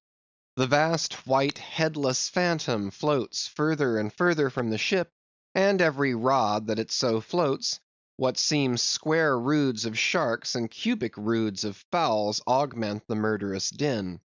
For hours and hours from the almost stationary ship that hideous sight is seen. Beneath the unclouded and mild azure sky, upon the fair face of the pleasant sea, wafted by the joyous breezes, that great mass of death floats on, till lost in infinite perspectives. There's a most doleful and most mocking funeral. The sea vultures all in pious mourning, the air sharks all punctiliously in black or speckled. In life but few of them would have helped the whale, I ween, if peradventure he had needed it. But upon the banquet of his funeral they most piously do pounce. O horrible vulturism of earth, from which not the mightiest whale is free! Nor is this the end. Desecrated as the body is, a vengeful ghost survives and hovers over it to scare. Espied by some timid man of war or blundering discovery vessel from afar, when the distance obscuring the swarming fowls nevertheless still shows the white mass floating in the sun, and the white spray heaving high against it, straightway the whale's unharming corpse with trembling fingers is set down in the log. Shoals, rocks, and breakers hereabouts, beware! And for years afterwards, perhaps, ships shun the place, leaping over it as silly sheep leap over a vacuum, because their leader originally leaped there when a stick was held. There's your law of precedence. There's your utility of traditions. There's the story of your obstinate survival of old beliefs, never bottomed on the earth, and not now even hovering in the air. There's orthodoxy. Thus, while in life the great whale's body may have been a real terror to his foes, in his death his ghost becomes a powerless panic to the world. Are you a believer in ghosts, my friend? There are other ghosts than the Cock Lane one, and far deeper men than Dr. Johnson, who believe in them. Chapter 70. The Sphinx. It should not have been omitted that previous to completely stripping the body of the Leviathan, he was beheaded. Now, the beheading of the sperm whale is a scientific anatomical feat upon which experienced whale surgeons very much pride themselves, and not without reason. Consider that the whale has nothing that can properly be called a neck. On the contrary, where his head and body seem to join, there in that very place is the thickest part of him. Remember also that the surgeon must operate from above, some 8 or 10 feet intervening between him and his subject, and that subject almost hidden in a discolored, rolling, and oftentimes tumultuous and bursting sea. Bear in mind, too, that under these untoward circumstances, he has to cut many feet deep in the flesh, and in that subterraneous matter, without so much as getting one single peep into the ever-contracting gash thus made, he must skillfully steer clear of all adjacent interdicted parts, and exactly divide the spine at a critical point hard by its insertion into the skull. Do you not marvel, then, at Stubb's boast that he demanded but 10 minutes to behead a sperm whale? When first severed, the head is dropped astern, and held there by a cable till the body is stripped. That done, if it belong to a small whale, it is hoisted on deck to be deliberately disposed of. But with a full-grown Leviathan this is impossible, for the sperm whale's head embraces nearly 1/3 of his entire bulk, and completely to suspend such a burden as that, even by the immense tackles of a whaler, this were as vain a thing as to attempt weighing a Dutch barn in jeweller's scales. The Pequod's whale being decapitated and the body stripped, the head was hoisted against the ship's side, about halfway out of the sea, so that it might yet in great part be buoyed up by its native element. And there, with the strained craft steeply leaning over to it, by reason of the enormous downward drag from the lower masthead, and every yard arm on that side projecting like a crane over the waves, there that blood-dripping head hung to the Pequod's waist like the giant Holofernes from the girdle of Judith. When this last task was accomplished, it was noon, and the seamen went below to their dinner. Silence reigned over the before tumultuous but now deserted deck. An intense copper calm, like a universal yellow lotus, was more and more unfolding its noiseless, measureless leaves upon the sea. A short space elapsed, and up into this noiselessness came Ahab alone from his cabin. Taking a few turns on the quarter-deck, he paused to gaze over the side. Then slowly getting into the main chains, he took Stubb's long spade, still remaining there after the whale's decapitation, and striking it into the lower part of the half-suspended mass, placed its other end crutchwise under one arm, and so stood leaning over with eyes attentively fixed on this head. It was a black and hooded head, and hanging there in the midst of so intense a calm, it seemed the sphinxes in the desert. "Speak, thou vast and venerable head," muttered Ahab, "which, though ungarnished with a beard, yet here and there lookest hoary with mosses. Speak, mighty head, and tell us the secret thing that is in thee. Of all divers thou hast dived the deepest. That head upon which the upper sun now gleams has moved amid this world's foundations, where unrecorded names and navies rust, and untold hopes and anchors rot; where in her murderous hold this frigate earth is ballasted with bones of millions of the drowned; there in that awful waterland, there was thy most familiar home. Thou hast been where bell or diver never went; hast slept by many a sailor's side, where sleepless mothers would give their lives to lay them down. Thou sawest the locked lovers when leaping from their flaming ship, heart to heart they sank beneath the exulting wave, true to each other when heaven seemed false to them. Thou sawest the murdered mate when tossed by pirates from the midnight deck; for hours he fell into the deeper midnight of the insatiate maw. and his murderers still sailed on unharmed, while swift lightnings shivered the neighboring ship that would have borne a righteous husband to outstretched longing arms. O head, thou hast seen enough to split the planets and make an infidel of Abraham, and not one syllable is thine. "Sail ho!" cried a triumphant voice from the main masthead. "Aye? Well now, that's cheering," cried Ahab, suddenly erecting himself, while whole thunderclouds swept aside from his brow. "That lively cry upon this deadly calm might almost convert a better man. Where away?" "3 points on the starboard bow, sir, and bringing down her breeze to us." "Better and better, man.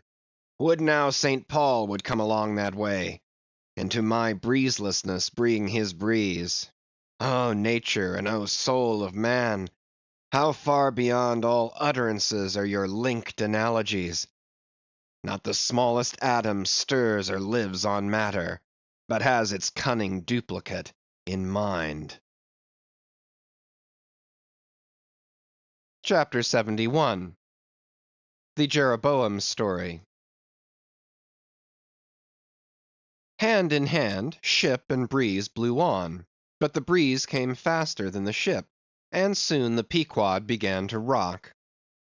By and by, through the glass, the stranger's boats and manned mastheads proved her a whale ship, but as she was so far to windward and shooting by, apparently making a passage to some other ground, the Pequod could not hope to reach her, so the signal was set to see what response would be made. Here be it said that like the vessels of military marines, the ships of the American whale fleet have each a private signal, all which signals being collected in a book with the names of the respective vessels attached, and every captain provided with it. Thereby the whale commanders are enabled to recognize each other upon the ocean, even at considerable distances and with no small facility. The Pequod's signal was at last responded to by the stranger's setting her own, which proved the ship to be the Jeroboam of Nantucket. Squaring her yards, she bore down, ranged a beam under the Pequod's lee, and lowered a boat. It soon drew nigh, but as the side ladder was being rigged by Starbuck's order to accommodate the visiting captain, the stranger in question waved his hand from the boat's stern, in token of that proceeding being entirely unnecessary. It turned out that the Jeroboam had a malignant epidemic on board, and that Mayhew, her captain, was fearful of infecting the Pequod's company. For though himself and boat's crew remained untainted, and though his ship was half a rifle shot off, and an incorruptible sea and air rolling and flowing between, yet conscientiously adhering to the timid quarantine of the land, he peremptorily refused to come into direct contact with the Pequod. But this did by no means prevent all communications. Preserving an interval of some few yards between itself and the ship, the Jeroboam's boat, by the occasional use of its oars, contrived to keep parallel to the Pequod, as she heavily forged through the sea, for by this time it blew very fresh, with her main topsail aback. Though, indeed, at times, by the sudden onset of a large rolling wave, the boat would be pushed some way ahead, but would be soon skillfully brought to her proper bearings again. Subject to this, and other the like interruptions now and then, a conversation was sustained between the two parties, but at intervals not without still another interruption of a very different sort.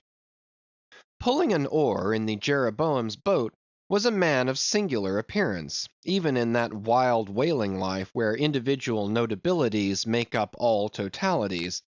He was a small, short, youngish man, sprinkled all over his face with freckles, and wearing redundant yellow hair. A long-skirted, cabalistically cut coat, of a faded walnut tinge enveloped him, the overlapping sleeves of which were rolled up on his wrists. A deep, settled, fanatic delirium was in his eyes. So soon as this figure had been first descried, Stubb had exclaimed, "That's he! That's he! The long-togged scaramouche the Town Hose Company told us of. Stubb here alluded to a strange story told of the Jeroboam, and a certain man among her crew, some time previous when the Pequod spoke the town ho. According to this account, and what was subsequently learned, it seemed that the scaramouche in question had gained a wonderful ascendancy over almost everybody in the Jeroboam. His story was this. He had originally been nurtured among the crazy society of Nesciuna Shakers, where he had been a great prophet, in their cracked secret meetings having several times descended from heaven by way of a trap door, announcing the speedy opening of the seventh vial, which he carried in his vest pocket, but which, instead of containing gunpowder, was supposed to be charged with laudanum. A strange apostolic whim having seized him, he had left Nesciuna for Nantucket, where, with that cunning peculiar to craziness, he assumed a steady, common sense exterior, and offered himself as a green hand candidate for the Jeroboam's whaling voyage. They engaged him, but straightway upon the ship's getting out of sight of land, his insanity broke out in a freshet. He announced himself as the Archangel Gabriel, and commanded the captain to jump overboard. He published his manifesto, whereby he set himself forth as the deliverer of the isles of the sea and vicar general of all Oceanica. The unflinching earnestness with which he declared these things, the dark, daring play of his sleepless, excited imagination, and all the preternatural terrors of real delirium, united to invest this Gabriel in the minds of the majority of the ignorant crew with an atmosphere of sacredness. Moreover, they were afraid of him. As such a man, however, was not of much practical use in the ship, especially as he refused to work except when he pleased, the incredulous captain would fain have been rid of him. But apprised that that individual's intention was to land him in the first convenient port, the Archangel forthwith opened all his seals and vials, devoting the ship and all hands to unconditional perdition in case this intention was carried out. So strongly did he work upon his disciples among the crew, that at last in a body they went to the captain and told him, if Gabriel was sent from the ship, not a man of them would remain. He was therefore forced to relinquish his plan. Nor would they permit Gabriel to be any way maltreated, say or do what he would, so that it came to pass that Gabriel had the complete freedom of the ship. The consequence of all this was, that the Archangel cared little or nothing for the captain and mates, and since the epidemic had broken out, he carried a higher hand than ever, declaring that the plague, as he called it, was at his sole command, nor should it be stayed but according to his good pleasure.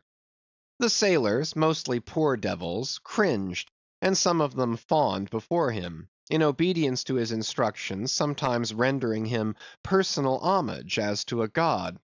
Such things may seem incredible, but however wondrous, they are true. Nor is the history of fanatics half so striking in respect to the measureless self-deception of the fanatic himself, as his measureless power of deceiving and bedeviling so many others. But it is time to return to the Pequod. "I fear not thy epidemic, man," said Ahab from the bulwarks to Captain Mayhew, who stood in the boat's stern. "Come on board." But now Gabriel started to his feet. "Think of the fevers yellow and bilious! Beware of the horrible plague!" "Gabriel, Gabriel," cried Captain Mayhew, "thou must either—" But that instant a headlong wave shot the boat far ahead, and its seethings drowned all speech. "Hast thou seen the white whale?" demanded Ahab when the boat drifted back. "Think of thy whale boat, stoven and sunk! Beware of the horrible tale!" "I tell thee again, Gabriel, that—" But again the boat tore ahead as if dragged by fiends. Nothing was said for some moments, while a succession of riotous waves rolled by, which by one of those occasional caprices of the seas, were tumbling, not heaving it. Meantime the hoisted sperm whale's head jogged about very violently, and Gabriel was seen eyeing it with rather more apprehensiveness than his archangel nature seemed to warrant.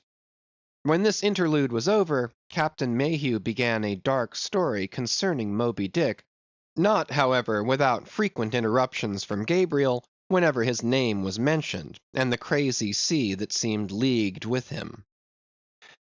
It seemed that the Jeroboam had not long left home, when upon speaking a whale ship, her people were reliably apprised of the existence of Moby Dick, and the havoc he had made. Greedily sucking in this intelligence, Gabriel solemnly warned the captain against attacking the white whale, in case the monster should be seen, in his gibbering insanity, pronouncing the white whale to be no less a being than the Shaker God incarnated, the Shakers receiving the Bible.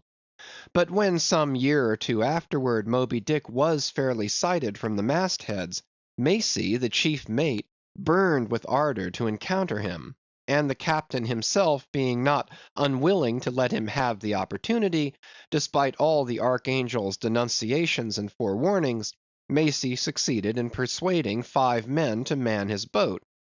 With them he pushed off, and after much weary pulling, and many perilous, unsuccessful onsets, he at last succeeded in getting one iron fast. Meantime Gabriel, ascending to the main royal masthead, was tossing one arm in frantic gestures, and hurling forth prophecies of speedy doom to the sacrilegious assailants of his divinity. Now, while Macey, the mate, was standing up in his boat's bow, and with all the reckless energy of his tribe was venting his wild exclamations upon the whale, and essaying to get a fair chance for his poised lance, lo! a broad white shadow rose from the sea, by its quick fanning motion temporarily taking the breath out of the bodies of the oarsmen. Next instant the luckless mate, so full of furious life, was smitten bodily into the air, and making a long arc in his descent, fell into the sea at a distance of about 50 yards. Not a chip of the boat was harmed, nor a hair of any oarsman's head, but the mate forever sank.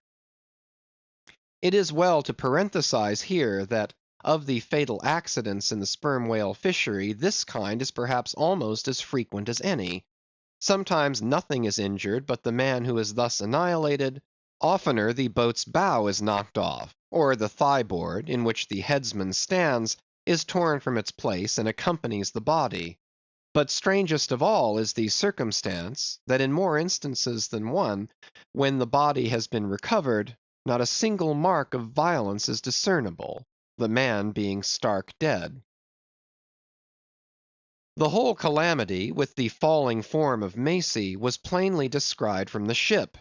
Raising a piercing shriek, "The vial! The vial!"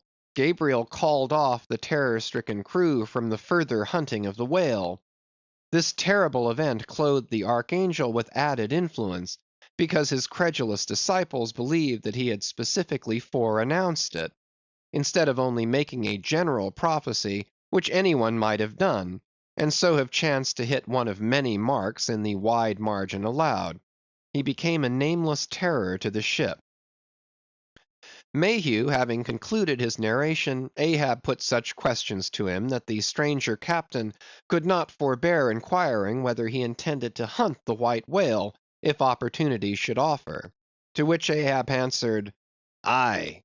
Straightway then, Gabriel once more started to his feet, glaring upon the old man, and vehemently exclaimed with downward pointed finger, "Think, think of the blasphemer, dead and down there! Beware of the blasphemer's end!" Ahab stolidly turned aside, then said to Mayhew, "Captain, I have just bethought me of my letter bag. There is a letter for one of thy officers, if I mistake it not. Starbuck, look over the bag." Every whale ship takes out a goodly number of letters for various ships, whose delivery to the persons to whom they may be addressed depends upon the mere chance of encountering them in the 4 oceans. Thus most letters never reach their mark, and many are only received after attaining an age of 2 or 3 years or more. Soon Starbuck returned with a letter in his hand. It was sorely tumbled, damp, and covered with a dull spotted green mould, in consequence of being kept in a dark locker of the cabin. Of such a letter Death himself might well have been the postboy. "Canst not read it?" cried Ahab. "Give it me, man. Aye, aye, it's but a dim scrawl. What's this?" As he was studying it out, Starbuck took a long cutting spade pole, and with his knife slightly split the end to insert the letter there, and in that way hand it to the boat, without its coming any closer to the ship. Meantime, Ahab, holding the letter, muttered, "Mr. Harry, yes, Mr. Harry, a woman's pinny hand, the man's wife, I'll wager. Aye, Mr. Harry Macy, ship Jeroboam. Why, it's Macy, and he's dead." "Poor fellow, poor fellow, and from his wife," sighed Mayhew. "But let me have it." "Nay, keep it thyself," cried Gabriel to Ahab. "Thou art soon going that way." "Curses throttle thee!" yelled Ahab. "Captain Mayhew, stand by now to receive it." And taking the fatal missive from Starbuck's hands, he caught it in the slit of the pole, and reached it over towards the boat. But as he did so, the oarsman expectantly desisted from rowing. The boat drifted a little towards the ship's stern, so that, as if by magic, the letter suddenly ranged along with Gabriel's eager hand. He clutched it in an instant, seized the boat knife, and impaling the letter on it, sent it thus loaded back into the ship. It fell at Ahab's feet. Then Gabriel shrieked out to his comrades to give way with their oars, and in that manner the mutinous boat rapidly shot away from the Pequod. As, after this interlude, the seamen resumed their work upon the jacket of the whale, many strange things were hinted in reference to this wild affair.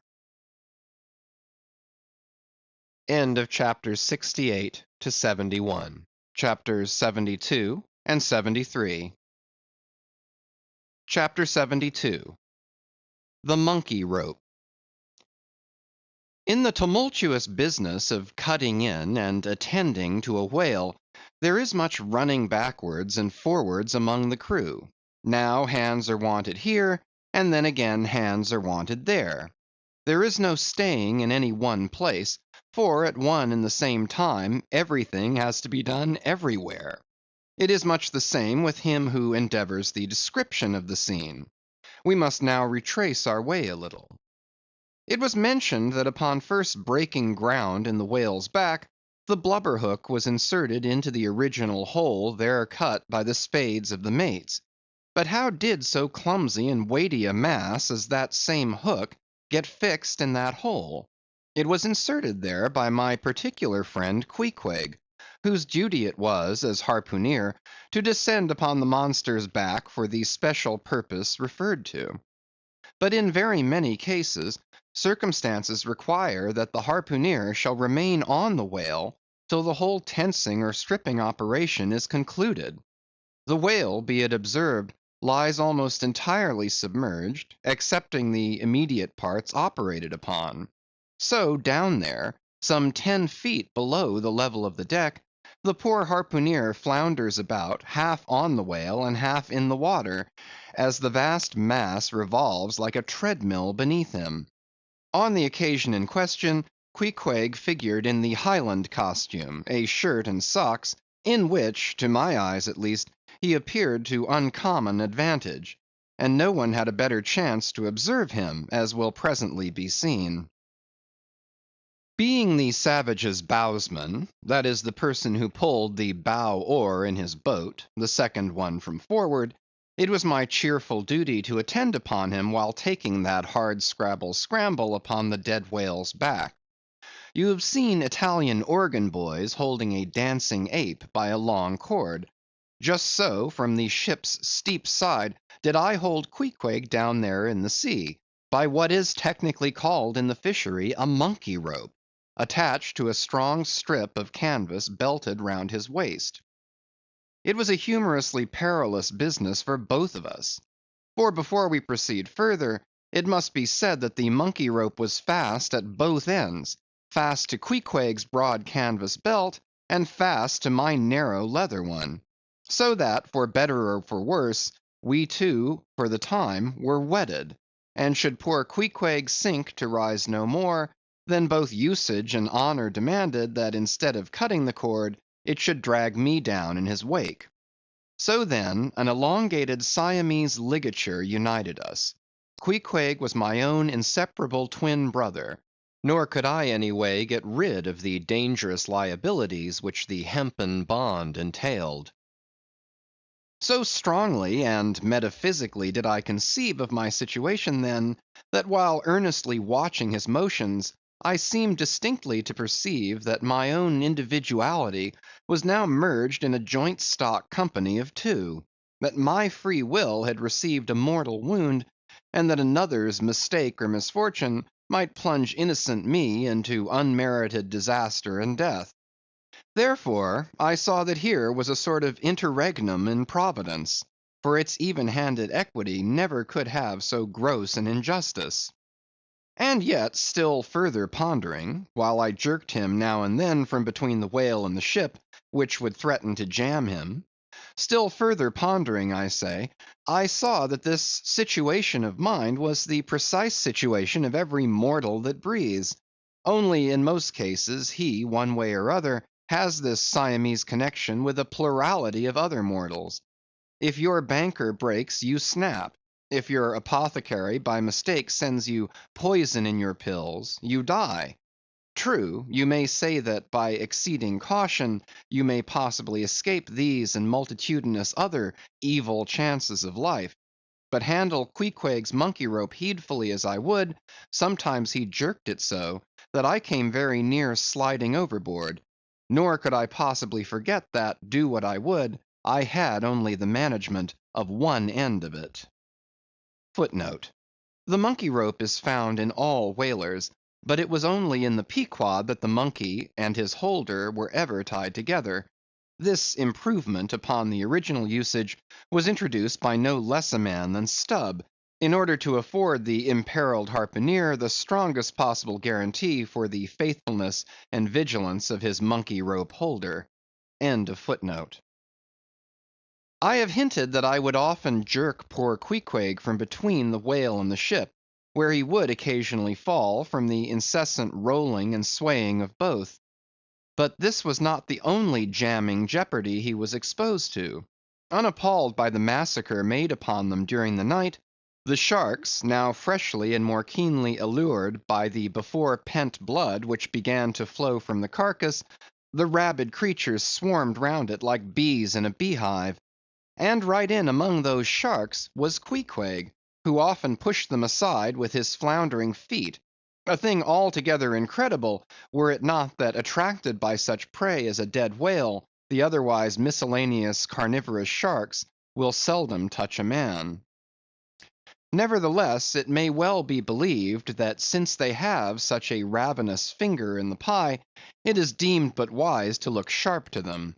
Accordingly, besides the monkey rope with which I now and then jerked the poor fellow from too close a vicinity to the maw of what seemed a peculiarly ferocious shark, he was provided with still another protection. Suspended over the side in one of the stages, Tashtego and Daggoo continually flourished over his head a couple of keen whale spades, wherewith they slaughtered as many sharks as they could reach. This procedure of theirs, to be sure, was very disinterested and benevolent of them.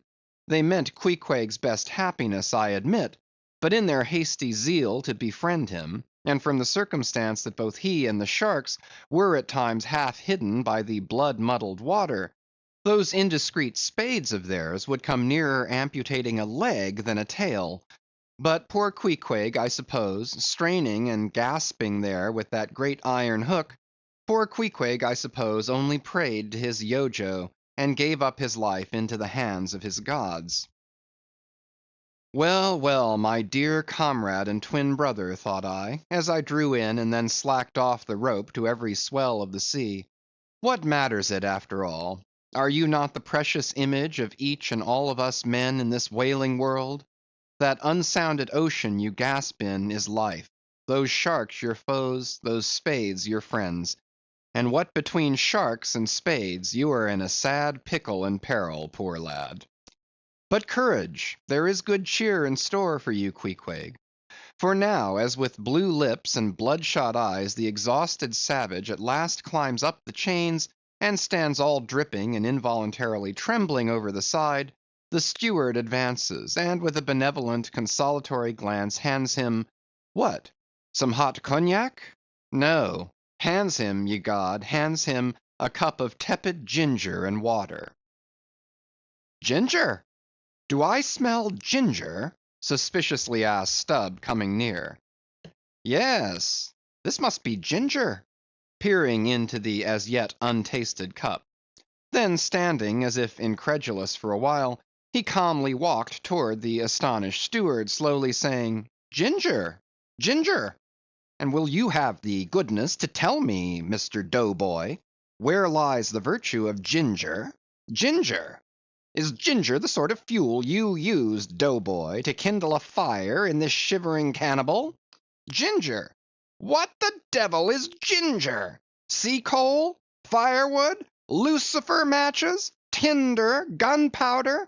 What the devil is ginger, I say, that you offer this cup to our poor Queequeg here? There is some sneaking temperance society movement about this business, he suddenly added, now approaching Starbuck, who had just come from forward. Will you look at that cannikin, sir? Smell of it, if you please. Then, watching the mate's countenance, he added, the steward, Mr. Starbuck, had the face to offer that calomel and jalap to Queequeg there, this instant off the whale. Is the steward an apothecary, sir? And may I ask whether this is the sort of bitters by which he blows back the life into a half-drowned man? I trust not, said Starbuck. It is poor stuff enough. Aye, aye, steward, cried Stubb. We'll teach you to drug it, harpooneer. None of your apothecary's medicine here. You want to poison us, do you? You have got out insurance on our lives, and want to murder us all and pocket the proceeds, do you? It was not me, cried Doughboy. It was Aunt Charity that brought the ginger on board, and bade me never give the harpooneers any spirits, but only this ginger jub, so she called it. Ginger jub, you gingery rascal, take that, and run along with ye to the lockers, and get something better. I hope I do no wrong, Mr. Starbuck. It is the captain's orders, grog for the harpooneer on a whale. Enough, replied Starbuck. Only don't hit him again, but, oh, I never hurt when I hit, except when I hit a whale or something of that sort. And this fellow's a weasel. What were you about saying, sir? Only this. Go down with him and get what thou wantest thyself. When Stubb reappeared, he came with a dark flask in one hand and a sort of tea caddy in the other. The first contained strong spirits and was handed to Queequeg. The second was Aunt Charity's gift, and that was freely given to the waves. Chapter 73. Stubb and Flask kill a right whale, and then have a talk over him. It must be borne in mind that all this time we have a sperm whale's prodigious head hanging to the Pequod's side, but we must let it continue hanging there for a while, till we can get a chance to attend to it. For the present other matters press, and the best we can do now for the head is to pray heaven the tackles may hold. Now, during the past night and forenoon, the Pequod had gradually drifted into a sea which, by its occasional patches of yellow brit, gave unusual tokens of the vicinity of right whales, a species of the Leviathan that but few supposed to be at this particular time lurking anywhere near. And though all hands commonly disdained the capture of those inferior creatures, and though the Pequod was not commissioned to cruise for them at all, and though she had passed numbers of them near the Crozettes without lowering a boat, yet now that a sperm whale had been brought alongside and beheaded, to the surprise of all, the announcement was made that a right whale should be captured that day, if opportunity offered. Nor was this long wanting. Tall spouts were seen to leeward, and two boats, Stubb's and Flask's, were detached in pursuit. Pulling further and further away, they at last became almost invisible to the men at the masthead. But suddenly in the distance they saw a great heap of tumultuous white water, and soon after news came from aloft that one or both the boats must be fast. An interval passed, and the boats were in plain sight, in the act of being dragged right towards the ship by the towing whale. So close did the monster come to the hull, that at first it seemed as if he meant it malice, but suddenly going down in a maelstrom, within 3 rods of the planks, he wholly disappeared from view, as if diving under the keel. "Cut! Cut!" was the cry from the ship to the boats, which for one instant seemed on the point of being brought with a deadly dash against the vessel's side. But having plenty of line yet in the tubs, and the whale not sounding very rapidly, they paid out abundance of rope, and at the same time pulled with all their might so as to get ahead of the ship. For a few minutes the struggle was intensely critical, for while they still slacked out the tightened line in one direction, and still plied their oars in another, the contending strain threatened to take them under. But it was only a few feet advance they sought to gain, and they stuck to it till they did gain it, when instantly a swift tremor was felt running like lightning along the keel, as the strained line scraping beneath the ship suddenly rose to view under her bows, snapping and quivering, and so flinging off its drippings that the drops fell like bits of broken glass on the water, while the whale beyond also rose to sight, and once more the boats were free to fly. But the fagged whale abated his speed, and blindly altering his course, went round the stern of the ship, towing the 2 boats after him, so that they performed a complete circuit. Meanwhile they hauled more and more upon their lines, till, close flanking him on both sides, Stubb answered Flask with lance for lance, and thus round and round the Pequod the battle went, while the multitudes of sharks that had before swum round the sperm whale's body rushed to the fresh blood that was spilled, thirstily drinking at every new gash, as the eager Israelites did at the new bursting fountains that poured from the smitten rock. At last his spout grew thick, and with a frightful roll and vomit, he turned upon his back a corpse. While the 2 headsmen were engaged in making fast cords to his flukes, and in other ways getting the mass in readiness for towing, some conversation ensued between them. "I wonder what the old man wants with this lump of foul lard," said Stubb, not without some disgust at the thought of having to do with so ignoble a leviathan. "Wants with it?" said Flask, coiling some spare line in the boat's bow. "Did you never hear that the ship, which but once has a sperm whale's head hoisted on her starboard side, and at the same time a right whale's head on the larboard, did you never hear, Stubb, that that ship can never afterwards capsize?" "Why not?" "I don't know, but I heard that gamboge ghost of a Fedallah saying so, and he seems to know all about ship's charms, but I sometimes think he'll charm the ship to no good at last. I don't half like that chap, Stubb. Did you ever notice how that tusk of his is a sort of carved into a snake's head, Stubb?" "Sink him! I never look at him at all, but if ever I get a chance of a dark night, and he standing hard by the bulwarks, and no one by, look down there, Flask," pointing into the sea with a peculiar motion of both hands. "Aye, will I? Flask, I take that Fedallah to be the devil in disguise. Do you believe that cock and bull story about his having been stowed away on board ship? He's the devil, I say. The reason why you don't see his tail is because he tucks it up out of sight. He carries it coiled away in his pocket, I guess. Blast him! Now that I think of it, he's always wanting oakum to stuff into the toes of his boots." "He sleeps in his boots, don't he? He hasn't got any hammock, but I've seen him lay of nights in a coil of rigging." "No doubt, and it's because of his cursed tail. He coils it down, do you see, in the eye of the rigging." "What's the old man have so much to do with him for?" "Striking up a swap or a bargain, I suppose." "Bargain? About what?" "Why, do you see, the old man is hard bent after that white whale, and the devil there is trying to come round him, and get him to swap away his silver watch, or his soul, or something of that sort, and then he'll surrender Moby Dick. Pooh, Stubb, you are skylarking. How can Fedallah do that? I don't know, Flask. But the devil is a curious chap, and a wicked one, I tell ye. Why, they say as how he went sauntering into the old flagship once, switching his tail about devilish easy and gentlemanlike, and inquiring if the old governor was at home. Well, he was at home, and asked the devil what he wanted. The devil, switching his hoofs, up and says, I want John. What for? Says the old governor. What business is that of yours? Says the devil, getting mad. I want to use him.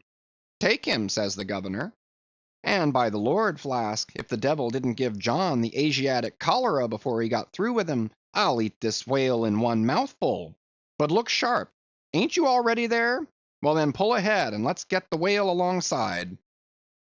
I think I remember some such story as you were telling, said Flask, when at last the two boats were slowly advancing with their burden towards the ship. But I can't remember where. 3 Spaniards? Adventures of those 3 bloody-minded soldados? Did you read it there, Flask? I guess you did. No, never saw such a book. Heard of it, though. But now tell me, Stubb, do you suppose that that devil you were speaking of just now was the same you say is now on board the Pequod? Am I the same man that helped kill this whale? Doesn't the devil live forever? Who ever heard that the devil was dead? Did you ever see any parson wearing a mourning for the devil? And if the devil has a latchkey to get into the admiral's cabin, don't you suppose he can crawl into a porthole? Tell me that, Mr. Flask. How old do you suppose Fedallah is, Stubb? Do you see that mainmast there? Pointing to the ship. Well, that's the figure 1. Now take all the hoops in the Pequod's hold, and string along in a row with that mast for oughts. Do you see? Well, that wouldn't begin to be Fedallah's age. Nor all the coopers in creation couldn't show hoops enough to make oughts enough. But see here, Stubb, I thought you a little boasted just now that you meant to give Fedallah a sea toss if you got a good chance. Now if he's so old as all those hoops of yours come to, and if he is going to live forever, what good will it do to pitch him overboard? Tell me that. Give him a good ducking anyhow. But he'd crawl back. Duck him again, and keep ducking him. Suppose he should take it into his head to duck you, though. Yes, and drown you. What then? I should like to see him try it. I'd give him such a pair of black eyes that he wouldn't dare show his face in the admiral's cabin again for a long while, let alone down in the orlop there where he lives, and hereabouts on the upper decks where he sneaks so much. Damn the devil, Flask. So you suppose I'm afraid of the devil? Who's afraid of him? Except the old governor, who daresn't catch him and put him in double darbies as he deserves, but lets him go about kidnapping people. Aye, and signed a bond with him, that all the people the devil kidnapped he'd roast for him. There's a governor. Do you suppose Fedallah wants to kidnap Captain Ahab? Do I suppose it? You'll know it before long, Flask. But I am going now to keep a sharp lookout on him. And if I see anything very suspicious going on, I'll just take him by the nape of the neck and say, look here, Beelzebub, you don't do it. And if he makes any fuss, by the Lord, I'll make a grab into his pocket for his tail, take it to the capstan, and give him such a wrenching and heaving that his tail will come short off at the stump. Do you see? And then I rather guess when he finds himself docked in that queer fashion, he'll sneak off without the poor satisfaction of feeling his tail between his legs. And what will you do with the tail, Stubb? Do with it? Sell it for an ox whip when we get home. What else? Now do you mean what you say and have been saying all along, Stubb? Mean or not mean, here we are at the ship. The boats were here hailed to tow the whale on the larboard side, where fluke chains and other necessaries were already prepared for securing him. Didn't I tell you so? Said Flask. Yes, you'll soon see this right whale's head hoisted up opposite that Parmacetes. In good time Flask's saying proved true. As before, the Pequod steeply leaned over towards the sperm whale's head. Now, by the counterpoise of both heads, she regained her even keel, though sorely strained, you may well believe. So, when on one side you hoist in Locke's head, you go over that way, but now on the other side hoist in Kant's, and you come back again, but in very poor plight. Thus some minds forever keep trimming boat. Oh, you foolish, throw all these thunderheads overboard, and then you will float light and right. In disposing of the body of a right whale, when brought alongside the ship, the same preliminary proceedings commonly take place as in the case of a sperm whale; only in the latter instance the head is cut off whole, but in the former the lips and tongue are separately removed and hoisted on deck, with all the well-known black bone attached to what is called the crown piece. But nothing like this in the present case had been done. The carcasses of both whales had dropped astern, and the head-laden ship not a little resembled a mule carrying a pair of overburdening panniers. Meantime, Fedallah was calmly eyeing the right whale's head, and ever and anon glancing from the deep wrinkles there to the lines in his own hand. And Ahab chanced so to stand that the Parsee occupied his shadow, while if the Parsee's shadow was there at all, it seemed only to blend with and lengthen Ahab's. As the crew toiled on, Laplandish speculations were bandied among them concerning all these passing things. End of chapters 72 and 73. Chapters 74 to 77. Chapter 74. The Sperm Whale's Head, Contrasted View. Here now are two great whales laying their heads together. Let us join them, and lay together our own. Of the grand order of folio leviathans, the sperm whale and the right whale are by far the most noteworthy. They are the only whales regularly hunted by man. To the Nantucketer they present the two extremes of all the known varieties of the whale. As the external difference between them is mainly observable in their heads, and as a head of each is this moment hanging from the Pequod's side, and as we may freely go from one to the other by merely stepping across the deck, where, I should like to know, will you obtain a better chance to study practical cetology than here? In the first place, you are struck by the general contrast between these heads. Both are massive enough in all conscience, but there is a certain mathematical symmetry in the sperm whales which the right whale's sadly lacks. There is more character in the sperm whale's head. As you behold it, you involuntarily yield the immense superiority to him in point of pervading dignity. In the present instance, too, this dignity is heightened by the pepper and salt color of his head at the summit, giving token of advanced age and large experience. In short, he is what the fishermen technically call a gray-headed whale. Let us now note what is least dissimilar in these heads, namely the two most important organs, the eye and the ear.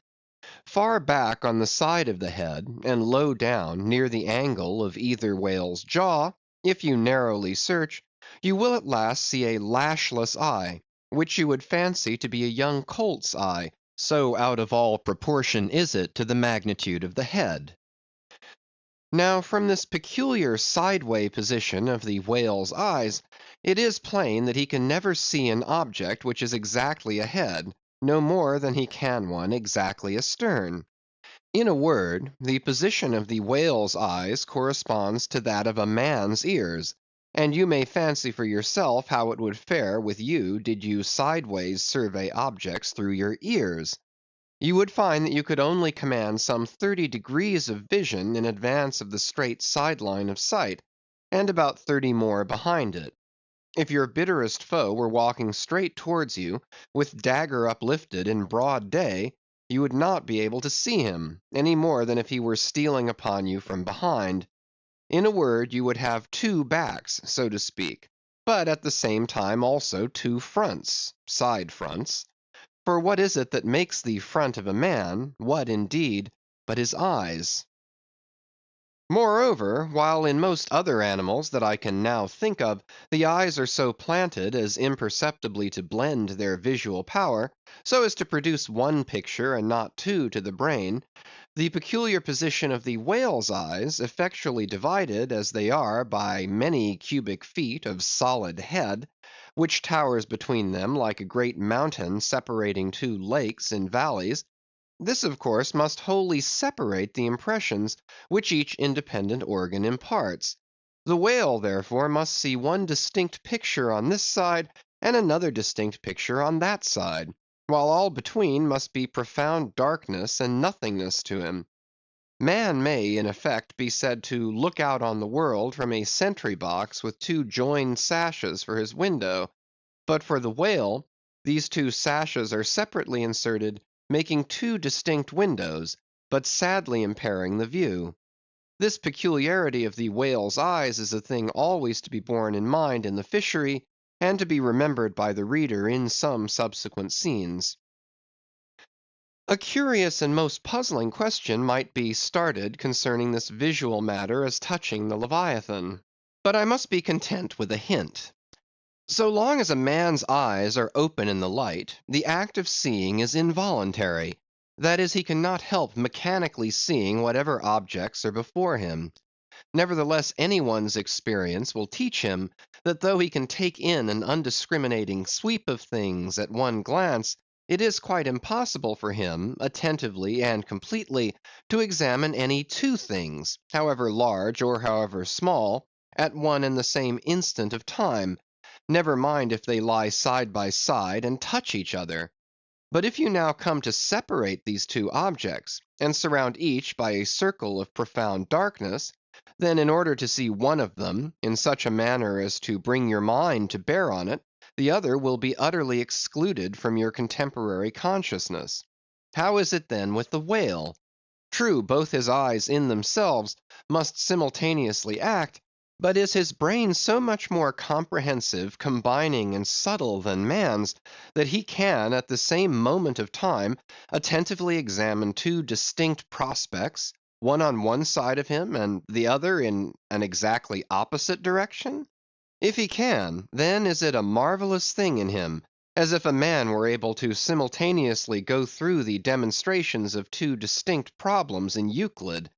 Nor, strictly investigated, is there any incongruity in this comparison. It may be but an idle whim, but it has always seemed to me that the extraordinary vacillations of movement displayed by some whales when beset by 3 or 4 boats, the timidity and liability to queer frights so common to such whales, I think that all this indirectly proceeds from the helpless perplexity of volition in which their divided and diametrically opposite powers of vision must involve them. But the ear of the whale is full as curious as the eye. If you are an entire stranger to their race, you might hunt over these two heads for hours and never discover that organ. The ear has no external leaf whatever, and into the hole itself you can hardly insert a quill, so wondrously minute is it. It is lodged a little behind the eye. With respect to their ears, this important difference is to be observed between the sperm whale and the right. While the ear of the former has an external opening, that of the latter is entirely and evenly covered over with a membrane, so as to be quite imperceptible from without. Is it not curious that so vast a being as the whale should see the world through so small an eye, and hear the thunder through an ear which is smaller than a hare's? But if the eye were broad as the lens of Herschel's great telescope, and his ears capacious as the porches of cathedrals, would that make him any longer of sight or sharper of hearing? Not at all. Why then do you try to enlarge your mind? Subtilize it. Let us now, with whatever levers and steam engines we have at hand, cant over the sperm whale's head, that it may lie bottom up; then, ascending by a ladder to the summit, have a peep down the mouth. And were it not that the body is now completely separated from it, with a lantern we might descend into the great Kentucky mammoth cave of the stomach. But let us hold on here by this tooth and look about us where we are.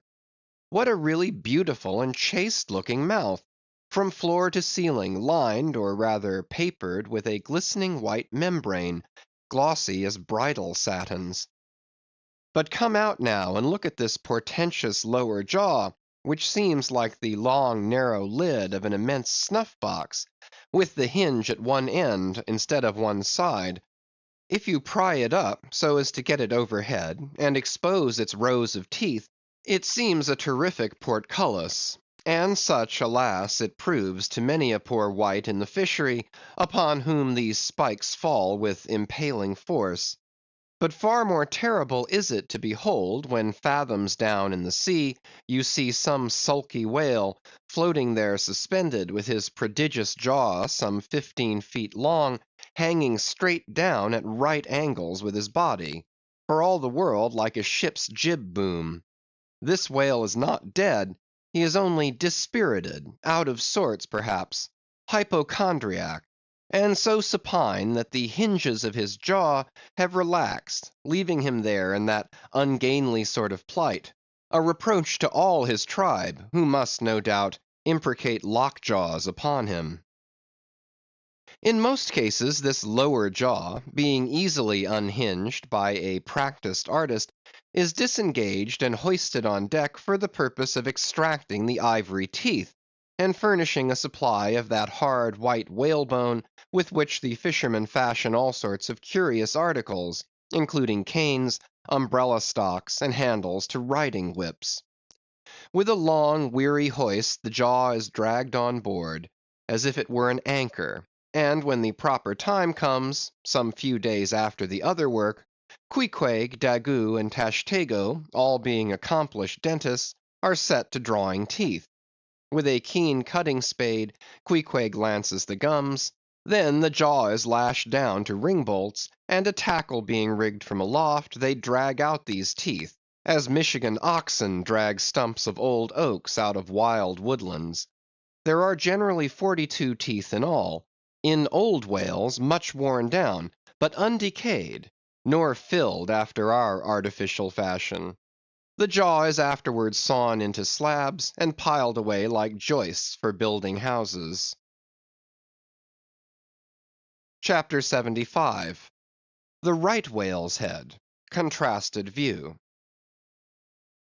Crossing the deck, let us now have a good long look at the right whale's head. As in general shape the noble sperm whale's head may be compared to a Roman war chariot, especially in front where it is so broadly rounded, so at a broad view the right whale's head bears a rather inelegant resemblance to a gigantic galliot-toed shoe.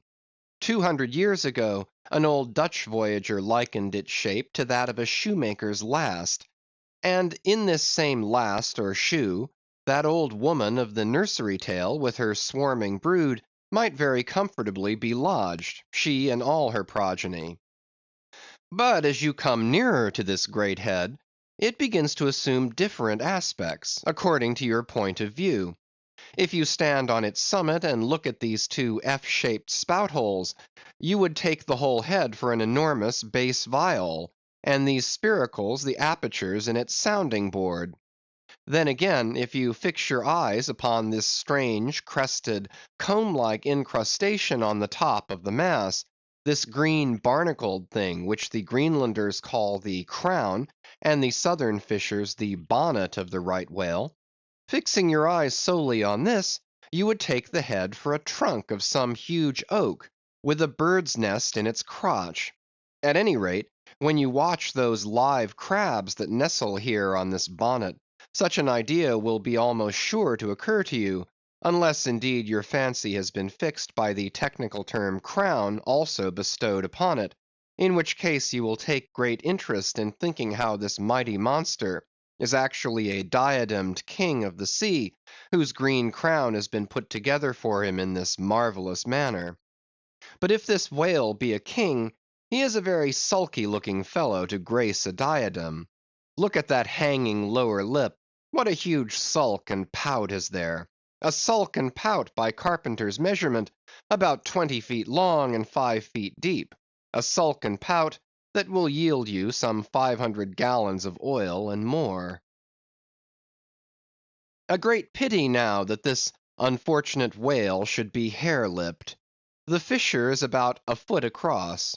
Probably the mother, during an important interval, was sailing down the Peruvian coast when earthquakes caused the beach to gape. Over this lip, as over a slippery threshold, we now slide into the mouth. Upon my word, were I at Mackinaw, I should take this to be the inside of an Indian wigwam. Good Lord! Is this the road that Jonah went? The roof is about 12 feet high, and runs to a pretty sharp angle, as if there were a regular ridge-pole there, while these ribbed, arched, hairy sides present us with those wondrous, half-vertical, scimitar-shaped slats of whalebone, say 300 on a side, which, depending from the upper part of the head or crown bone, form those Venetian blinds which have elsewhere been cursorily mentioned. The edges of these bones are fringed with hairy fibres, through which the right whale strains the water, and in whose intricacies he retains the small fish when open-mouthed he goes through the seas of brit in feeding time. In the central blinds of bone, as they stand in their natural order, there are certain curious marks, curves, hollows, and ridges, whereby some whalemen calculate the creature's age, as the age of an oak by its circular rings. Though the certainty of this criterion is far from demonstrable, yet it has the savor of analogical probability. At any rate, if we yield to it, we must grant a far greater age to the right whale than at first glance will seem reasonable. In old times there seem to have prevailed the most curious fancies concerning these blinds. One voyager in Purchas calls them the wondrous whiskers inside of the whale's mouth, another hog's bristles, a third old gentleman in Hakluyt uses the following elegant language, "There are about 250 fins growing on each side of his upper chop, which arch over his tongue on each side of his mouth." Footnote.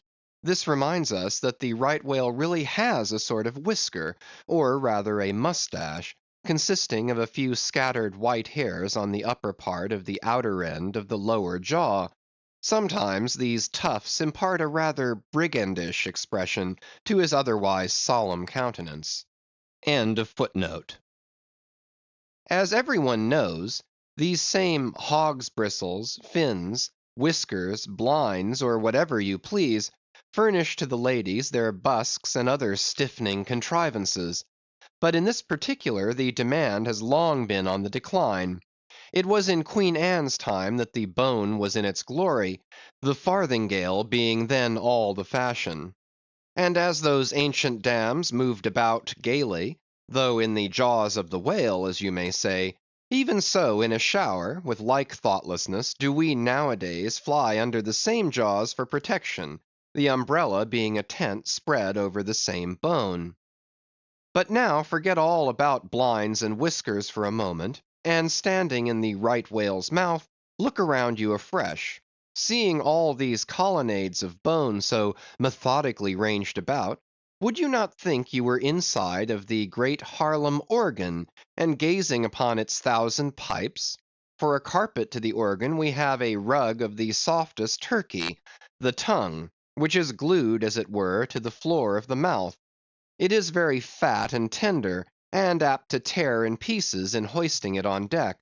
This particular tongue now before us, at a passing glance I should say it was a 6-barreler, that is, it will yield you about that amount of oil. Ere this, you must have plainly seen the truth of what I started with, that the sperm whale and the right whale have almost entirely different heads.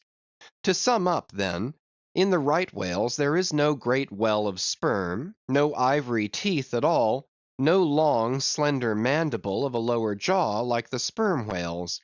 Nor in the sperm whale are there any of those blinds of bone, no huge lower lip, and scarcely anything of a tongue. Again, the right whale has 2 external spout holes, the sperm whale only 1. Look your last now on these venerable hooded heads, while they yet lie together, for one will soon sink unrecorded in the sea, and the other will not be very long in following. Can you catch the expression of the sperm whales there? It is the same he died with, only some of the longer wrinkles in the forehead now seem faded away. I think his broad brow to be full of a prairie-like placidity, born of a speculative indifference as to death. But mark the other head's expression. See that amazing lower lip pressed by accident against the vessel's side, so as firmly to embrace the jaw. Does not this whole head seem to speak of an enormous practical resolution in facing death?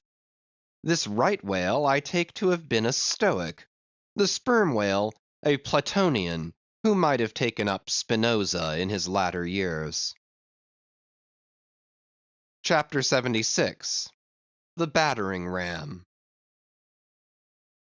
Ere quitting for the nonce the sperm whale's head, I would have you, as a sensible physiologist simply, particularly remark its front aspect in all its compacted collectedness. I would have you investigate it now with the sole view of forming to yourself some unexaggerated, intelligent estimate of whatever battering ram power may be lodged there. Here is a vital point, for you must either satisfactorily settle this matter with yourself, or forever remain an infidel as to one of the most appalling, but not the less true events perhaps anywhere to be found in all recorded history.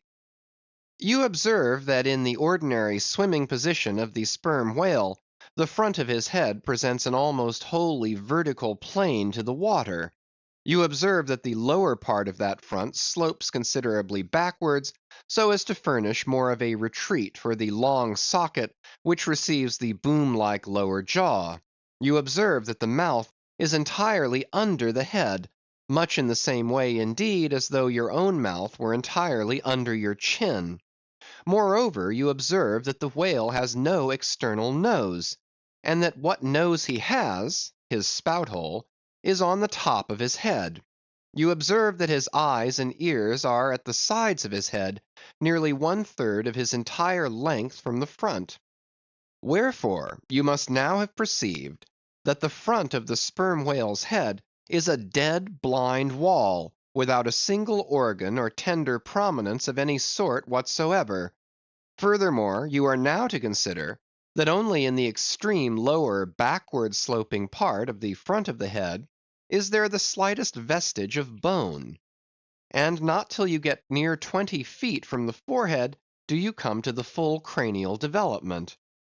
So that this whole enormous boneless mass is as one wad.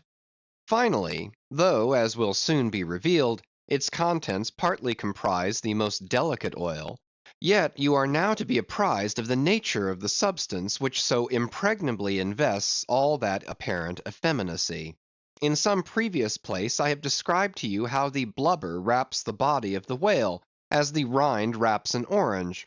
Just so with the head, but with this difference: about the head this envelope, though not so thick, is of a boneless toughness, inestimable by any man who has not handled it.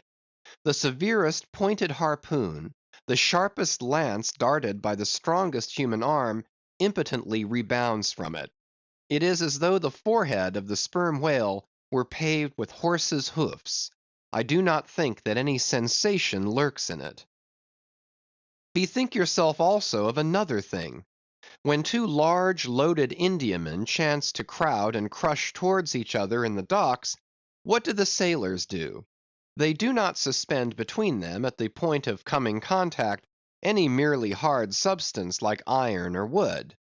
No, they hold there a large round wad of tow and cork, enveloped in the thickest and toughest of ox hide. That, bravely and uninjured, takes the jam which would have snapped all their oaken handspikes and iron crowbars. By itself this sufficiently illustrates the obvious fact I drive at.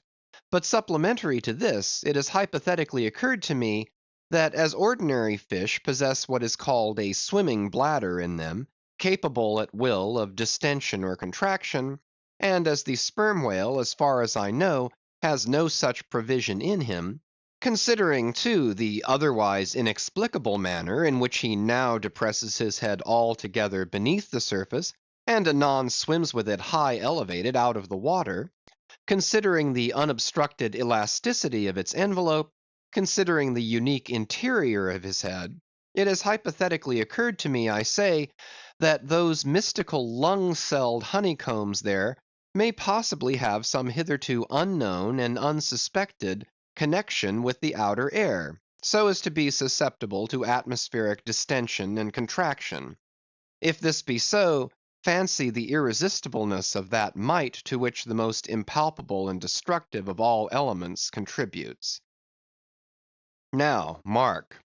Unerringly impelling this dead, impregnable, uninjurable wall, and this most buoyant thing within, there swims behind it all a mass of tremendous life, only to be adequately estimated as piled wood is, by the cord, and all obedient to one volition as the smallest insect; so that when I shall hereafter detail to you all the specialties and concentrations of potency everywhere lurking in this expansive monster, when I shall show you some of his more inconsiderable braining feats, I trust you will have renounced all ignorant incredulity, and be ready to abide by this, that though the sperm whale stove a passage through the Isthmus of Darien, and mixed the Atlantic with the Pacific, you would not elevate one hair of your eyebrow. For unless you own the whale, you are but a provincial and sentimentalist in truth. But clear truth is a thing for salamander giants only to encounter. How small the chances for the provincials then! What befell the weakling youth, lifting the dread goddess's veil at Lais? CHAPTER 77. The Great Heidelberg Tun. Now comes the bailing of the case. But to comprehend it aright, you must know something of the curious internal structure of the thing operated upon. Regarding the sperm whale's head as a solid oblong, you may, on an inclined plane, sideways divide it into two quoins, whereof the lower is the bony structure forming the cranium and jaws, and the upper an unctuous mass wholly free from bones, its broad forward end forming the expanded, vertical, apparent forehead of the whale. At the middle of the forehead, horizontally subdivide this upper quoin, and then you have two almost equal parts, which before were naturally divided by an internal wall of a thick tendinous substance. Footnote: Quoin is not a Euclidean term; it belongs to the pure nautical mathematics. I know not that it has been defined before. A quoin is a solid which differs from a wedge in having its sharp end formed by the steep inclination of one side, instead of the mutual tapering of both sides. End of footnote. The lower subdivided part, called the junk, is one immense honeycomb of oil, formed by the crossing and recrossing into 10,000 infiltrated cells of tough elastic white fibers throughout its whole extent. The upper part, known as the case, may be regarded as the great Heidelberg tun of the sperm whale.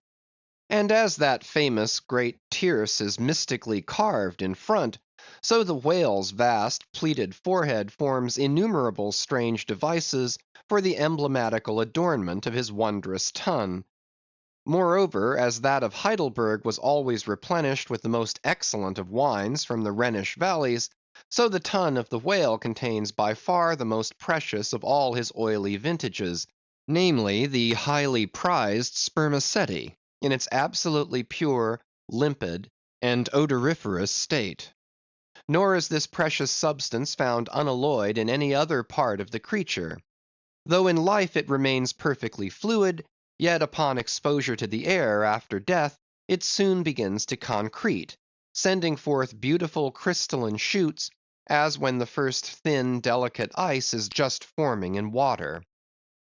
A large whale's case generally yields about 500 gallons of sperm, though from unavoidable circumstances, Considerable of it is spilled, leaks and dribbles away, or is otherwise irrevocably lost in the ticklish business of securing what you can.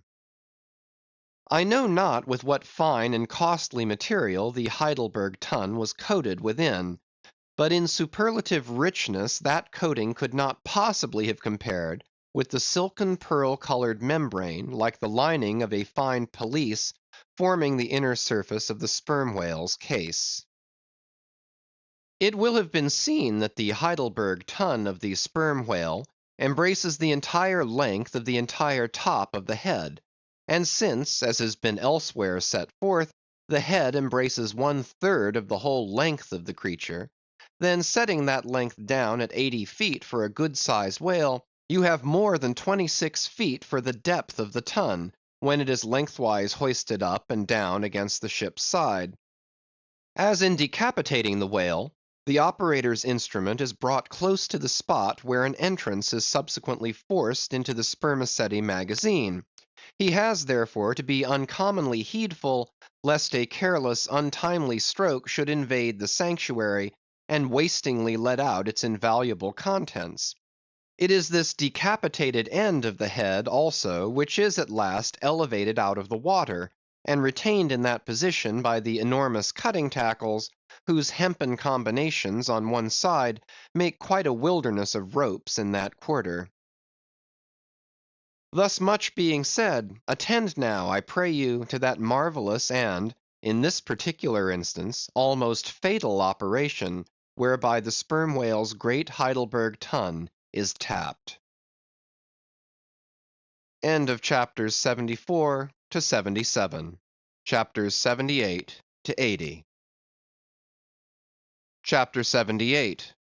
Cistern and Buckets. Nimble as a cat, Tashtego mounts aloft, and without altering his erect posture, runs straight out upon the overhanging mainyard arm, to the part where it exactly projects over the hoisted tun.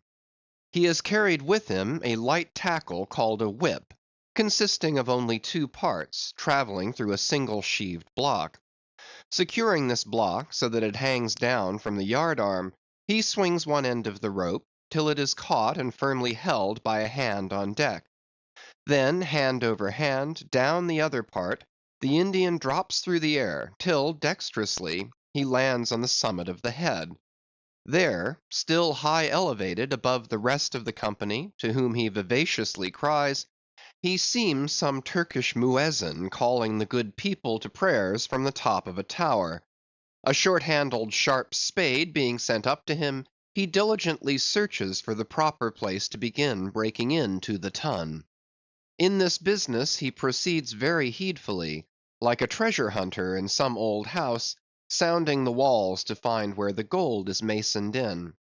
By the time this cautious search is over, a stout iron-bound bucket, precisely like a well bucket, has been attached to one end of the whip, while the other end, being stretched across the deck, is there held by 2 or 3 alert hands. These last now hoist the bucket within grasp of the Indian, to whom another person has reached up a very long pole. Inserting this pole into the bucket, Tashtego downward guides the bucket into the tun, till it entirely disappears. Then, giving the word to the seamen at the whip, up comes the bucket again, all bubbling like a dairymaid's pail of new milk.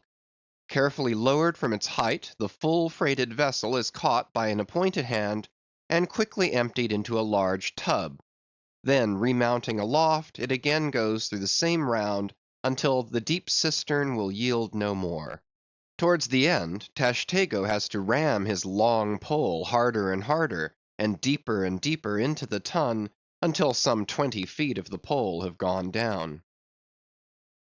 Now, the people of the Pequod had been bailing some time in this way. Several tubs had been filled with the fragrant sperm, when all at once a queer accident happened. Whether it was that Tashtego, that wild Indian, was so heedless and reckless as to let go for a moment his one-handed hold on the great cabled tackles suspending the head, or whether the place where he stood was so treacherous and oozy, or whether the evil one himself would have it fall out so, without stating his particular reasons, How it was exactly there is no telling now, but on a sudden, as the 80th or 90th bucket came suckingly up, my God, poor Tashtego, like the twin reciprocating bucket in a veritable well, dropped head foremost down into this great tun of Heidelberg, and with a horrible oily gurgling went clean out of sight. "Man overboard!" cried Daggoo, who, amid the general consternation, first came to his senses. "Swing the bucket this way!" and putting one foot into it, so as the better to secure his slippery handhold on the whip itself, the hoisters ran him high to the top of the head, almost before Tashtego could have reached its interior bottom. Meantime there was a terrible tumult. Looking over the side, they saw the before lifeless head throbbing and heaving just below the surface of the sea, as if that moment seized with some momentous idea, whereas it was only the poor Indian unconsciously revealing by those struggles the perilous depth to which he had sunk. At this instant, while Daggoo on the summit of the head was clearing the whip, which had somehow got foul of the great cutting tackles, a sharp cracking noise was heard, and to the unspeakable horror of all, one of the two enormous hooks suspending the head tore out, and with a vast vibration the enormous mass sideways swung, till the drunk ship reeled and shook as if smitten by an iceberg. The one remaining hook, upon which the entire strain now depended, seemed every instant to be on the point of giving way, an event still more likely from the violent motions of the head. "Come down, come down!" yelled the seamen to Daggoo, but with one hand holding on to the heavy tackles, so that if the head should drop he would still remain suspended, the negro having cleared the foul line, rammed down the bucket into the now collapsed well, meaning that the buried harpooneer should grasp it, and so be hoisted out. "In Heaven's name, man," cried Stubb, "are you ramming home a cartridge there? Avast! How'll that help him? Jamming that iron-bound bucket on top of his head. Avast, will ye?" "Stand clear of the tackle!" cried a voice like the bursting of a rocket. Almost in the same instant, with a thunder boom, the enormous mass dropped into the sea, like Niagara's Table Rock into the whirlpool. The suddenly relieved hull rolled away from it to far down her glittering copper, and all caught their breath as half swinging, now over the sailors' heads, and now over the water, Daggoo through a thick mist of spray was dimly beheld clinging to the pendulous tackles, while poor buried alive Tashtego was sinking utterly down to the bottom of the sea. But hardly had the blinding vapor cleared away, when a naked figure with a boarding sword in his hand was for one swift moment seen hovering over the bulwarks. The next, a loud splash announced that my brave Queequeg had dived to the rescue. One packed rush was made to the side, and every eye counted every ripple, as moment followed moment, and no sign of either the sinker or the diver could be seen. Some hands now jumped into a boat alongside, and pushed a little off from the ship. "Ha, ha!" cried Daggoo all at once from his now quiet swinging perch overhead, and looking further off from the side, we saw an arm thrust upright from the blue waves, a strange sight to see, as an arm thrust forth from the grass over a grave. "Both! both!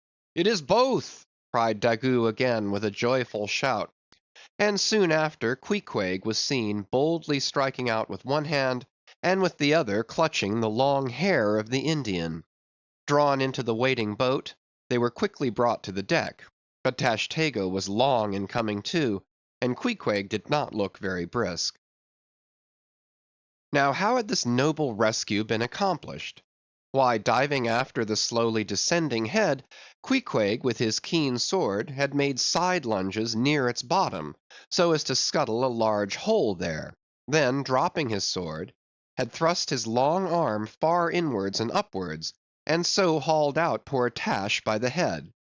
He averred that upon first thrusting in for him, a leg was presented, but well knowing that that was not as it ought to be, and might occasion great trouble, he had thrust back the leg, and by a dexterous heave and toss, had wrought a somerset upon the Indian, so that with the next trial he came forth in the good old way, head foremost. As for the great head itself, that was doing as well as could be expected. And thus through the courage and great skill in obstetrics of Queequeg, the deliverance, or rather delivery of Tashtego was successfully accomplished. In the teeth, too, of the most untoward and apparently hopeless impediments, which is a lesson by no means to be forgotten. Midwifery should be taught in the same course with fencing and boxing, riding and rowing. I know that this queer adventure of the Gay Headers will be sure to seem incredible to some landsmen, though they themselves have either seen or heard of some one's falling into a cistern ashore, an accident which not seldom happens, and with much less reason too than the Indians, considering the exceeding slipperiness of the curb of the sperm whale's well. But peradventure, it may be sagaciously urged, how is this? We thought the tissued infiltrated head of the sperm whale was the lightest and most corky part about him, and yet thou makest it sink in an element of far greater specific gravity than itself. We have thee there. Not at all, but I have ye. For at the time poor Tash fell in, the case had been nearly emptied of its lighter contents, leaving little but the dense tendinous wall of the well, a double-welded, hammered substance, as I have before said, much heavier than the sea water, and a lump of which sinks in it like lead almost. But the tendency to rapid sinking in this substance was in the present instance materially counteracted by the other parts of the head remaining undetached from it, so that it sank very slowly and deliberately indeed, affording Queequeg a fair chance for performing his agile obstetrics on the run, as you may say. Yes, it was a running delivery, so it was. Now, had Tashtego perished in that head, it had been a very precious perishing. Smothered in the very whitest and daintiest of fragrant spermaceti, coffined, hearsed, and tombed in the secret inner chamber and sanctum sanctorum of the whale, only one sweeter end can readily be recalled, the delicious death of an Ohio honey hunter, who, seeking honey in the crotch of a hollow tree, found such an exceeding store of it, that leaning too far over, it sucked him in, so that he died embalmed. How many, think ye, have likewise fallen into Plato's honey head, and sweetly perished there? Chapter 79. The Prairie. To scan the lines of his face, or feel the bumps on the head of this Leviathan, this is a thing which no physiognomist or phrenologist has as yet undertaken. Such an enterprise would seem almost as hopeful as for Lavater to have scrutinized the wrinkles on the rock of Gibraltar, or for Gall to have mounted a ladder and manipulated the dome of the Pantheon. Still, in that famous work of his, Lavater not only treats of the various faces of men, but also attentively studies the faces of horses, birds, serpents, and fish, and dwells in detail upon the modifications of expression discernible therein. Nor have Gall and his disciple Spurzheim failed to throw out some hints touching the phrenological characteristics of other beings than man. Therefore, though I am but ill qualified for a pioneer in the application of these two semi-sciences to the whale, I will do my endeavor. I try all things. I achieve what I can. Physiognomically regarded, the sperm whale is an anomalous creature. He has no proper nose, and since the nose is the central and most conspicuous of the features, and since it perhaps most modifies and finally controls their combined expression, hence it would seem that its entire absence, as an external appendage, must very largely affect the countenance of the whale. For as in landscape gardening, a spire, cupola, monument, or tower of some sort is deemed almost indispensable to the completion of the scene, so no face can be physiognomically in keeping without the elevated open-work belfry of the nose. Dash the nose from Phidias's marble Jove, and what a sorry remainder! Nevertheless, Leviathan is of so mighty a magnitude, all his proportions are so stately, that the same deficiency which in the sculptured Jove were hideous, In him is no blemish at all; nay, it is an added grandeur. A nose to the whale would have been impertinent. As on your physiognomical voyage you sail round his vast head in your jolly boat, your noble conceptions of him are never insulted by the reflection that he has a nose to be pulled; a pestilent conceit which so often will insist upon obtruding even when beholding the mightiest royal beadle on his throne. In some particulars, perhaps the most imposing physiognomical view to be had of the sperm whale is that of the full front of his head. This aspect is sublime. In thought, a fine human brow is like the east when troubled with the morning. In the repose of the pasture, the curled brow of the bull has a touch of the grand in it. Pushing heavy cannon up mountain defiles, the elephant's brow is majestic. Human or animal, the mystical brow is as that great golden seal affixed by the German emperors to their decrees. It signifies, God, done this day by my hand. But in most creatures, nay, in man himself, very often the brow is but a mere strip of alpine land lying along the snow line. Few are the foreheads which, like Shakespeare's or Melanchthon's, rise so high and descend so low that the eyes themselves seem clear, eternal, tideless mountain lakes, and all above them in the forehead's wrinkles you seem to track the antlered thoughts descending there to drink, as the Highland hunters track the snow prints of the deer. But in the great sperm whale this high and mighty, godlike dignity inherent in the brow is so immensely amplified, that gazing on it in that full front view, you feel the deity and the dread powers more forcibly than in beholding any other object of living nature. For you see no one point precisely, not one distinct feature is revealed, no nose, eyes, ears, or mouth, no face; he has none proper; nothing but that one broad firmament of a forehead, pleated with riddles, dumbly lowering with the doom of boats and ships and men. Nor, in profile, does this wondrous brow diminish; though that way viewed its grandeur does not domineer upon you so. In profile, you plainly perceive that horizontal, semi-crescentic depression in the forehead's middle, which in man is Lavater's mark of genius. But how? Genius in the sperm whale? Has the sperm whale ever written a book, spoken a speech? No, his great genius is declared in his doing nothing particular to prove it.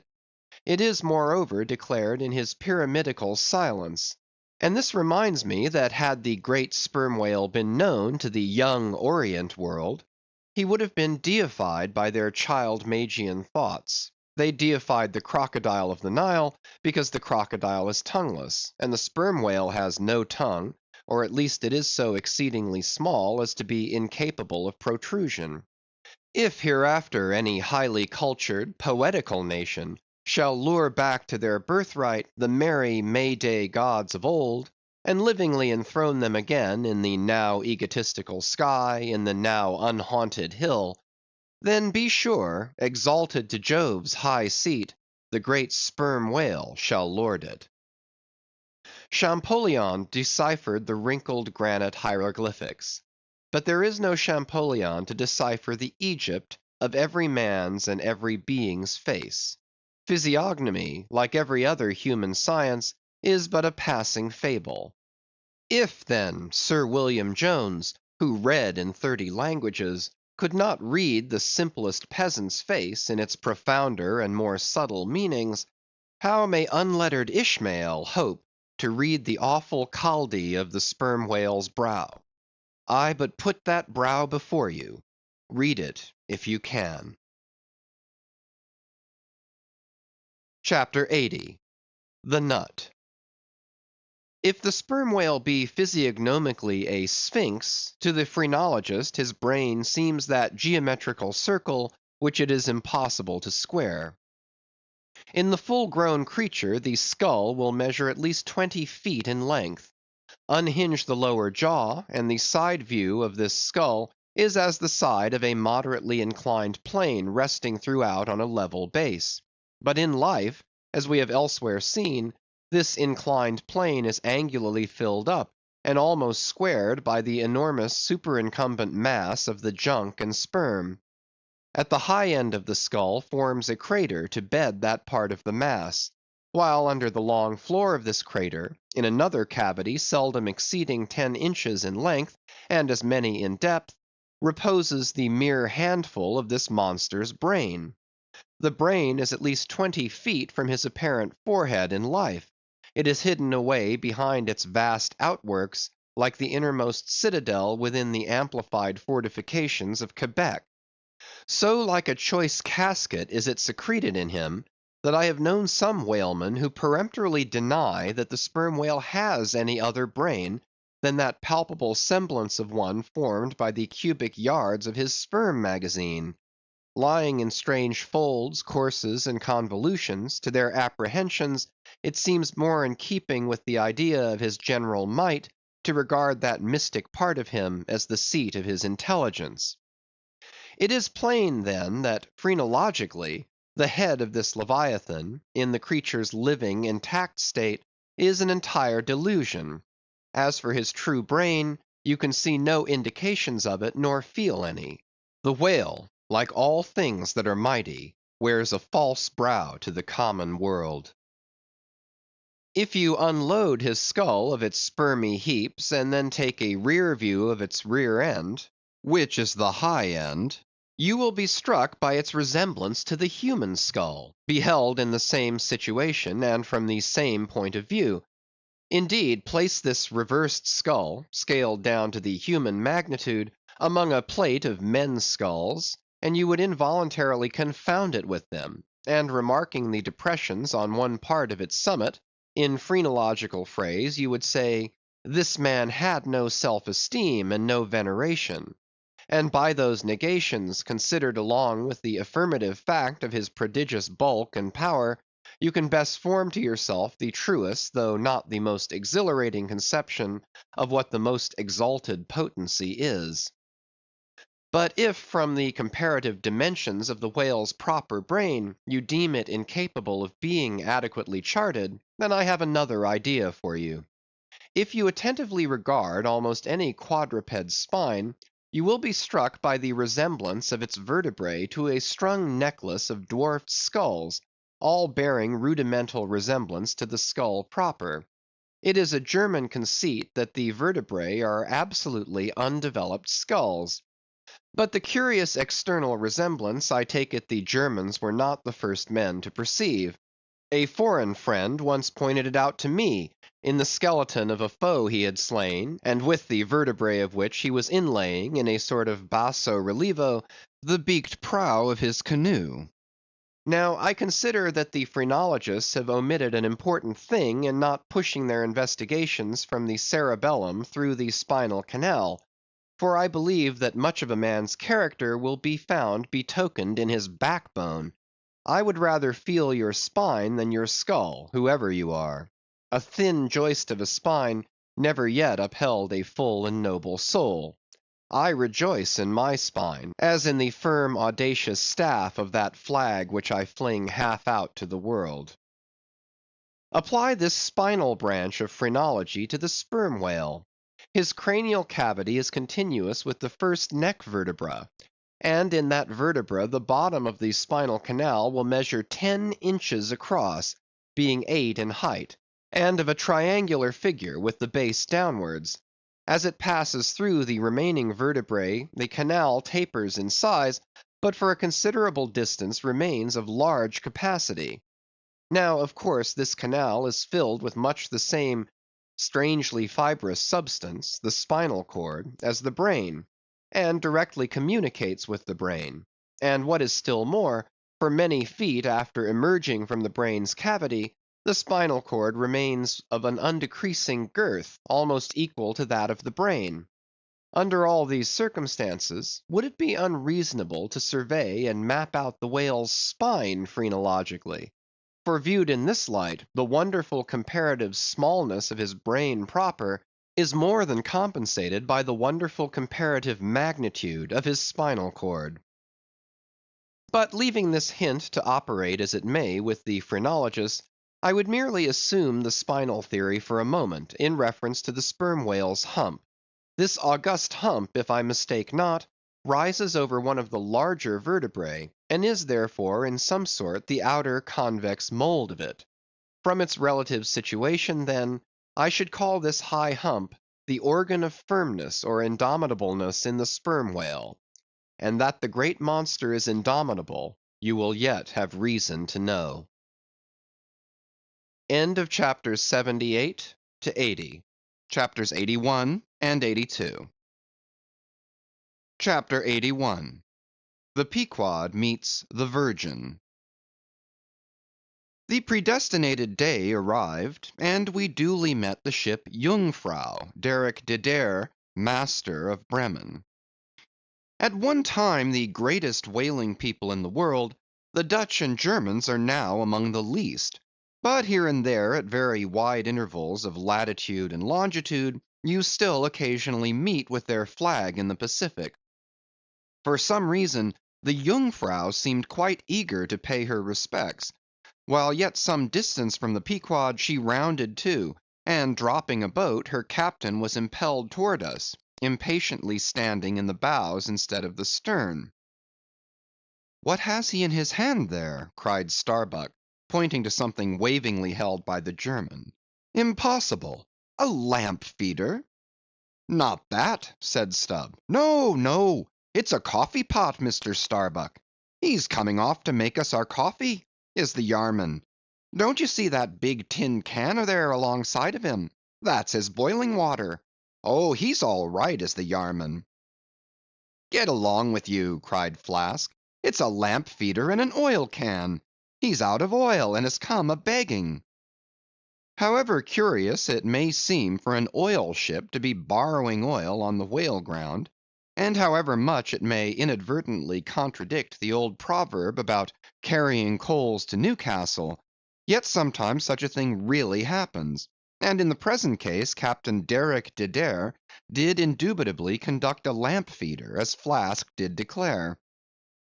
As he mounted the deck, Ahab abruptly accosted him, without at all heeding what he had in his hand; but in his broken lingo the German soon evinced his complete ignorance of the white whale, immediately turning the conversation to his lamp feeder and oil can, with some remarks touching his having to turn into his hammock at night in profound darkness, his last drop of Bremen oil being gone, and not a single flying fish yet captured to supply the deficiency; concluding by hinting that his ship was indeed what in the fishery is technically called a clean one, that is, an empty one, well deserving the name of Jungfrau, or the Virgin.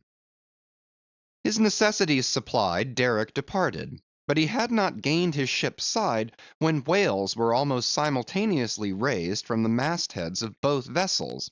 And so eager for the chase was Derrick, that without pausing to put his oil can and lamp feeder aboard, he slewed round his boat and made after the Leviathan lamp feeders. Now the game having risen to the leeward, he and the other 3 German boats that soon followed him had considerably the start of the Pequod's keels. There were 8 whales, an average pod. Aware of their danger, they were going all abreast with great speed straight before the wind, rubbing their flanks as closely as so many spans of horses in harness. They left a great wide wake, as though continually unrolling a great wide parchment upon the sea.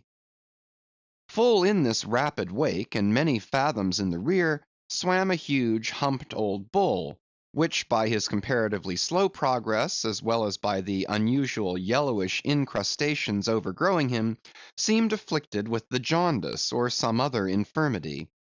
Whether this whale belonged to the pod in advance seemed questionable, for it is not customary for such venerable leviathans to be at all social. Nevertheless he stuck to their wake, though indeed their backwater must have retarded him, because the white bone or swell at his broad muzzle was a dashed one, like the swell formed when 2 hostile currents meet. His spout was short, slow, and laborious, coming forth with a choking sort of gush, and spending itself in torn shreds, followed by strange subterranean commotions in him, which seemed to have egress at his other buried extremity, causing the waters behind him to upbubble. "Who's got some paregoric?" said Stubb. "He has the stomach ache, I'm afraid. Lord, think of having half an acre of stomach ache! Adverse winds are holding mad Christmas in him, boys. It's the first foul wind I ever knew to blow from astern. But look, did ever whale yaw so before? It must be he's lost his tiller." As an overladen Indiaman, bearing down the Hindustan coast with a deck-load of frightened horses, careens, berries, rolls, and wallows on her way, so did this old whale heave his aged bulk, and now and then, partly turning over on his cumbrous rib ends, expose the cause of his devious wake in the unnatural stump of his starboard fin. Whether he had lost that fin in battle, or had been born without it, it were hard to say. "Only wait a bit, old chap, and I'll give ye a sling for that wounded arm," cried cruel Flask, pointing to the whale line near him. "Mind he don't sling thee with it," cried Starbuck. "Give way, or the German will have him." With one intent, all the combined rival boats were pointed for this one fish; because not only was he the largest, and therefore the most valuable whale, but he was nearest to them, and the other whales were going with such great velocity, moreover, as almost to defy pursuit for the time. At this juncture the Pequod's keels had shot by the 3 German boats last lowered; but from the great start he had had, Derick's boat still led the chase, though every moment neared by his foreign rivals. The only thing they feared was, that from being already so nigh to his mark, he would be enabled to dart his iron before they could completely overtake and pass him. As for Derick, he seemed quite confident that this would be the case, and occasionally, with a deriding gesture, shook his lamp feeder at the other boats. "The ungracious and ungrateful dog!" cried Starbuck. "He mocks and dares me with the very poor box I filled for him not 5 minutes ago." Then in his old intense whisper, "Give way, greyhounds! Dog to it!" "I tell you what it is, men," cried Stubb to his crew, "it's against my religion to get mad, but I'd like to eat that villainous Yarman. Pull, won't ye? Are ye going to let that rascal beat ye?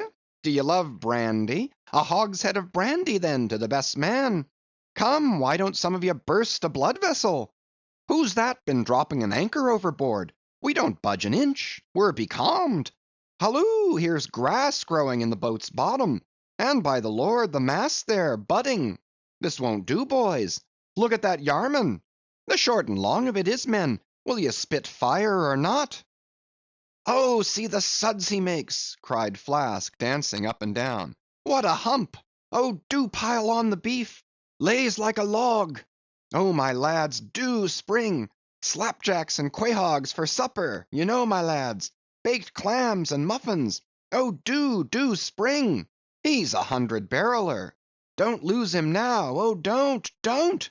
See that Yarman! Oh, won't ye pull for your duff, my lads? Such a sog! Such a sogger! Don't you love sperm? There goes $3,000, men! A bank! A whole bank! The Bank of England! Oh, do! What's that Yarman about now?"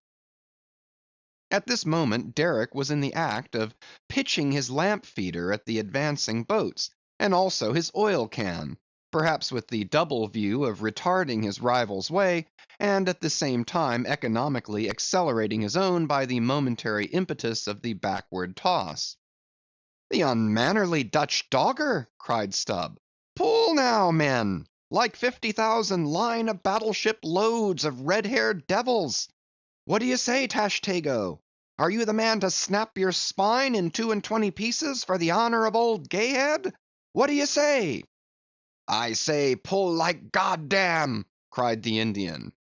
Fiercely but evenly incited by the taunts of the German, the Pequod's 3 boats now began ranging almost abreast, and so disposed, momentarily neared him, in that fine, loose, chivalrous attitude of the headsman when drawing near to his prey, The three mates stood up proudly, occasionally backing the after oarsman with an exhilarating cry of, "There she slides now! Hurrah for the white ash breeze!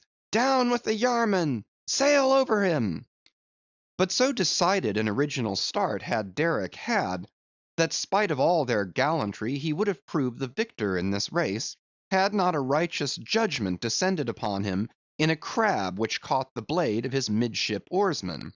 While this clumsy lubber was striving to free his white ash, and while in consequence Derick's boat was nigh to capsizing, and he thundering away at his men in a mighty rage, that was a good time for Starbuck, Stubb, and Flask. With a shout they took a mortal start forward, and slantingly ranged up on the German's quarter. An instant more and all four boats were diagonally in the whale's immediate wake, while stretching from them on both sides was the foaming swell that he made.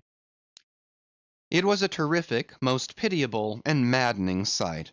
The whale was now going head out, and sending his spout before him in a continual tormented jet, while his one poor fin beat his side in an agony of fright.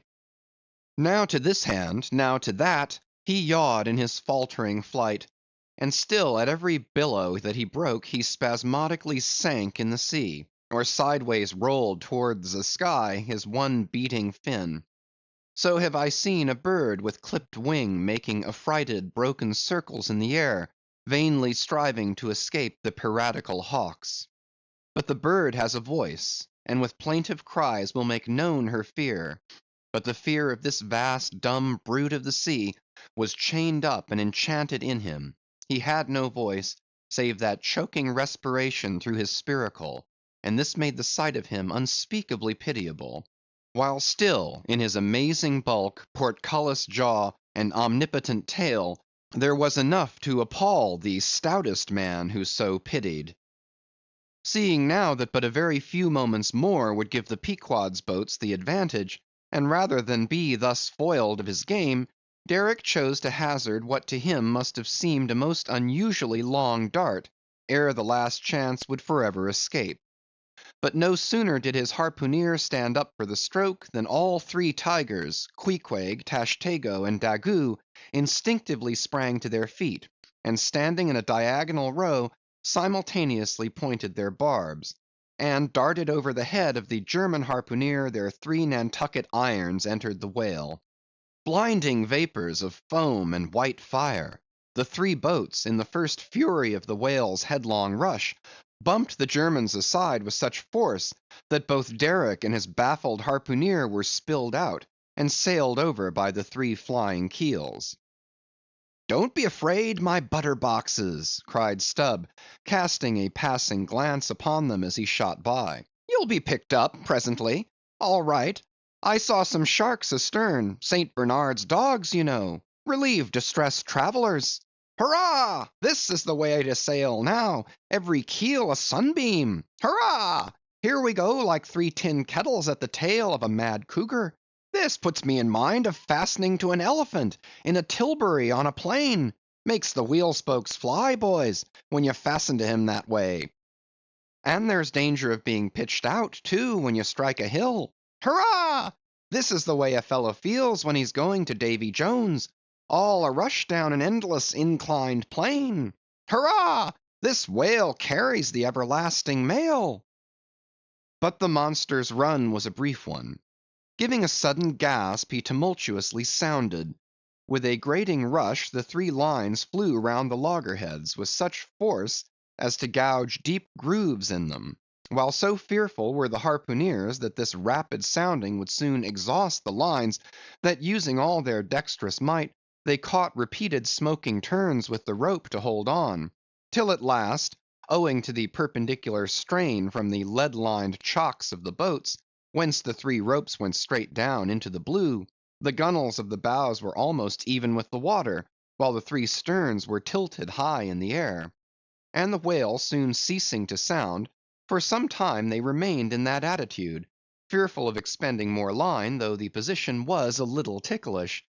But though boats have been taken down and lost in this way, yet it is this holding on, as it is called, this hooking up by the sharp barbs of his live flesh from the back, This it is that often torments the Leviathan into soon rising again to meet the sharp lance of his foes. Yet not to speak of the peril of the thing, it is to be doubted whether this course is always the best, for it is but reasonable to presume that the longer the stricken whale stays under water, the more he is exhausted; because owing to the enormous surface of him, in a full grown sperm whale something less than 2,000 square feet, the pressure of the water is immense. We all know what an astonishing atmospheric weight we ourselves stand up under, even here above ground in the air. How vast then the burden of a whale, bearing on his back a column of 200 fathoms of ocean! It must at least equal the weight of 50 atmospheres. One whaleman has estimated it at the weight of 20 line of battle ships, with all their guns and stores and men on board. As the three boats lay there on that gently rolling sea, gazing down into its eternal blue noon, and as not a single groan or cry of any sort, nay, not so much as a ripple or a bubble came up from its depths, what landsman would have thought that beneath all that silence and placidity, the utmost monster of the seas was writhing and wrenching in agony? Not 8 inches of perpendicular rope were visible at the bows. Seems it credible that by 3 such thin threads the great Leviathan was suspended like the big weight to an 8-day clock? Suspended! And to what? To 3 bits of board! Is this the creature of whom it was once so triumphantly said, "Canst thou fill his skin with barbed irons, or his head with fish spears? The sword of him that layeth at him cannot hold, the spear, the dart, nor the habergeon. He esteemeth iron as straw; the arrow cannot make him flee; darts are counted as stubble; he laugheth at the shaking of a spear." This the creature? This he? Oh, that unfulfillment should follow the prophets! For with the strength of 1,000 thighs in his tail, Leviathan had run his head under the mountains of the sea, to hide him from the Pequod's fish spears. In that sloping afternoon sunlight, the shadows that the 3 boats sent down beneath the surface must have been long enough and broad enough to shade half Xerxes' army. Who can tell how appalling to the wounded whale must have been such huge phantoms flitting over his head? "Stand by, men! He stirs!" cried Starbuck, as the 3 lines suddenly vibrated in the water, distinctly conducting upwards to them, as by magnetic wires, the life and death throbs of the whale, so that every oarsman felt them in his seat. The next moment, relieved in great part from the downward strain at the bows, the boats gave a sudden bounce upward, as a small ice field will, when a dense herd of white bears are scared from it into the sea. "Haul in! Haul in!" cried Starbuck again. "He's rising!" The lines, of which hardly an instant before not one hand's breadth could have been gained, were now in long, quick coils flung back, all dripping into the boats; and soon the whale broke water within 2 ships' lengths of the hunters. His motions plainly denoted his extreme exhaustion.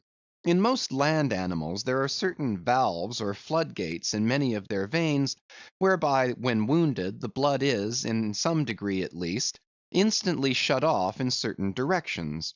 Not so with the whale, one of whose peculiarities it is to have an entire non-valvular structure of the blood vessels, so that when pierced even by so small a point as a harpoon, a deadly drain is at once begun upon his whole arterial system; and when this is heightened by the extraordinary pressure of water at a great distance below the surface, his life may be said to pour from him in incessant streams. Yet so vast is the quantity of blood in him, and so distant and numerous its interior fountains, that he will keep thus bleeding and bleeding for a considerable period, even as in a drought a river will flow, whose source is in the well springs of far off and undiscernible hills. Even now, when the boats pulled upon the whale, and perilously drew over his swaying flukes, and the lances were darted into him, they were followed by steady jets from the new-made wound, which kept continually playing, while the natural spout-hole in his head was only at intervals, however rapid, sending its affrighted moisture into the air. From this last vent no blood yet came, because no vital part of him had thus far been struck. His life, as they significantly call it, was untouched. As the boats now more closely surrounded him, the whole upper part of his form, with much of it that is ordinarily submerged, was plainly revealed. His eyes, or rather the places where his eyes had been, were beheld. As strange misgrown masses gather in the knot-holes of the noblest oaks when prostrate, so from the points which the whale's eyes had once occupied now protruded blind bulbs, horribly pitiable to see. But pity there was none. For all his old age, and his one arm, and his blind eyes, he must die the death, and be murdered, in order to light the gay bridals and other merry makings of men, and also to illuminate the solemn churches that preach unconditional inoffensiveness by all to all. Still rolling in his blood, at last he partially disclosed a strangely discolored bunch or protuberance, the size of a bushel, low down on the flank. "A nice spot!" cried Flask. "Just let me prick him there once." "Avast!" cried Starbuck. "There's no need of that." But humane Starbuck was too late. At the instant of the dart, an ulcerous jet shot from this cruel wound, and goaded by it into more than sufferable anguish, the whale, now spouting thick blood, with swift fury, blindly darted at the craft, bespattering them and their glorying crews all over with showers of gore, capsizing Flask's boat, and marring the bows. It was his death stroke. For by this time, so spent was he by loss of blood, that he helplessly rolled away from the wreck he had made, lay panting on his side, impotently flapped with his stumped fin, then over and over slowly revolved like a waning world, turned up the white secrets of his belly, lay like a log, and died. It was most piteous, that last expiring spout, as when by unseen hands the water is gradually drawn off from some mighty fountain, and with half-stifled melancholy gurglings the spray column lowers and lowers to the ground, so the last long dying spout of the whale. Soon, while the crews were awaiting the arrival of the ship, the body showed symptoms of sinking with all its treasures unrifled. Immediately, by Starbuck's orders, lines were secured to it at different points, so that ere long every boat was a buoy, the sunken whale being suspended a few inches beneath them by the cords. By very heedful management, when the ship drew nigh, the whale was transferred to her side, and was strongly secured there by the stiffest fluke chains, for it was plain that unless artificially upheld, the body would at once sink to the bottom. It so chanced that almost upon first cutting into him with the spade, the entire length of a corroded harpoon was found embedded in his flesh, on the lower part of the bunch before described. But as the stumps of harpoons are frequently found in the dead bodies of captured whales, with the flesh perfectly healed around them, and no prominence of any kind to denote their place, therefore there must needs have been some other unknown reason in the present case fully to account for the ulceration alluded to. But still more curious was the fact of a lance head of stone being found in him, not far from the buried iron, the flesh perfectly firm about it. Who had darted that stone lance, and when? It might have been darted by some Norwest Indian, long before America was discovered. What other marvels might have been rummaged out of this monstrous cabinet, there is no telling, but a sudden stop was put to further discoveries by the ship's being unprecedentedly dragged over sideways to the sea, owing to the body's immensely increasing tendency to sink. However, Starbuck, who had the ordering of affairs, hung on to it to the last; hung on to it so resolutely, indeed, that when at length the ship would have been capsized if still persisting in locking arms with the body, then when the command was given to break clear from it, such was the immovable strain upon the timber heads to which the fluke chains and cables were fastened, that it was impossible to cast them off. Meantime everything in the Pequod was aslant. To cross to the other side of the deck was like walking up the steep gabled roof of a house. The ship groaned and gasped. Many of the ivory inlayings of her bulwarks and cabins were started from their places by the unnatural dislocation. In vain handspikes and crows were brought to bear upon the immovable fluke chains to pry them adrift from the timber heads; and so low had the whale now settled that the submerged ends could not be at all approached, while every moment whole tons of ponderosity seemed added to the sinking bulk, and the ship seemed on the point of going over. "Hold on, won't ye?" cried Stubb to the body. "Don't be in such a devil of a hurry to sink. By thunder, men, we must do something or go for it.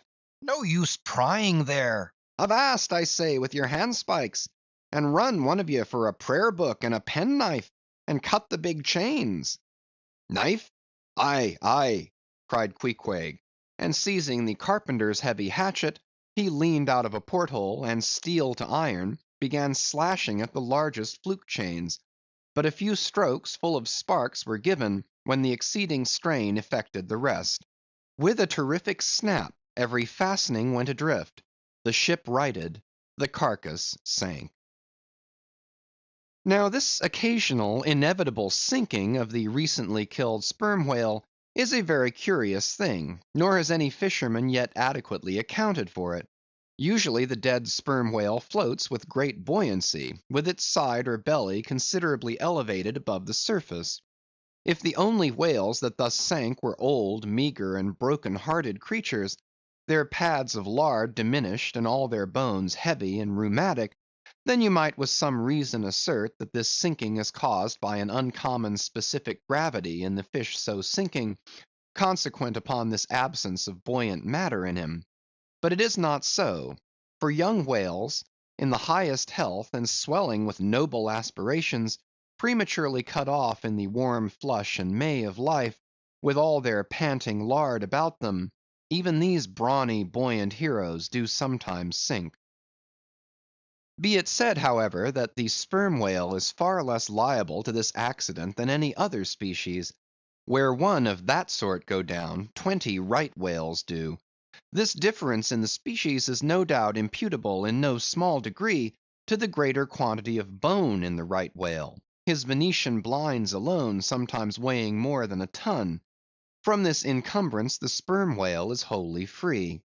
But there are instances where, after the lapse of many hours or several days, the sunken whale again rises, more buoyant than in life. But the reasons of this are obvious. Gases are generated in him, he swells to a prodigious magnitude, becomes a sort of animal balloon. A line of battle ship could hardly keep him under then. In the shore whaling, on soundings among the bays of New Zealand, when a right whale gives token of sinking, they fasten buoys to him, with plenty of rope, so that when the body has gone down, they know where to look for it when it shall have ascended again. It was not long after the sinking of the body that a cry was heard from the Pequod's mastheads, announcing that the Jungfrau was again lowering her boats, though the only spout in sight was that of a finback, belonging to the species of uncapturable whales, because of its incredible power of swimming. Nevertheless, the finback's spout is so similar to the sperm whale's that by unskilful fishermen it is often mistaken for it. And consequently Derick and all his host were now in valiant chase of this unnearable brute. The Virgin crowding all sail made after her 4 young keels, and thus they all disappeared far to leeward, still in bold, hopeful chase.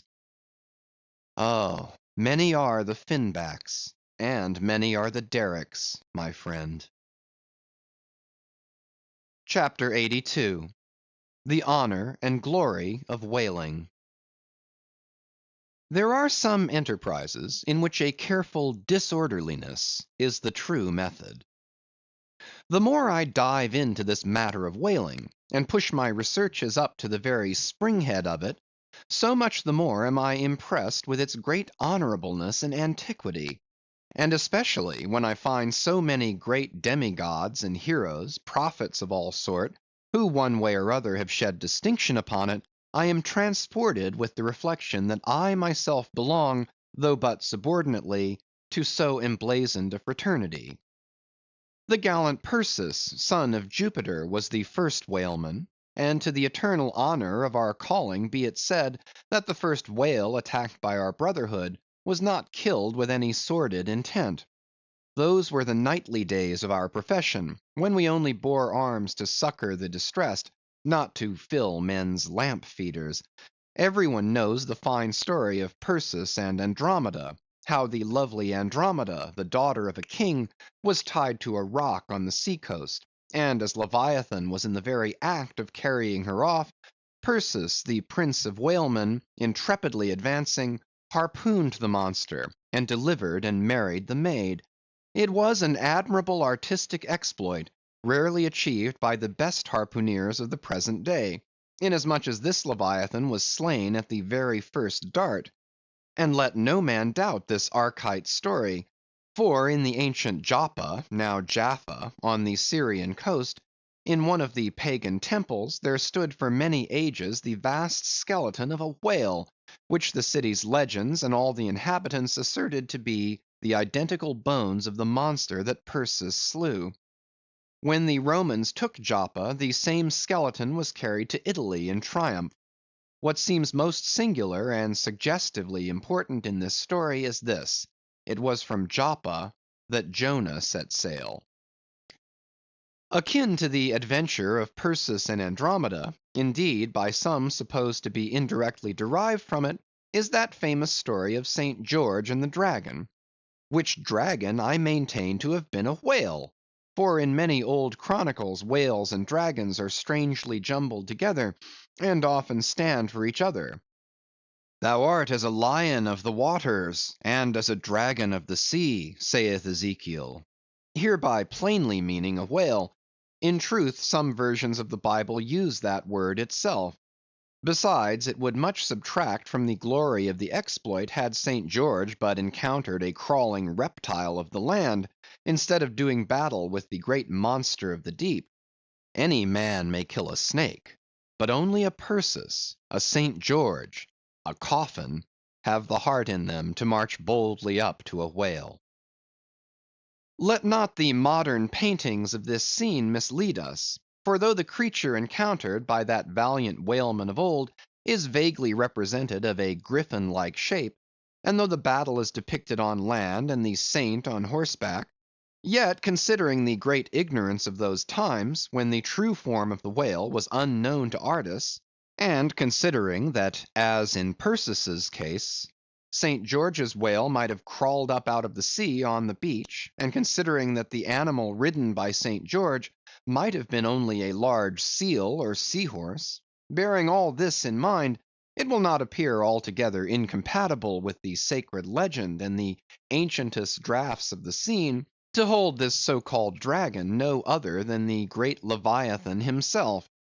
In fact, placed before the strict and piercing truth, this whole story will fare like that fish, flesh, and foul idol of the Philistines, Dagon by name, who being planted before the ark of Israel, his horse's head and both the palms of his hands fell off from him, and only the stump or fishy part of him remained. Thus, then, one of our own noble stamp, even a whaleman, is the tutelary guardian of England, and by good rights we harpooneers of Nantucket should be enrolled in the most noble order of St. George. And therefore let not the knights of that honorable company, none of whom I venture to say have ever had to do with a whale like their great patron, let them never eye a Nantucketer with disdain, since even in our woolen frocks and tarred trousers we are much better entitled to St. George's decoration than they. Whether to admit Hercules among us or not, concerning this I long remained dubious. For though, according to the Greek mythologies, that antique Crockett and Kit Carson, that brawny doer of rejoicing good deeds, was swallowed down and thrown up by a whale, still whether that strictly makes a whaleman of him, that might be mooted. It nowhere appears that he ever actually harpooned his fish, unless indeed from the inside. Nevertheless, he may be deemed a sort of involuntary whaleman. At any rate, the whale caught him, if he did not the whale. I claim him for one of our clan.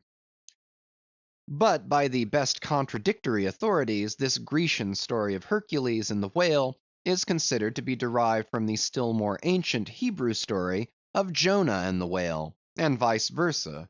Certainly they are very similar. If I claim the demigod, then, why not the prophet? Nor do heroes, saints, demigods, and prophets alone comprise the whole roll of our order. Our Grand Master is still to be named, for like royal kings of old times, we find the headwaters of our fraternity in nothing short of the great gods themselves. That wondrous oriental story is now to be rehearsed from the Shaster, which gives us the dread Vishnu, one of the three persons of the Godhead of the Hindoos, gives us this divine Vishnu himself for our Lord.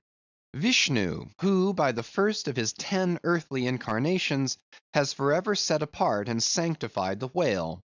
When Brahma, or the God of gods, saith the Shaster, resolved to recreate the world after one of its periodical dissolutions, he gave birth to Vishnu to preside over the work. But the Vedas, or mystical books, whose perusal would seem to have been indispensable to Vishnu before beginning the creation, and which therefore must have contained something in the shape of practical hints to young architects, these Vedas were lying at the bottom of the waters.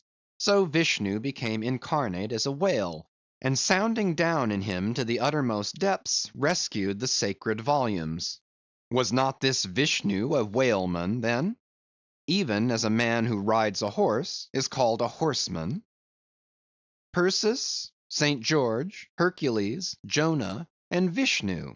There's a member roll for you.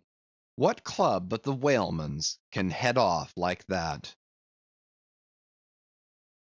End of chapters 81 and 82. Chapters 83 to 86.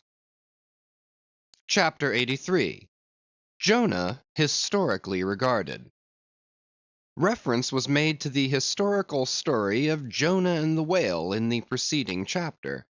Now, some Nantucketers rather distrust this historical story of Jonah and the whale, but then there were some skeptical Greeks and Romans who, standing out from the orthodox pagans of their times, equally doubted the story of Hercules and the whale, and Arion and the dolphin.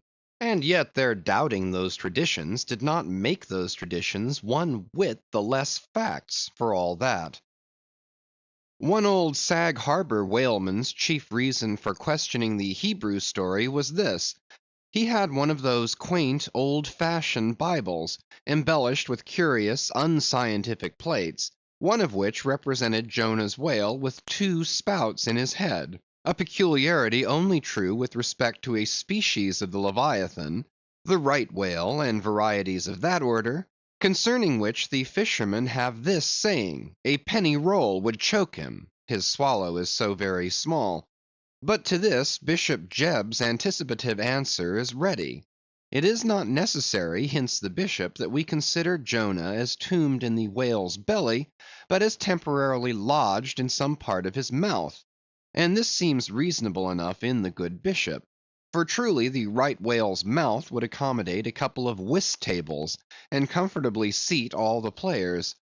Possibly, too, Jonah might have ensconced himself in a hollow tooth, but on second thoughts, the right whale is toothless. Another reason which Sag Harbor, he went by that name, urged for his want of faith in this matter of the prophet, was something obscurely in reference to his incarcerated body and the whale's gastric juices.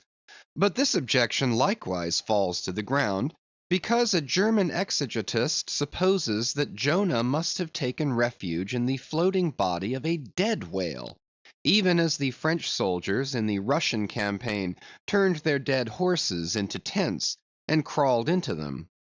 Besides, it has been divined by other continental commentators that when Jonah was thrown overboard from the Joppa ship, he straightway effected his escape to another vessel near by, some vessel with a whale for a figurehead, and I would add, possibly called the whale, as some craft nowadays are christened the shark, the gull, the eagle. Nor have there been wanting learned exegetists who have opined that the whale mentioned in the book of Jonah merely meant a life preserver, an inflated bag of wind which the endangered prophet swam to, and so was saved from a watery doom. Poor Sag Harbor, therefore, seems worsted all round. But he had still another reason for his want of faith. It was this, if I remember right.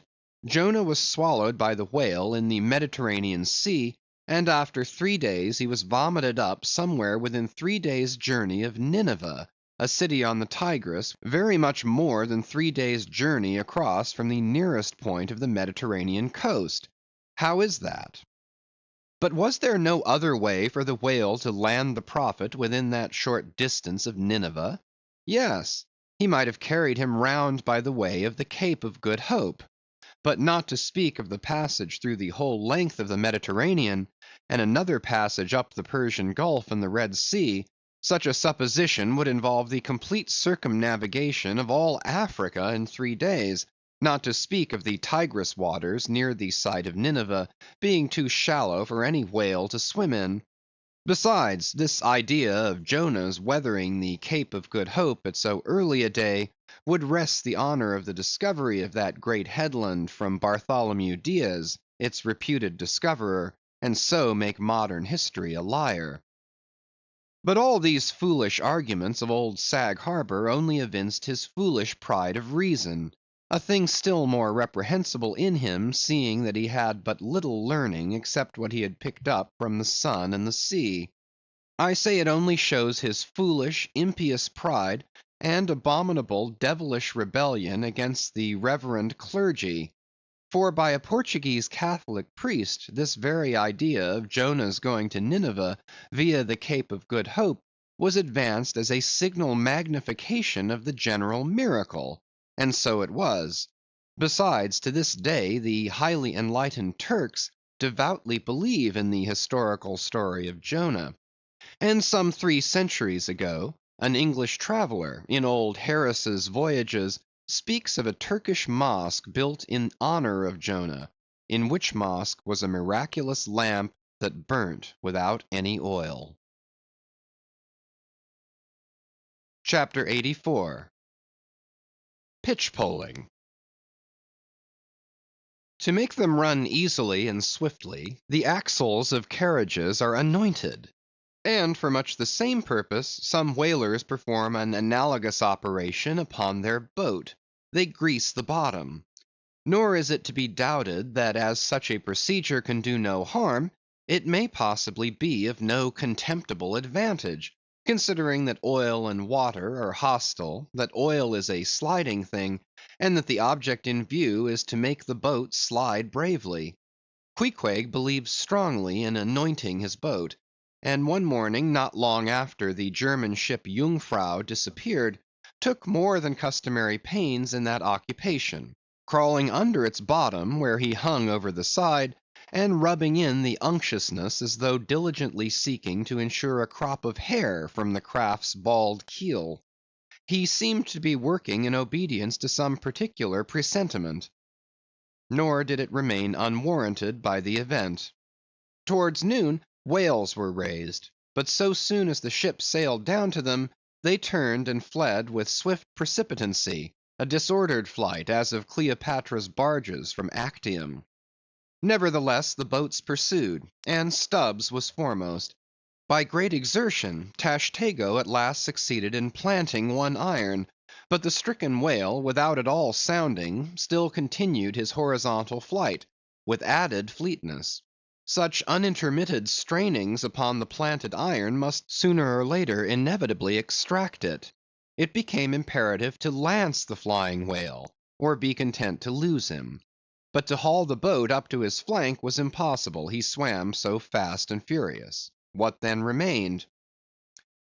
Of all the wondrous devices and dexterities, the sleights of hand and countless subtleties to which the veteran whaleman is so often forced, none exceed that fine maneuver with the lance, called pitch-poling. Small sword or broadsword, in all its exercises boasts nothing like it.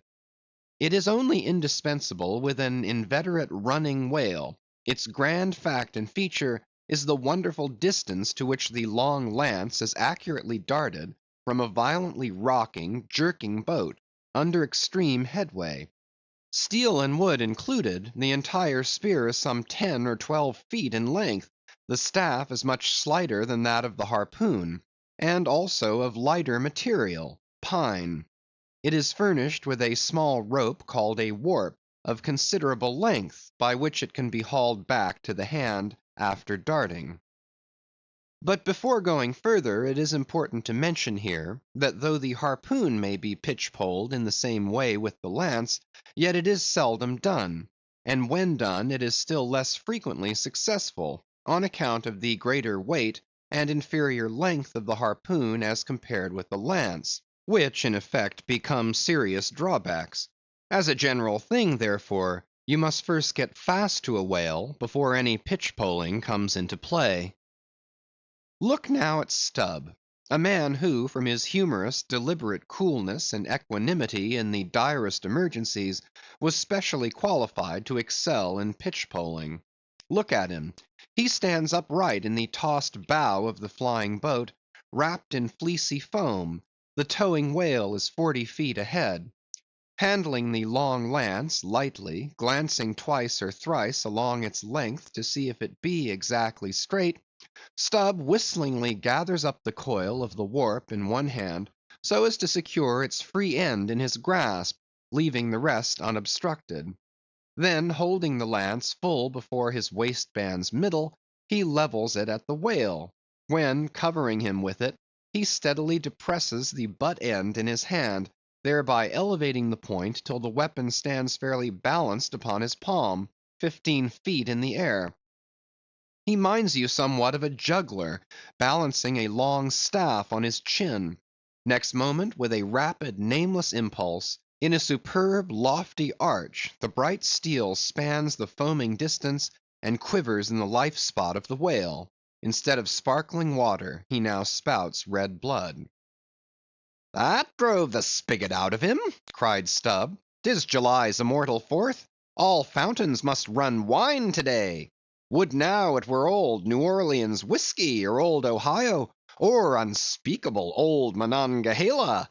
Then, Tashtego, lad, I'd have ye hold a cannikin to the jet, and we'd drink round of it. Yea, verily, hearts alive, we'd brew choice punch in the spread of his spout hole there. From that live punch bowl quaff the living stuff." Again and again, to such gamesome talk, the dexterous dart is repeated, the spear returning to its master like a greyhound held in skillful leash. The agonized whale goes into his flurry, the tow line is slackened, and the pitch-poler dropping astern, folds his hands, and mutely watches the monster die.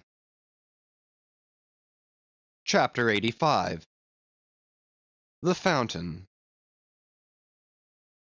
That for 6,000 years, and no one knows how many millions of ages before, the great whale should have been spouting all over the sea, and sprinkling and mystifying the gardens of the deep, as with so many sprinkling or mystifying pots; and that for some centuries back, thousands of hunters should have been close by the fountain of the whale, watching these sprinklings and spoutings; that all this should be, and yet that down to this blessed minute, 15¼ minutes past 1 o'clock P.M. of this 16th day of December, A.D. 1851, it should still remain a problem whether these spoutings are, after all, really water, or nothing but vapor, this is surely a noteworthy thing.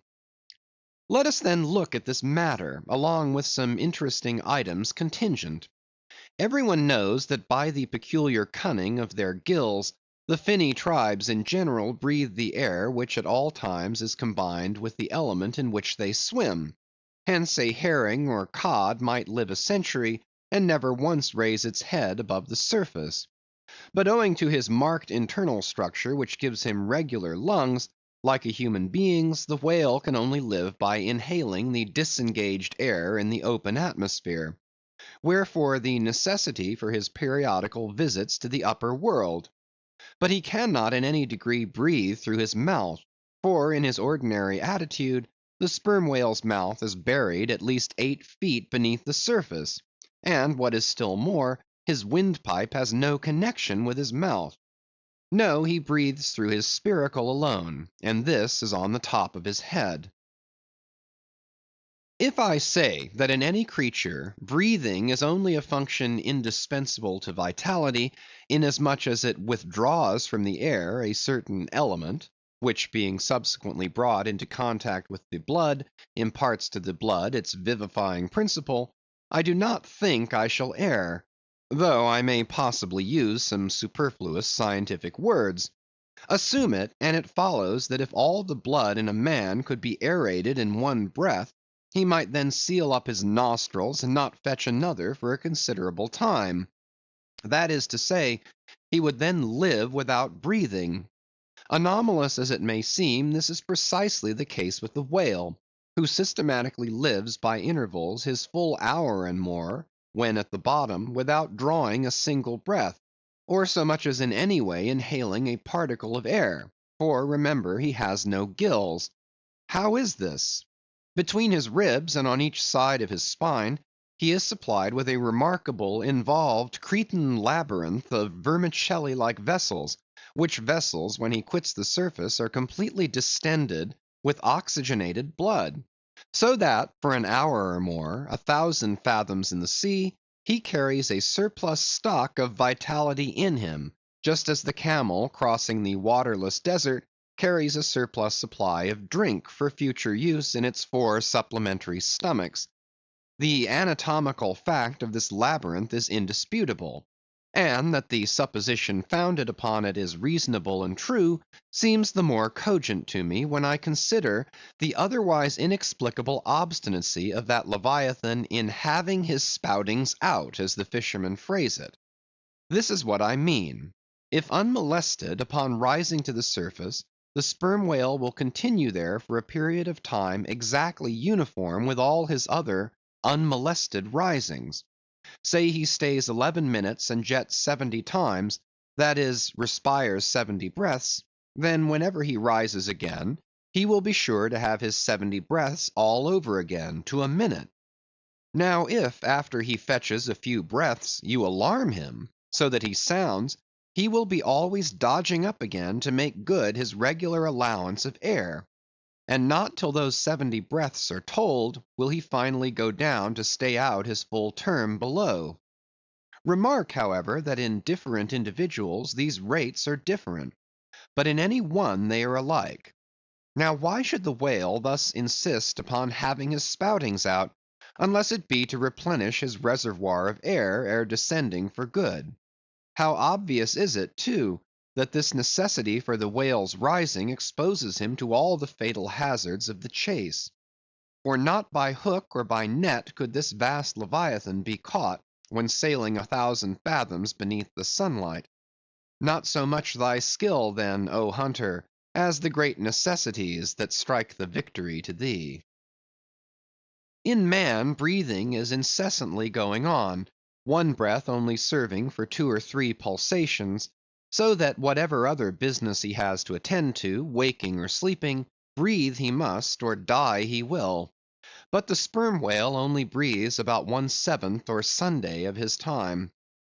It has been said that the whale only breathes through his spout hole. If it could truthfully be added that his spouts are mixed with water, then I opine we should be furnished with the reason why his sense of smell seems obliterated in him; for the only thing about him that at all answers to his nose is that identical spout hole, and being so clogged with 2 elements, it could not be expected to have the power of smelling.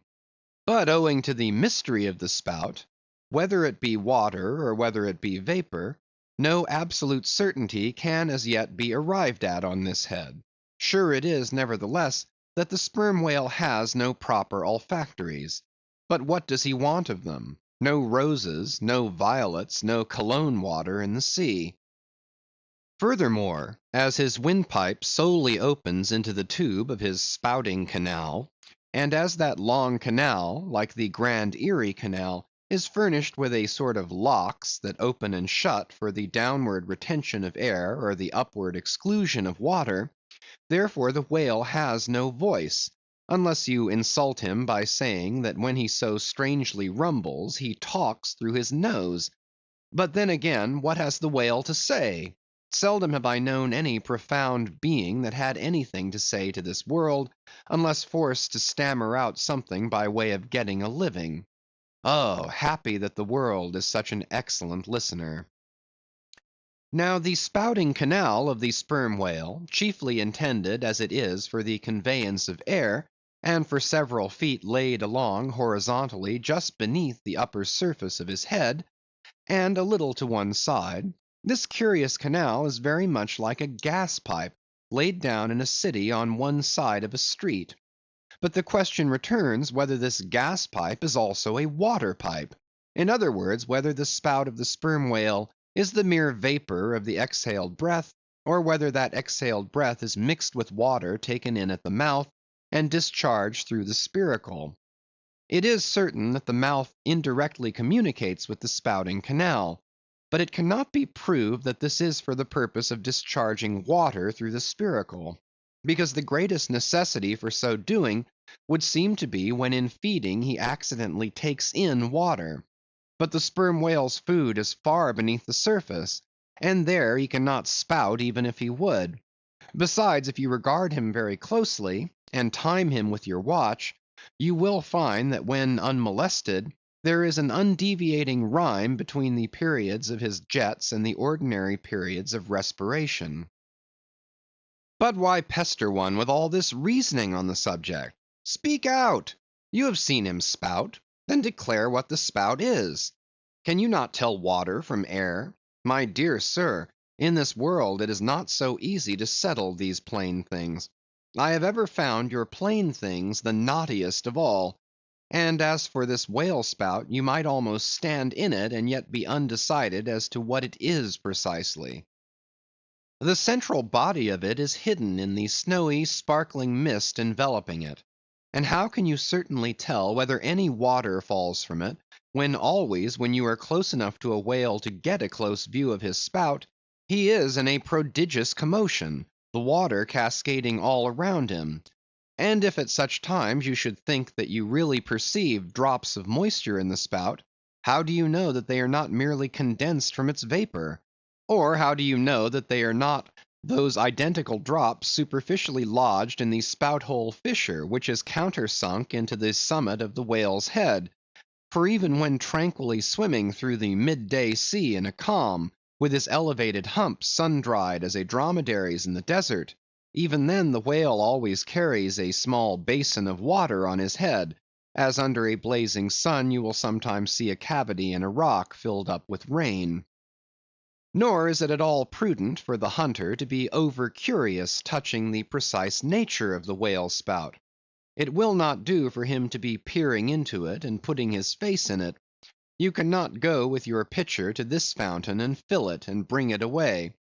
For even when coming into slight contact with the outer vapory shreds of the jet, which will often happen, your skin will feverishly smart from the acridness of the thing so touching it.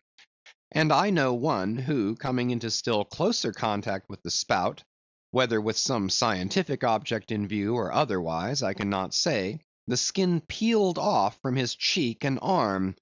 Wherefore among whalemen the spout is deemed poisonous; they try to evade it. Another thing, I have heard it said, and I do not much doubt it, that if the jet is fairly spouted into your eyes, it will blind you. The wisest thing the investigator can do, then, it seems to me, is to let this deadly spout alone. Still, we can hypothesize, even if we cannot prove and establish. My hypothesis is this, that the spout is nothing but mist.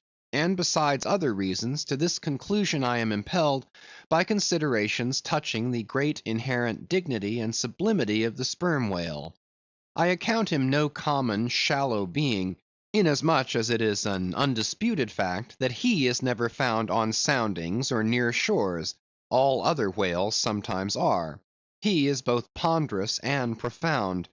And I am convinced that from the heads of all ponderous, profound beings, such as Plato, Pyrrho, the Devil, Jupiter, Dante, and so on, there always goes up a certain semi-visible steam, while in the act of thinking deep thoughts. While composing a little treatise on eternity, I had the curiosity to place a mirror before me, and ere long saw reflected there a curious, involved worming and undulation in the atmosphere over my head, the invariable moisture of my hair, while plunged in deep thought. After 6 cups of hot tea in my thin shingled attic of an August noon, this seems an additional argument for the above supposition.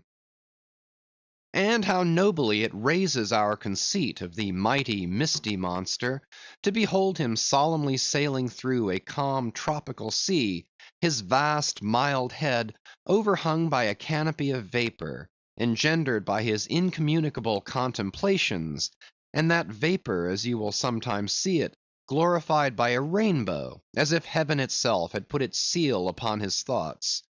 For, do you see, rainbows do not visit the clear air, they only irradiate vapor. And so, through all the thick mists of the dim doubts in my mind, divine intuitions now and then shoot, enkindling my fog with a heavenly ray. And for this I thank God, for all have doubts, many deny, but doubts or denials, few along with them have intuitions. Doubts of all things earthly, and intuitions of some things heavenly, this combination makes neither believer nor infidel, but makes a man who regards them both with equal eye. Chapter 86. The Tale. Other poets have warbled the praises of the soft eye of the antelope, and the lovely plumage of the bird that never alights. Less celestial, I celebrate a tale. Reckoning the largest sized sperm whale's tail to begin at that point of the trunk where it tapers to about the girth of a man, it comprises upon its upper surface alone an area of at least 50 square feet. The compact round body of its root expands into 2 broad, firm, flat palms or flukes, gradually shoaling away to less than an inch in thickness. At the crotch or junction these flukes slightly overlap, then sideways recede from each other like wings, leaving a wide vacancy between. In no living thing are the lines of beauty more exquisitely defined than in the crescentic borders of these flukes. At its utmost expansion in the full-grown whale, the tail will considerably exceed 20 feet across. The entire member seems a dense webbed bed of welded sinews, but cut into it and you find that 3 distinct strata compose it, upper, middle, and lower. The fibers in the upper and lower layers are long and horizontal, those of the middle one very short and running crosswise between the outside layers. This triune structure, as much as anything else, imparts power to the tail. To the student of old Roman walls, the middle layer will furnish a curious parallel to the thin course of tiles always alternating with the stone in those wonderful relics of the antique, and which undoubtedly contribute so much to the great strength of the masonry. But as if this vast local power in the tendinous tail were not enough, the whole bulk of the Leviathan is knit over with a warp and woof of muscular fibers and filaments, which, passing on either side the loins and running down into the flukes, insensibly blend with them, and largely contribute to their might, so that in the tail the confluent measureless force of the whole whale seems concentrated to a point. Could annihilation occur to matter, this were the thing to do it. Nor does this, its amazing strength, at all tend to cripple the graceful flexion of its motions, where infantileness of ease undulates through a titanism of power. On the contrary, those motions derive their most appalling beauty from it. Real strength never impairs beauty or harmony, but it often bestows it, and in everything imposingly beautiful, strength has much to do with the magic. Take away the tied tendons that all over seem bursting from the marble in carved Hercules, and its charm would be gone.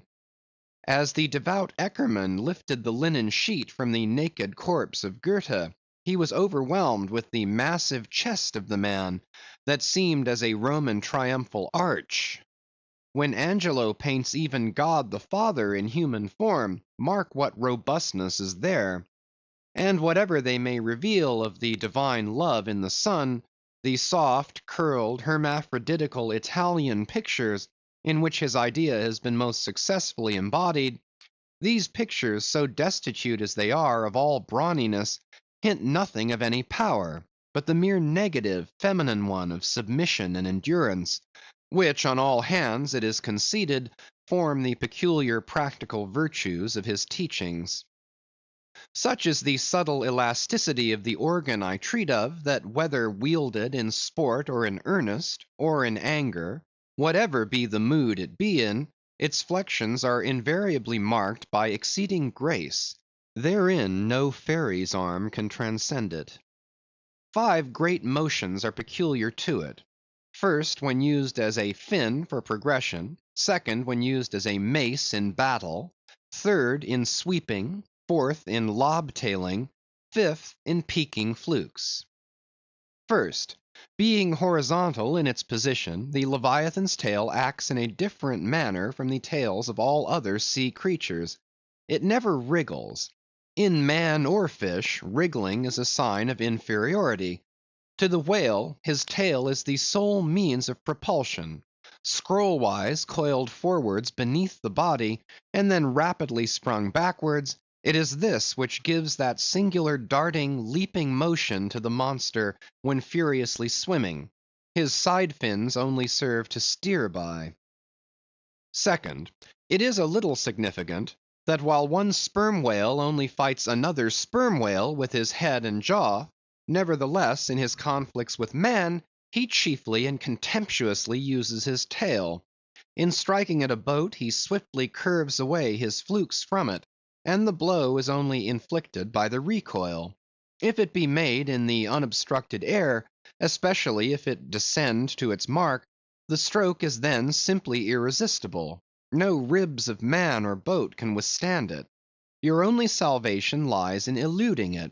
But if it comes sideways through the opposing water, then partly owing to the light buoyancy of the whale boat, and the elasticity of its materials, a cracked rib or a dashed plank or two, a sort of stitch in the side, is generally the most serious result. These submerged side blows are so often received in the fishery, that they are accounted mere child's play. Someone strips off a frock, and the whole is stopped. Third, I cannot demonstrate it, but it seems to me that in the whale the sense of touch is concentrated in the tail. For in this respect there is a delicacy in it only equalled by the daintiness of the elephant's trunk. This delicacy is chiefly evinced in the action of sweeping, when in maidenly gentleness the whale with a certain soft slowness moves his immense flukes from side to side upon the surface of the sea. And if he feels but a sailor's whisker, woe to that sailor, whiskers and all. What tenderness there is in that preliminary touch! Had this tail any prehensile power, I should straightway bethink me of Darmonides' elephant that so frequented the flower market, and with low salutations presented nosegays to damsels, and then caressed their zones. On more accounts than one, a pity it is that the whale does not possess this prehensile virtue in his tail. For I have heard of yet another elephant, that, when wounded in the fight, curved round his trunk and extracted the dart. Fourth, stealing unawares upon the whale in the fancied security of the middle of solitary seas, you find him unbent from the vast corpulence of his dignity, and kitten-like he plays on the ocean as if it were a hearth. But still you see his power in his play. The broad palms of his tail are flirted high into the air, then smiting the surface, the thunderous concussion resounds for miles. You would almost think a great gun had been discharged, and if you notice the light wreath of vapor from the spiracle at his other extremity, you would think that that was the smoke from the touch-hole. Fifth, as in the ordinary floating posture of the Leviathan, the flukes lie considerably below the level of his back, they are then completely out of sight beneath the surface, but when he is about to plunge into the deeps, His entire flukes with at least 30 feet of his body are tossed erect in the air, and so remain vibrating a moment, till they downward shoot out of view. Excepting the sublime breach, somewhere else to be described, this peaking of the whale's flukes is perhaps the grandest sight to be seen in all animated nature. Out of the bottomless profundities the gigantic tail seems spasmodically snatching at the highest heaven. So in dreams have I seen majestic Satan thrusting forth his tormented colossal claw from the flame Baltic of hell. But in gazing at such scenes, it is all in all what mood you are in. If in the Dantean, the devils will occur to you; if in that of Isaiah, the archangels. Standing at the masthead of my ship during a sunrise that crimsoned sky and sea, I once saw a large herd of whales in the east, all heading towards the sun, and for a moment vibrating in concert with peaked flukes. As it seemed to me at the time, such a grand embodiment of adoration of the gods was never beheld, even in Persia, the home of the fire worshippers. As Ptolemy Philopater testified of the African elephant, I then testified of the whale, pronouncing him the most devout of all beings. For according to King Juba, the military elephants of antiquity often hailed the morning with their trunks uplifted in the profoundest silence. The chance comparison in this chapter between the whale and the elephant, so far as some aspects of the tail of the one and the trunk of the other are concerned, should not tend to place those two opposite organs on an equality, much less the creatures to which they respectively belong. For as the mightiest elephant is but a terrier to Leviathan, so, compared with Leviathan's tail, his trunk is but the stalk of a lily.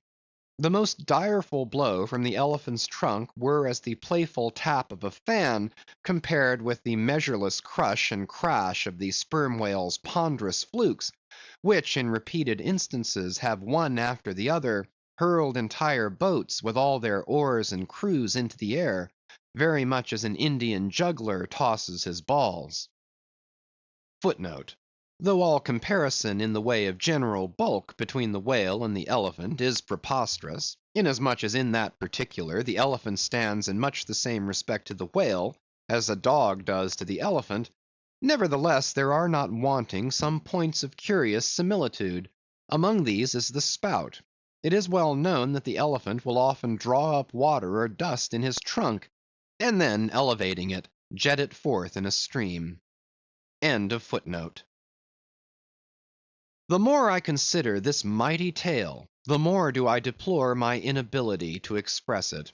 At times there are gestures in it, which, though they would well grace the hand of man, remain wholly inexplicable. In an extensive herd, so remarkable occasionally are these mystic gestures, that I have heard hunters who have declared them akin to Freemason signs and symbols, that the whale indeed by these methods intelligently conversed with the world. Nor are there wanting other motions of the whale in his general body, full of strangeness and unaccountable to his most experienced assailant. Dissect him how I may, then, I go but skin deep. I know him not, and never will. But if I know not even the tail of this whale, how understand his head? Much more how comprehend his face, when face he has none? Thou shalt see my back parts, my tail, he seems to say, but my face shall not be seen. But I cannot completely make out his back parts, and hint what he will about his face, I say again, he has no face. End of chapters 83 to 86. Chapters 87 and 88. Chapter 87. The Grand Armada. The long and narrow peninsula of Malacca, extending southeastward from the territories of Burma, forms the most southerly point of all Asia. In a continuous line from that peninsula stretch the long islands of Sumatra, Java, Bali, and Timor, which, with many others, form a vast mole or rampart lengthwise connecting Asia with Australia, and dividing the long unbroken Indian Ocean from the thickly studded Oriental archipelagos. This rampart is pierced by several sally ports for the convenience of ships and whales, conspicuous among which are the Straits of Sunda and Malacca. By the Straits of Sunda chiefly, vessels bound to China from the west emerge into the China seas. Those narrow Straits of Sunda divide Sumatra from Java, and standing midway in that vast rampart of islands, buttressed by that bold green promontory known to seamen as Java Head, they not a little correspond to the central gateway opening into some vast walled empire; and considering the inexhaustible wealth of spices and silks, and jewels and gold and ivory with which the thousand islands of that Oriental Sea are enriched, it seems a significant provision of nature that such treasures, by the very formation of the land, should at least bear the appearance, however ineffectual, of being guarded from the all-grasping Western world. The shores of these Straits of Sunda are unsupplied with those domineering fortresses which guard the entrances to the Mediterranean, the Baltic, and the Propontis. Unlike the Danes, these Orientals do not demand the obsequious homage of lowered topsails from the endless procession of ships before the wind, which for centuries past, by night and day, have passed between the islands of Sumatra and Java, freighted with the costliest cargoes of the East. But while they freely waive a ceremonial like this, they do by no means renounce their claim to more solid tribute. Time out of mind, the piratical proas of the Malays, lurking among the low shaded coves and islets of Sumatra, have sallied out upon the vessels sailing through the straits, fiercely demanding tribute at the point of their spears; though by the repeated bloody chastisements they have received at the hands of European cruisers, the audacity of these corsairs has of late been somewhat repressed. Yet even at the present day we occasionally hear of English and American vessels which in those waters have been remorselessly boarded and pillaged. With a fair fresh wind the Pequod was now drawing nigh to these straits, Ahab purposing to pass through them into the Javan seas, and thence cruising northward, over waters known to be frequented here and there by the sperm whale, sweep inshore by the Philippine Islands and gain the far coast of Japan, in time for the great whaling season there. By these means the circumnavigating Pequod would sweep almost all the known sperm whale cruising grounds of the world, previous to descending upon the line in the Pacific, where Ahab, though everywhere else foiled in his pursuit, firmly counted upon giving battle to Moby Dick, in the sea he was most known to frequent, and at a season when he might most reasonably be presumed to be haunting it. But how now? In this zoned quest does Ahab touch no land? Does his crew drink air? Surely he will stop for water. Nay, for a long time now the circus-running sun has raced within his fiery ring, and needs no sustenance but what's in himself. So Ahab. Mark this too in the whaler, while other hulls are loaded down with alien stuff, to be transferred to foreign wharves, the world-wandering whale ship carries no cargo but herself and crew, their weapons and their wants. She has a whole lake's contents bottled in her ample hold. She is ballasted with utilities, not altogether with unusable pig lead and Kent ledge. She carries years' water in her, clear old prime Nantucket water, which, when 3 years afloat, the Nantucketer in the Pacific prefers to drink before the brackish fluid but yesterday rafted off in casks from the Peruvian or Indian streams.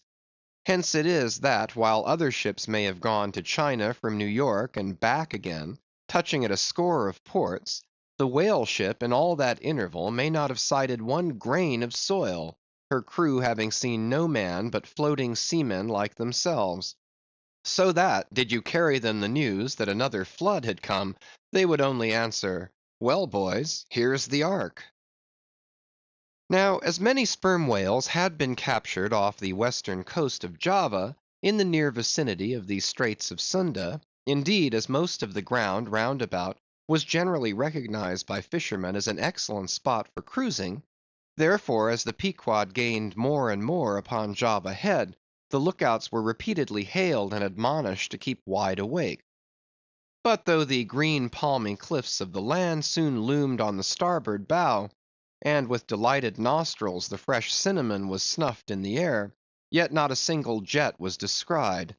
Almost renouncing all thoughts of falling in with any game hereabouts, the ship had well nigh entered the straits, when the customary cheering cry was heard from aloft, and ere long a spectacle of singular magnificence saluted us. But here be it premised, that owing to the unwearied activity with which of late they have been hunted over all four oceans, the sperm whales, instead of almost invariably sailing in small detached companies as in former times, are now frequently met with in extensive herds, sometimes embracing so great a multitude, that it would almost seem as if numerous nations of them had sworn solemn league and covenant for mutual assistance and protection.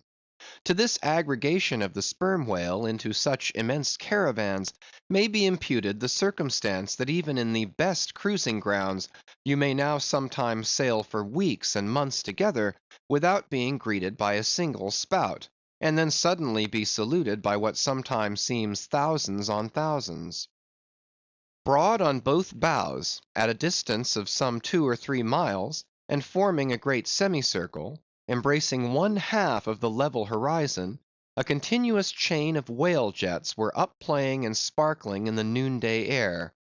Unlike the straight perpendicular twin jets of the right whale, which dividing at top, fall over in two branches, like the cleft drooping boughs of a willow, the single forward slanting spout of the sperm whale presents a thick curled bush of white mist, continually rising and falling away to leeward. Seen from the Pequod's deck, then, as she would rise on a high hill of the sea, this host of vapory spouts, individually curling up into the air, and beheld through a blending atmosphere of bluish haze, showed like the thousand cheerful chimneys of some dense metropolis, descried of a balmy autumnal morning by some horseman on a height. As marching armies, approaching an unfriendly defile in the mountains, accelerate their march, all eagerness to place that perilous passage in their rear, and once more expand in comparative security upon the plain, even so did this vast fleet of whales now seem hurrying forward through the straits, gradually contracting the wings of their semicircle, and swimming on in one solid but still crescentic center. Crowding all sail, the Pequod pressed after them, the harpooneers handling their weapons, and loudly cheering from the heads of their yet suspended boats. If the wind only held, little doubt had they, that chased through these straits of Sunda, the vast host would only deploy into the Oriental seas to witness the capture of not a few of their number. And who could tell whether in that congregated caravan, Moby Dick himself might not temporarily be swimming, like the worshipped white elephant in the coronation procession of the Siamese? So with stunsail piled on stunsail, we sailed along, driving these leviathans before us, when of a sudden the voice of Tashtego was heard, loudly directing attention to something in our wake. Corresponding to the crescent in our van, we beheld another in our rear. It seemed formed of detached white vapors, rising and falling something like the spouts of the whales, only they did not so completely come and go, for they constantly hovered, without finally disappearing. Leveling his glass at this sight, Ahab quickly revolved in his pivot hole, crying, "Aloft there, and rig whips and buckets to wet the sails! Malays, sir, and after us!" As if too long lurking behind the headlands, till the Pequod should fairly have entered the straits, these rascally Asiatics were now in hot pursuit, to make up for their overcautious delay. But when the swift Pequod, with a fresh leading wind, was herself in hot chase, how very kind of these tawny philanthropists to assist in speeding her on to her own chosen pursuit; mere riding whips and rowels to her, as they were. As with glass under arm, Ahab to and fro paced on the deck, in his forward turn beholding the monsters he chased, and in the after one the bloodthirsty pirates chasing him, some such fancy as the above seemed his.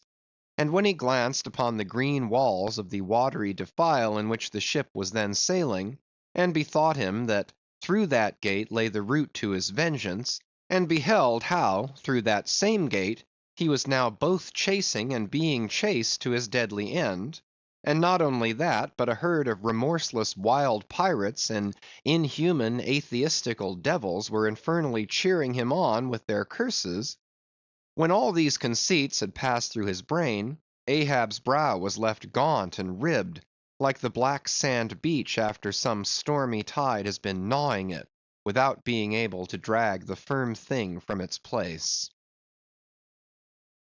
But thoughts like these troubled very few of the reckless crew, and when, after steadily dropping and dropping the pirates astern, the Pequod at last shot by the vivid green Cockatoo Point on the Sumatra side, emerging at last upon the broad waters beyond, then the harpooneers seemed more to grieve that the swift whales had been gaining upon the ship, than to rejoice that the ship had so victoriously gained upon the Malays.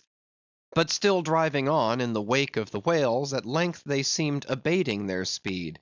Gradually the ship neared them, and the wind now dying away, word was passed to spring to the boats.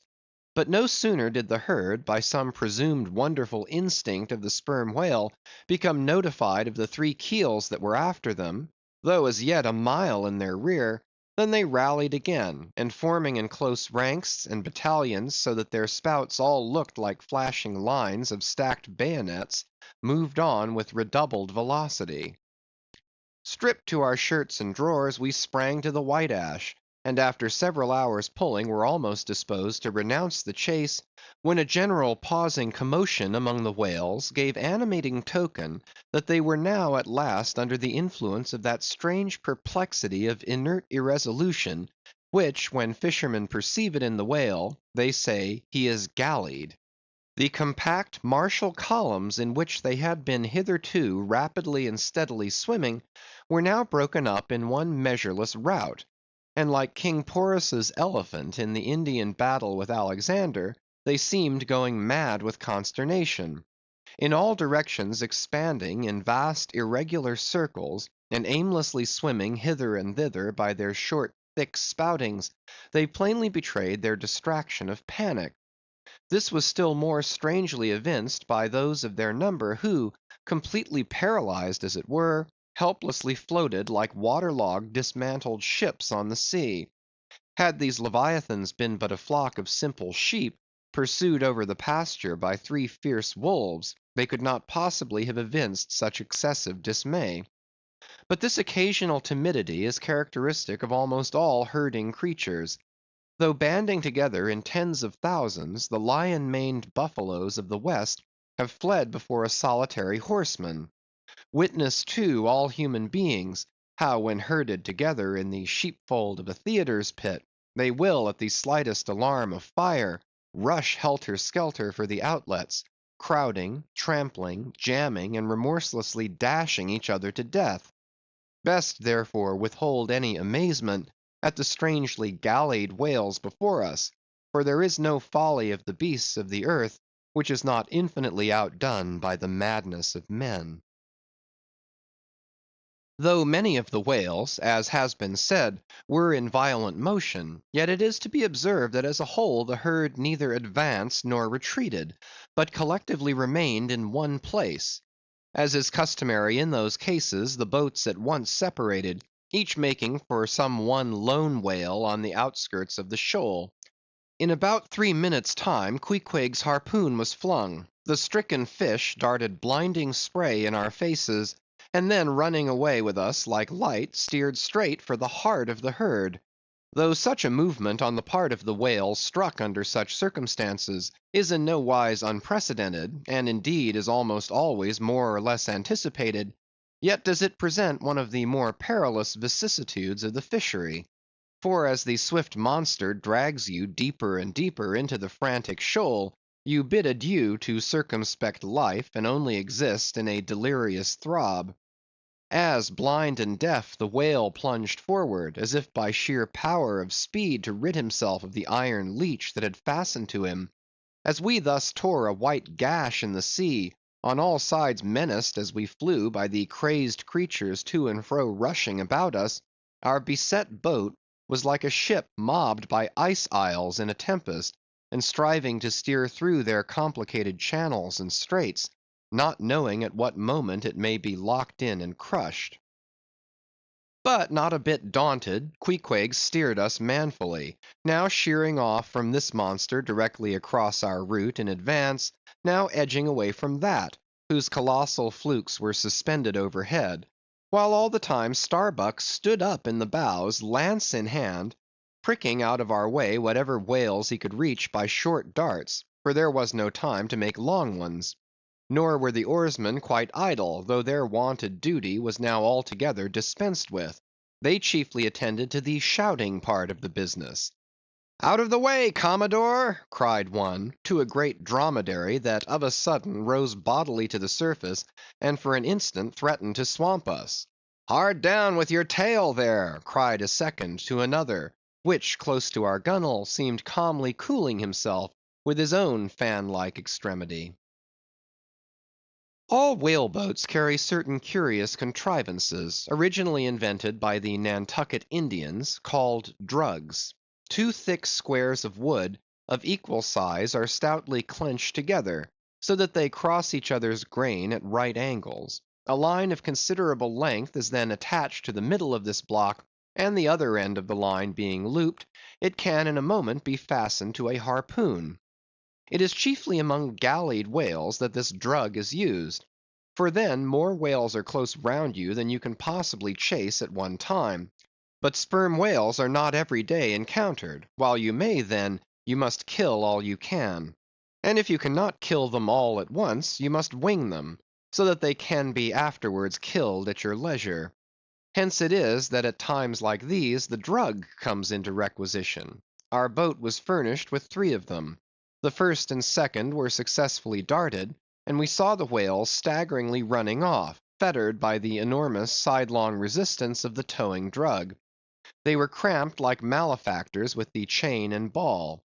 But upon flinging the third, in the act of tossing overboard the clumsy wooden block, it caught under one of the seats of the boat, and in an instant tore it out and carried it away, dropping the oarsman in the boat's bottom as the seat slid from under him. On both sides the sea came in at the wounded planks, but we stuffed 2 or 3 drawers and shirts in, and so stopped the leaks for the time. It had been next to impossible to dart these drugged harpoons, were it not that as we advanced into the herd, our whale's way greatly diminished. Moreover, that as we went still further and further from the circumference of commotion, the direful disorders seemed waning. So that when at last the jerking harpoon drew out and the towing whale sideways vanished, then, with the tapering force of his parting momentum, we glided between 2 whales into the innermost heart of the shoal, as if from some mountain torrent we had slid into a serene valley lake. Here the storms in the roaring glens between the outermost whales were heard, but not felt. In this central expanse the sea presented that smooth, satin-like surface called a sleek, produced by the subtle moisture thrown off by the whale in his more quiet moods. Yes, we were now in that enchanted calm which they say lurks at the heart of every commotion. And still in the distracted distance we beheld the tumults of the outer concentric circles, and saw successive pods of whales, 8 or 10 in each, swiftly going round and round, like multiplied spans of horses in a ring, and so closely shoulder to shoulder, that a Titanic circus rider might easily have overarched the middle ones, and so have gone round on their backs. Owing to the density of the crowd of reposing whales more immediately surrounding the embayed axis of the herd, no possible chance of escape was at present afforded us.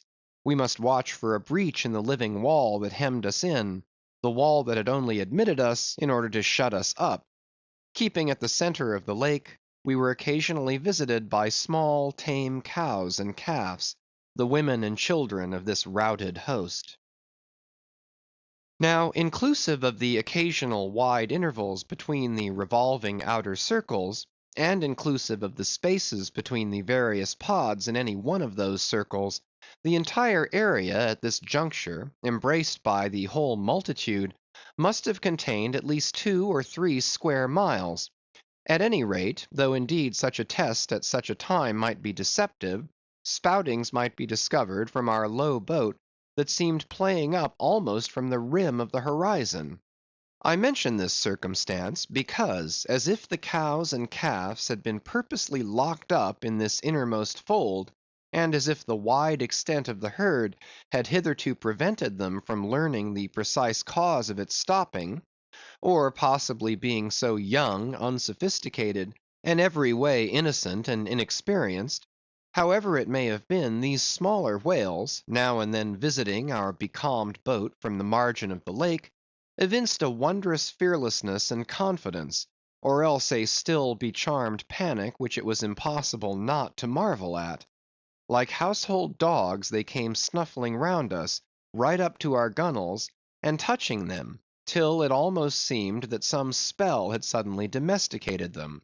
Queequeg patted their foreheads, Starbuck scratched their backs with his lance, but fearful of the consequences, for the time refrained from darting it. But far beneath this wondrous world upon the surface, another and still stranger world met our eye as we gazed over the side. For suspended in those watery vaults floated the forms of the nursing mothers of the whales, and those that of their enormous girth seemed shortly to become mothers. The lake, as I have hinted, was to a considerable depth exceedingly transparent, and as human infants while suckling will calmly and fixedly gaze away from the breast, as if leading 2 different lives at the time, and while yet drawing mortal nourishment, be still spiritually feasting upon some unearthly reminiscence, even so did the young of these whales seem looking up towards us, but not at us, as if we were but a bit of gulf weed in their new-born sight. Floating on their sides, the mothers also seemed quietly eyeing us. One of these little infants, that from certain queer tokens seemed hardly a day old, might have measured some 14 feet in length, and some 6 feet in girth. He was a little frisky, though as yet his body seemed scarce yet recovered from that irksome position it had so lately occupied in the maternal reticule, where, tail to head, and all ready for the final spring, the unborn whale lies bent like a Tartar's bow. The delicate side fins and the palms of his flukes still freshly retained the pleated crumbled appearance of a baby's ears, newly arrived from foreign parts. "Line! Line!" cried Queequeg, looking over the gunwale. "Him fast! Him fast! Who line him? Who struck? 2 whale, 1 big, 1 little." "What ails ye, man?" cried Starbuck. "Lookee here," said Queequeg, pointing down. As when the stricken whale that from the tub has reeled out hundreds of fathoms of rope, as after deep sounding he floats up again, and shows the slackened curling line buoyantly rising and spiraling towards the air, so now Starbuck saw long coils of the umbilical cord of Madam Leviathan, by which the young cub seems still tethered to its dam. Not seldom in the rapid vicissitudes of the chase, this natural line with the maternal end loose becomes entangled with the hempen one, so that the cub is thereby trapped. Some of the subtlest secrets of the sea seemed divulged to us in this enchanted pond. We saw young Leviathan amours in the deep. Footnote: the sperm whale, as with all other species of the Leviathan, but unlike most other fish, breeds indifferently at all seasons, after a gestation which may probably be set down at 9 months, producing but one at a time, though in some few known instances giving birth to an Esau and a Jacob; a contingency provided for in suckling by 2 teats, curiously situated, one on each side of the anus.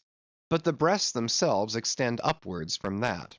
When by chance these precious parts in a nursing whale are cut by the hunter's lance, the mother's pouring milk and blood rivalingly discolor the sea for rods. The milk is very sweet and rich. It has been tasted by man. It might do well with strawberries. When overflowing with mutual esteem, the whales salute more hominum. End of footnote. And thus, though surrounded by circle upon circle of consternations and affrights, did these inscrutable creatures at the centre freely and fearlessly indulge in all peaceful concernments, yea, serenely revelled in dalliance and delight. But even so, amid the tornadoed Atlantic of my being, do I myself still for ever centrally disport in mute calm; and while ponderous planets of unwaning woe revolve round me, deep down and deep inland, there I still bathe me in eternal mildness of joy. Meanwhile, as we thus lay entranced, the occasional sudden frantic spectacles in the distance evinced the activity of the other boats, still engaged in drugging the whales on the frontier of the host, or possibly carrying on the war within the first circle, where abundance of room and some convenient retreats were afforded them. But the sight of the enraged, drugged whales now and then blindly darting to and fro across the circles, was nothing to what at last met our eyes. It is sometimes the custom, when fast to a whale more than commonly powerful and alert, to seek to hamstring him, as it were, by sundering or maiming his gigantic tail tendon. It is done by darting a short-handled cutting spade, to which is attached a rope for hauling it back again.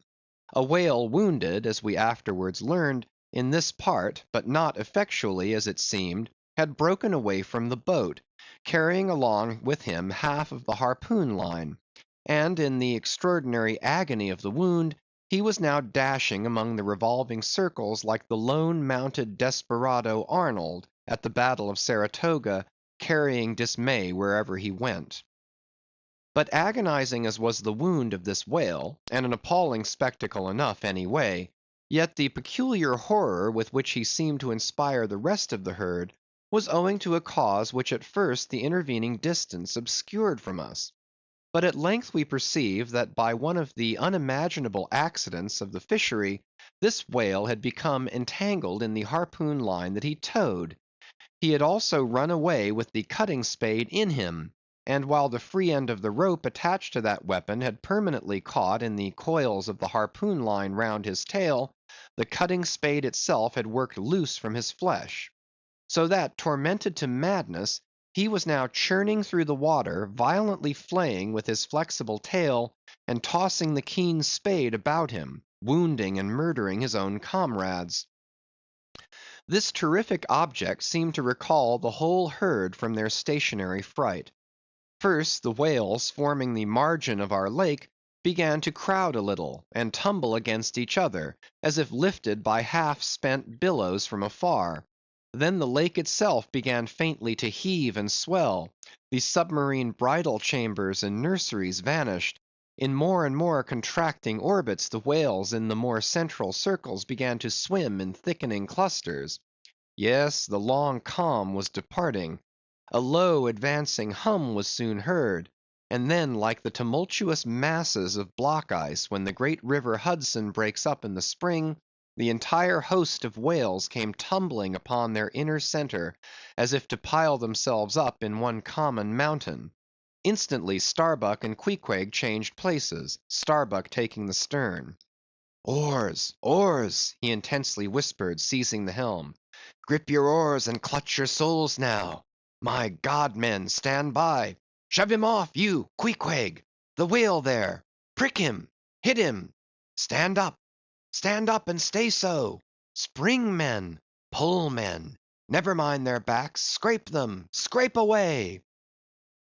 The boat was now all but jammed between two vast black bulks, leaving a narrow Dardanelles between their long lengths. But by desperate endeavor we at last shot into a temporary opening, then giving way rapidly, and at the same time earnestly watching for another outlet. After many similar hairbreadth escapes, we at last swiftly glided into what had just been one of the outer circles, but now crossed by random whales all violently making for one centre.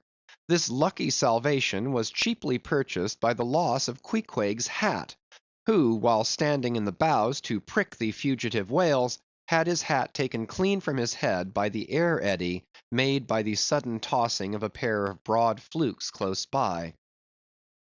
Riotous and disordered as the universal commotion now was, it soon resolved itself into what seemed a systematic movement; for having clumped together at last in one dense body, they then renewed their onward flight with augmented fleetness. Further pursuit was useless, but the boats still lingered in their wake to pick up what drugged whales might be dropped astern, and likewise to secure one which Flask had killed and waifed. The waif is a pennant pole, 2 or 3 of which are carried by every boat, and which, when additional game is at hand, are inserted upright into the floating body of a dead whale, both to mark its place on the sea, and also as token of prior possession, should the boats of any other ship draw near. The result of this lowering was somewhat illustrative of that sagacious saying in the fishery, "The more whales, the less fish." Of all the drugged whales only one was captured; the rest contrived to escape for the time, but only to be taken, as will hereafter be seen, by some other craft than the Pequod. CHAPTER 88. Schools and Schoolmasters. The previous chapter gave account of an immense body or herd of sperm whales, and there was also then given the probable cause inducing those vast aggregations. Now, though such great bodies are at times encountered, yet, as must have been seen, even at the present day, small detached bands are occasionally observed, embracing from 20 to 50 individuals each. Such bands are known as schools. They generally are of 2 sorts, those composed almost entirely of females, and those mustering none but young vigorous males, or bulls as they are familiarly designated. In cavalier attendance upon the school of females, you invariably see a male of full grown magnitude, but not old, who, upon any alarm, evinces his gallantry by falling in the rear, and covering the flight of his ladies. In truth, this gentleman is a luxurious Ottoman, swimming about over the watery world, surroundingly accompanied by all the solaces and endearments of the harem. The contrast between this Ottoman and his concubines is striking, because while he is always of the largest leviathanic proportions, the ladies, even at full growth, are not more than 1/3 of the bulk of an average sized male. They are comparatively delicate indeed, I dare say not to exceed half a dozen yards round the waist. Nevertheless, it cannot be denied that, upon the whole, they are hereditarily entitled to embonpoint. It is very curious to watch this harem and its lord in their indolent ramblings. Like fashionables, they are forever on the move in leisurely search of variety. You meet them on the line in time for the full flower of the equatorial feeding season, having just returned perhaps from spending the summer in the northern seas, and so cheating summer of all unpleasant weariness and warmth. By the time they have lounged up and down the promenade of the equator awhile, they start for the oriental waters in anticipation of the cool season there, and so evade the other excessive temperature of the year. When serenely advancing on one of these journeys, if any strange, suspicious sights are seen, my Lord Whale keeps a wary eye on his interesting family. Should any unwarrantably pert young Leviathan coming that way presume to draw confidentially close to one of the ladies, with what prodigious fury the Bashaw assails him and chases him away. High times indeed, if unprincipled young rakes like him are to be permitted to invade the sanctity of domestic bliss; though, do what the Bashaw will, he cannot keep the most notorious Lothario out of his bed. For, alas, all fish bed in common.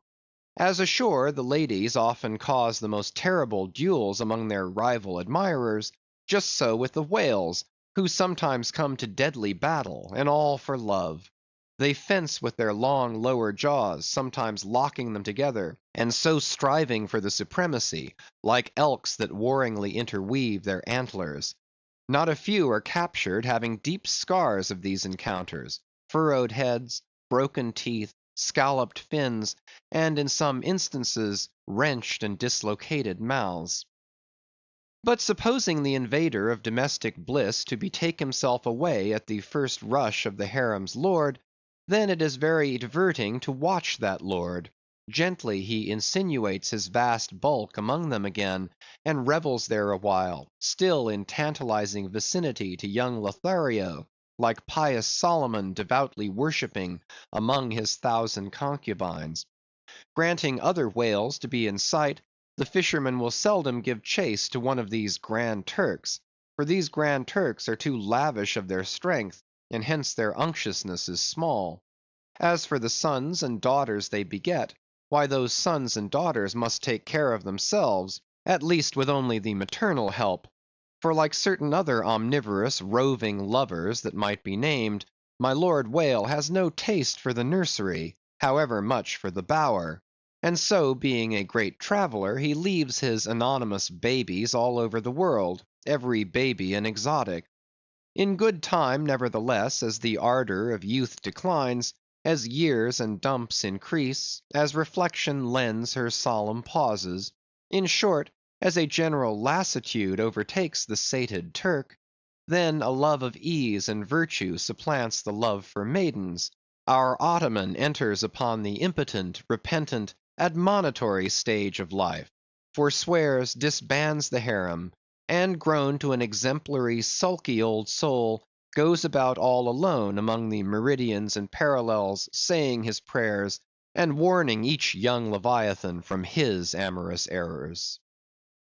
Now, as the harem of whales is called by the fishermen a school, so is the lord and master of that school technically known as the schoolmaster. It is therefore not in strict character, however admirably satirical, that after going to school himself, he should then go abroad inculcating not what he learned there, but the folly of it. His title, schoolmaster, would very naturally seem derived from the name bestowed upon the harem itself, but some have surmised that the man who first thus entitled this sort of Ottoman whale must have read the memoirs of Vidocq, and informed himself what sort of a country schoolmaster that famous Frenchman was in his younger days, and what was the nature of those occult lessons he inculcated into some of his pupils. The same secludedness and isolation to which the schoolmaster whale betakes himself in his advancing years, is true of all aged sperm whales. Almost universally, a lone whale, as a solitary leviathan is called, proves an ancient one. Like venerable moss-bearded Daniel Boone, he will have no one near him but Nature herself, and her he takes to wife in the wilderness of waters, and the best of wives she is, though she keeps so many moody secrets. The schools composing none but young and vigorous males, previously mentioned, offer a strong contrast to the harem schools. For while those female whales are characteristically timid, the young males, or 40-barrel bulls as they call them, are by far the most pugnacious of all leviathans, and proverbially the most dangerous to encounter, excepting those wondrous grey-headed, grizzled whales sometimes met, and these will fight you like grim fiends exasperated by a penal gout. The 40-barrel bull schools are larger than the harem schools. Like a mob of young collegians, they are full of fight, fun, and wickedness, tumbling round the world at such a reckless, rollicking rate, that no prudent underwriter would insure them any more than he would a riotous lad at Yale or Harvard. They soon relinquish this turbulence, though, and when about 3/4 grown, break up and separately go about in quest of settlements, that is, harems. Another point of difference between the male and female schools is still more characteristic of the sexes. Say you strike a 40-barrel bull, poor devil, all his comrades quit him; but strike a member of the harem school, and her companions swim around her with every token of concern, sometimes lingering so near her and so long as themselves to fall a prey. End of chapters 87 and 88.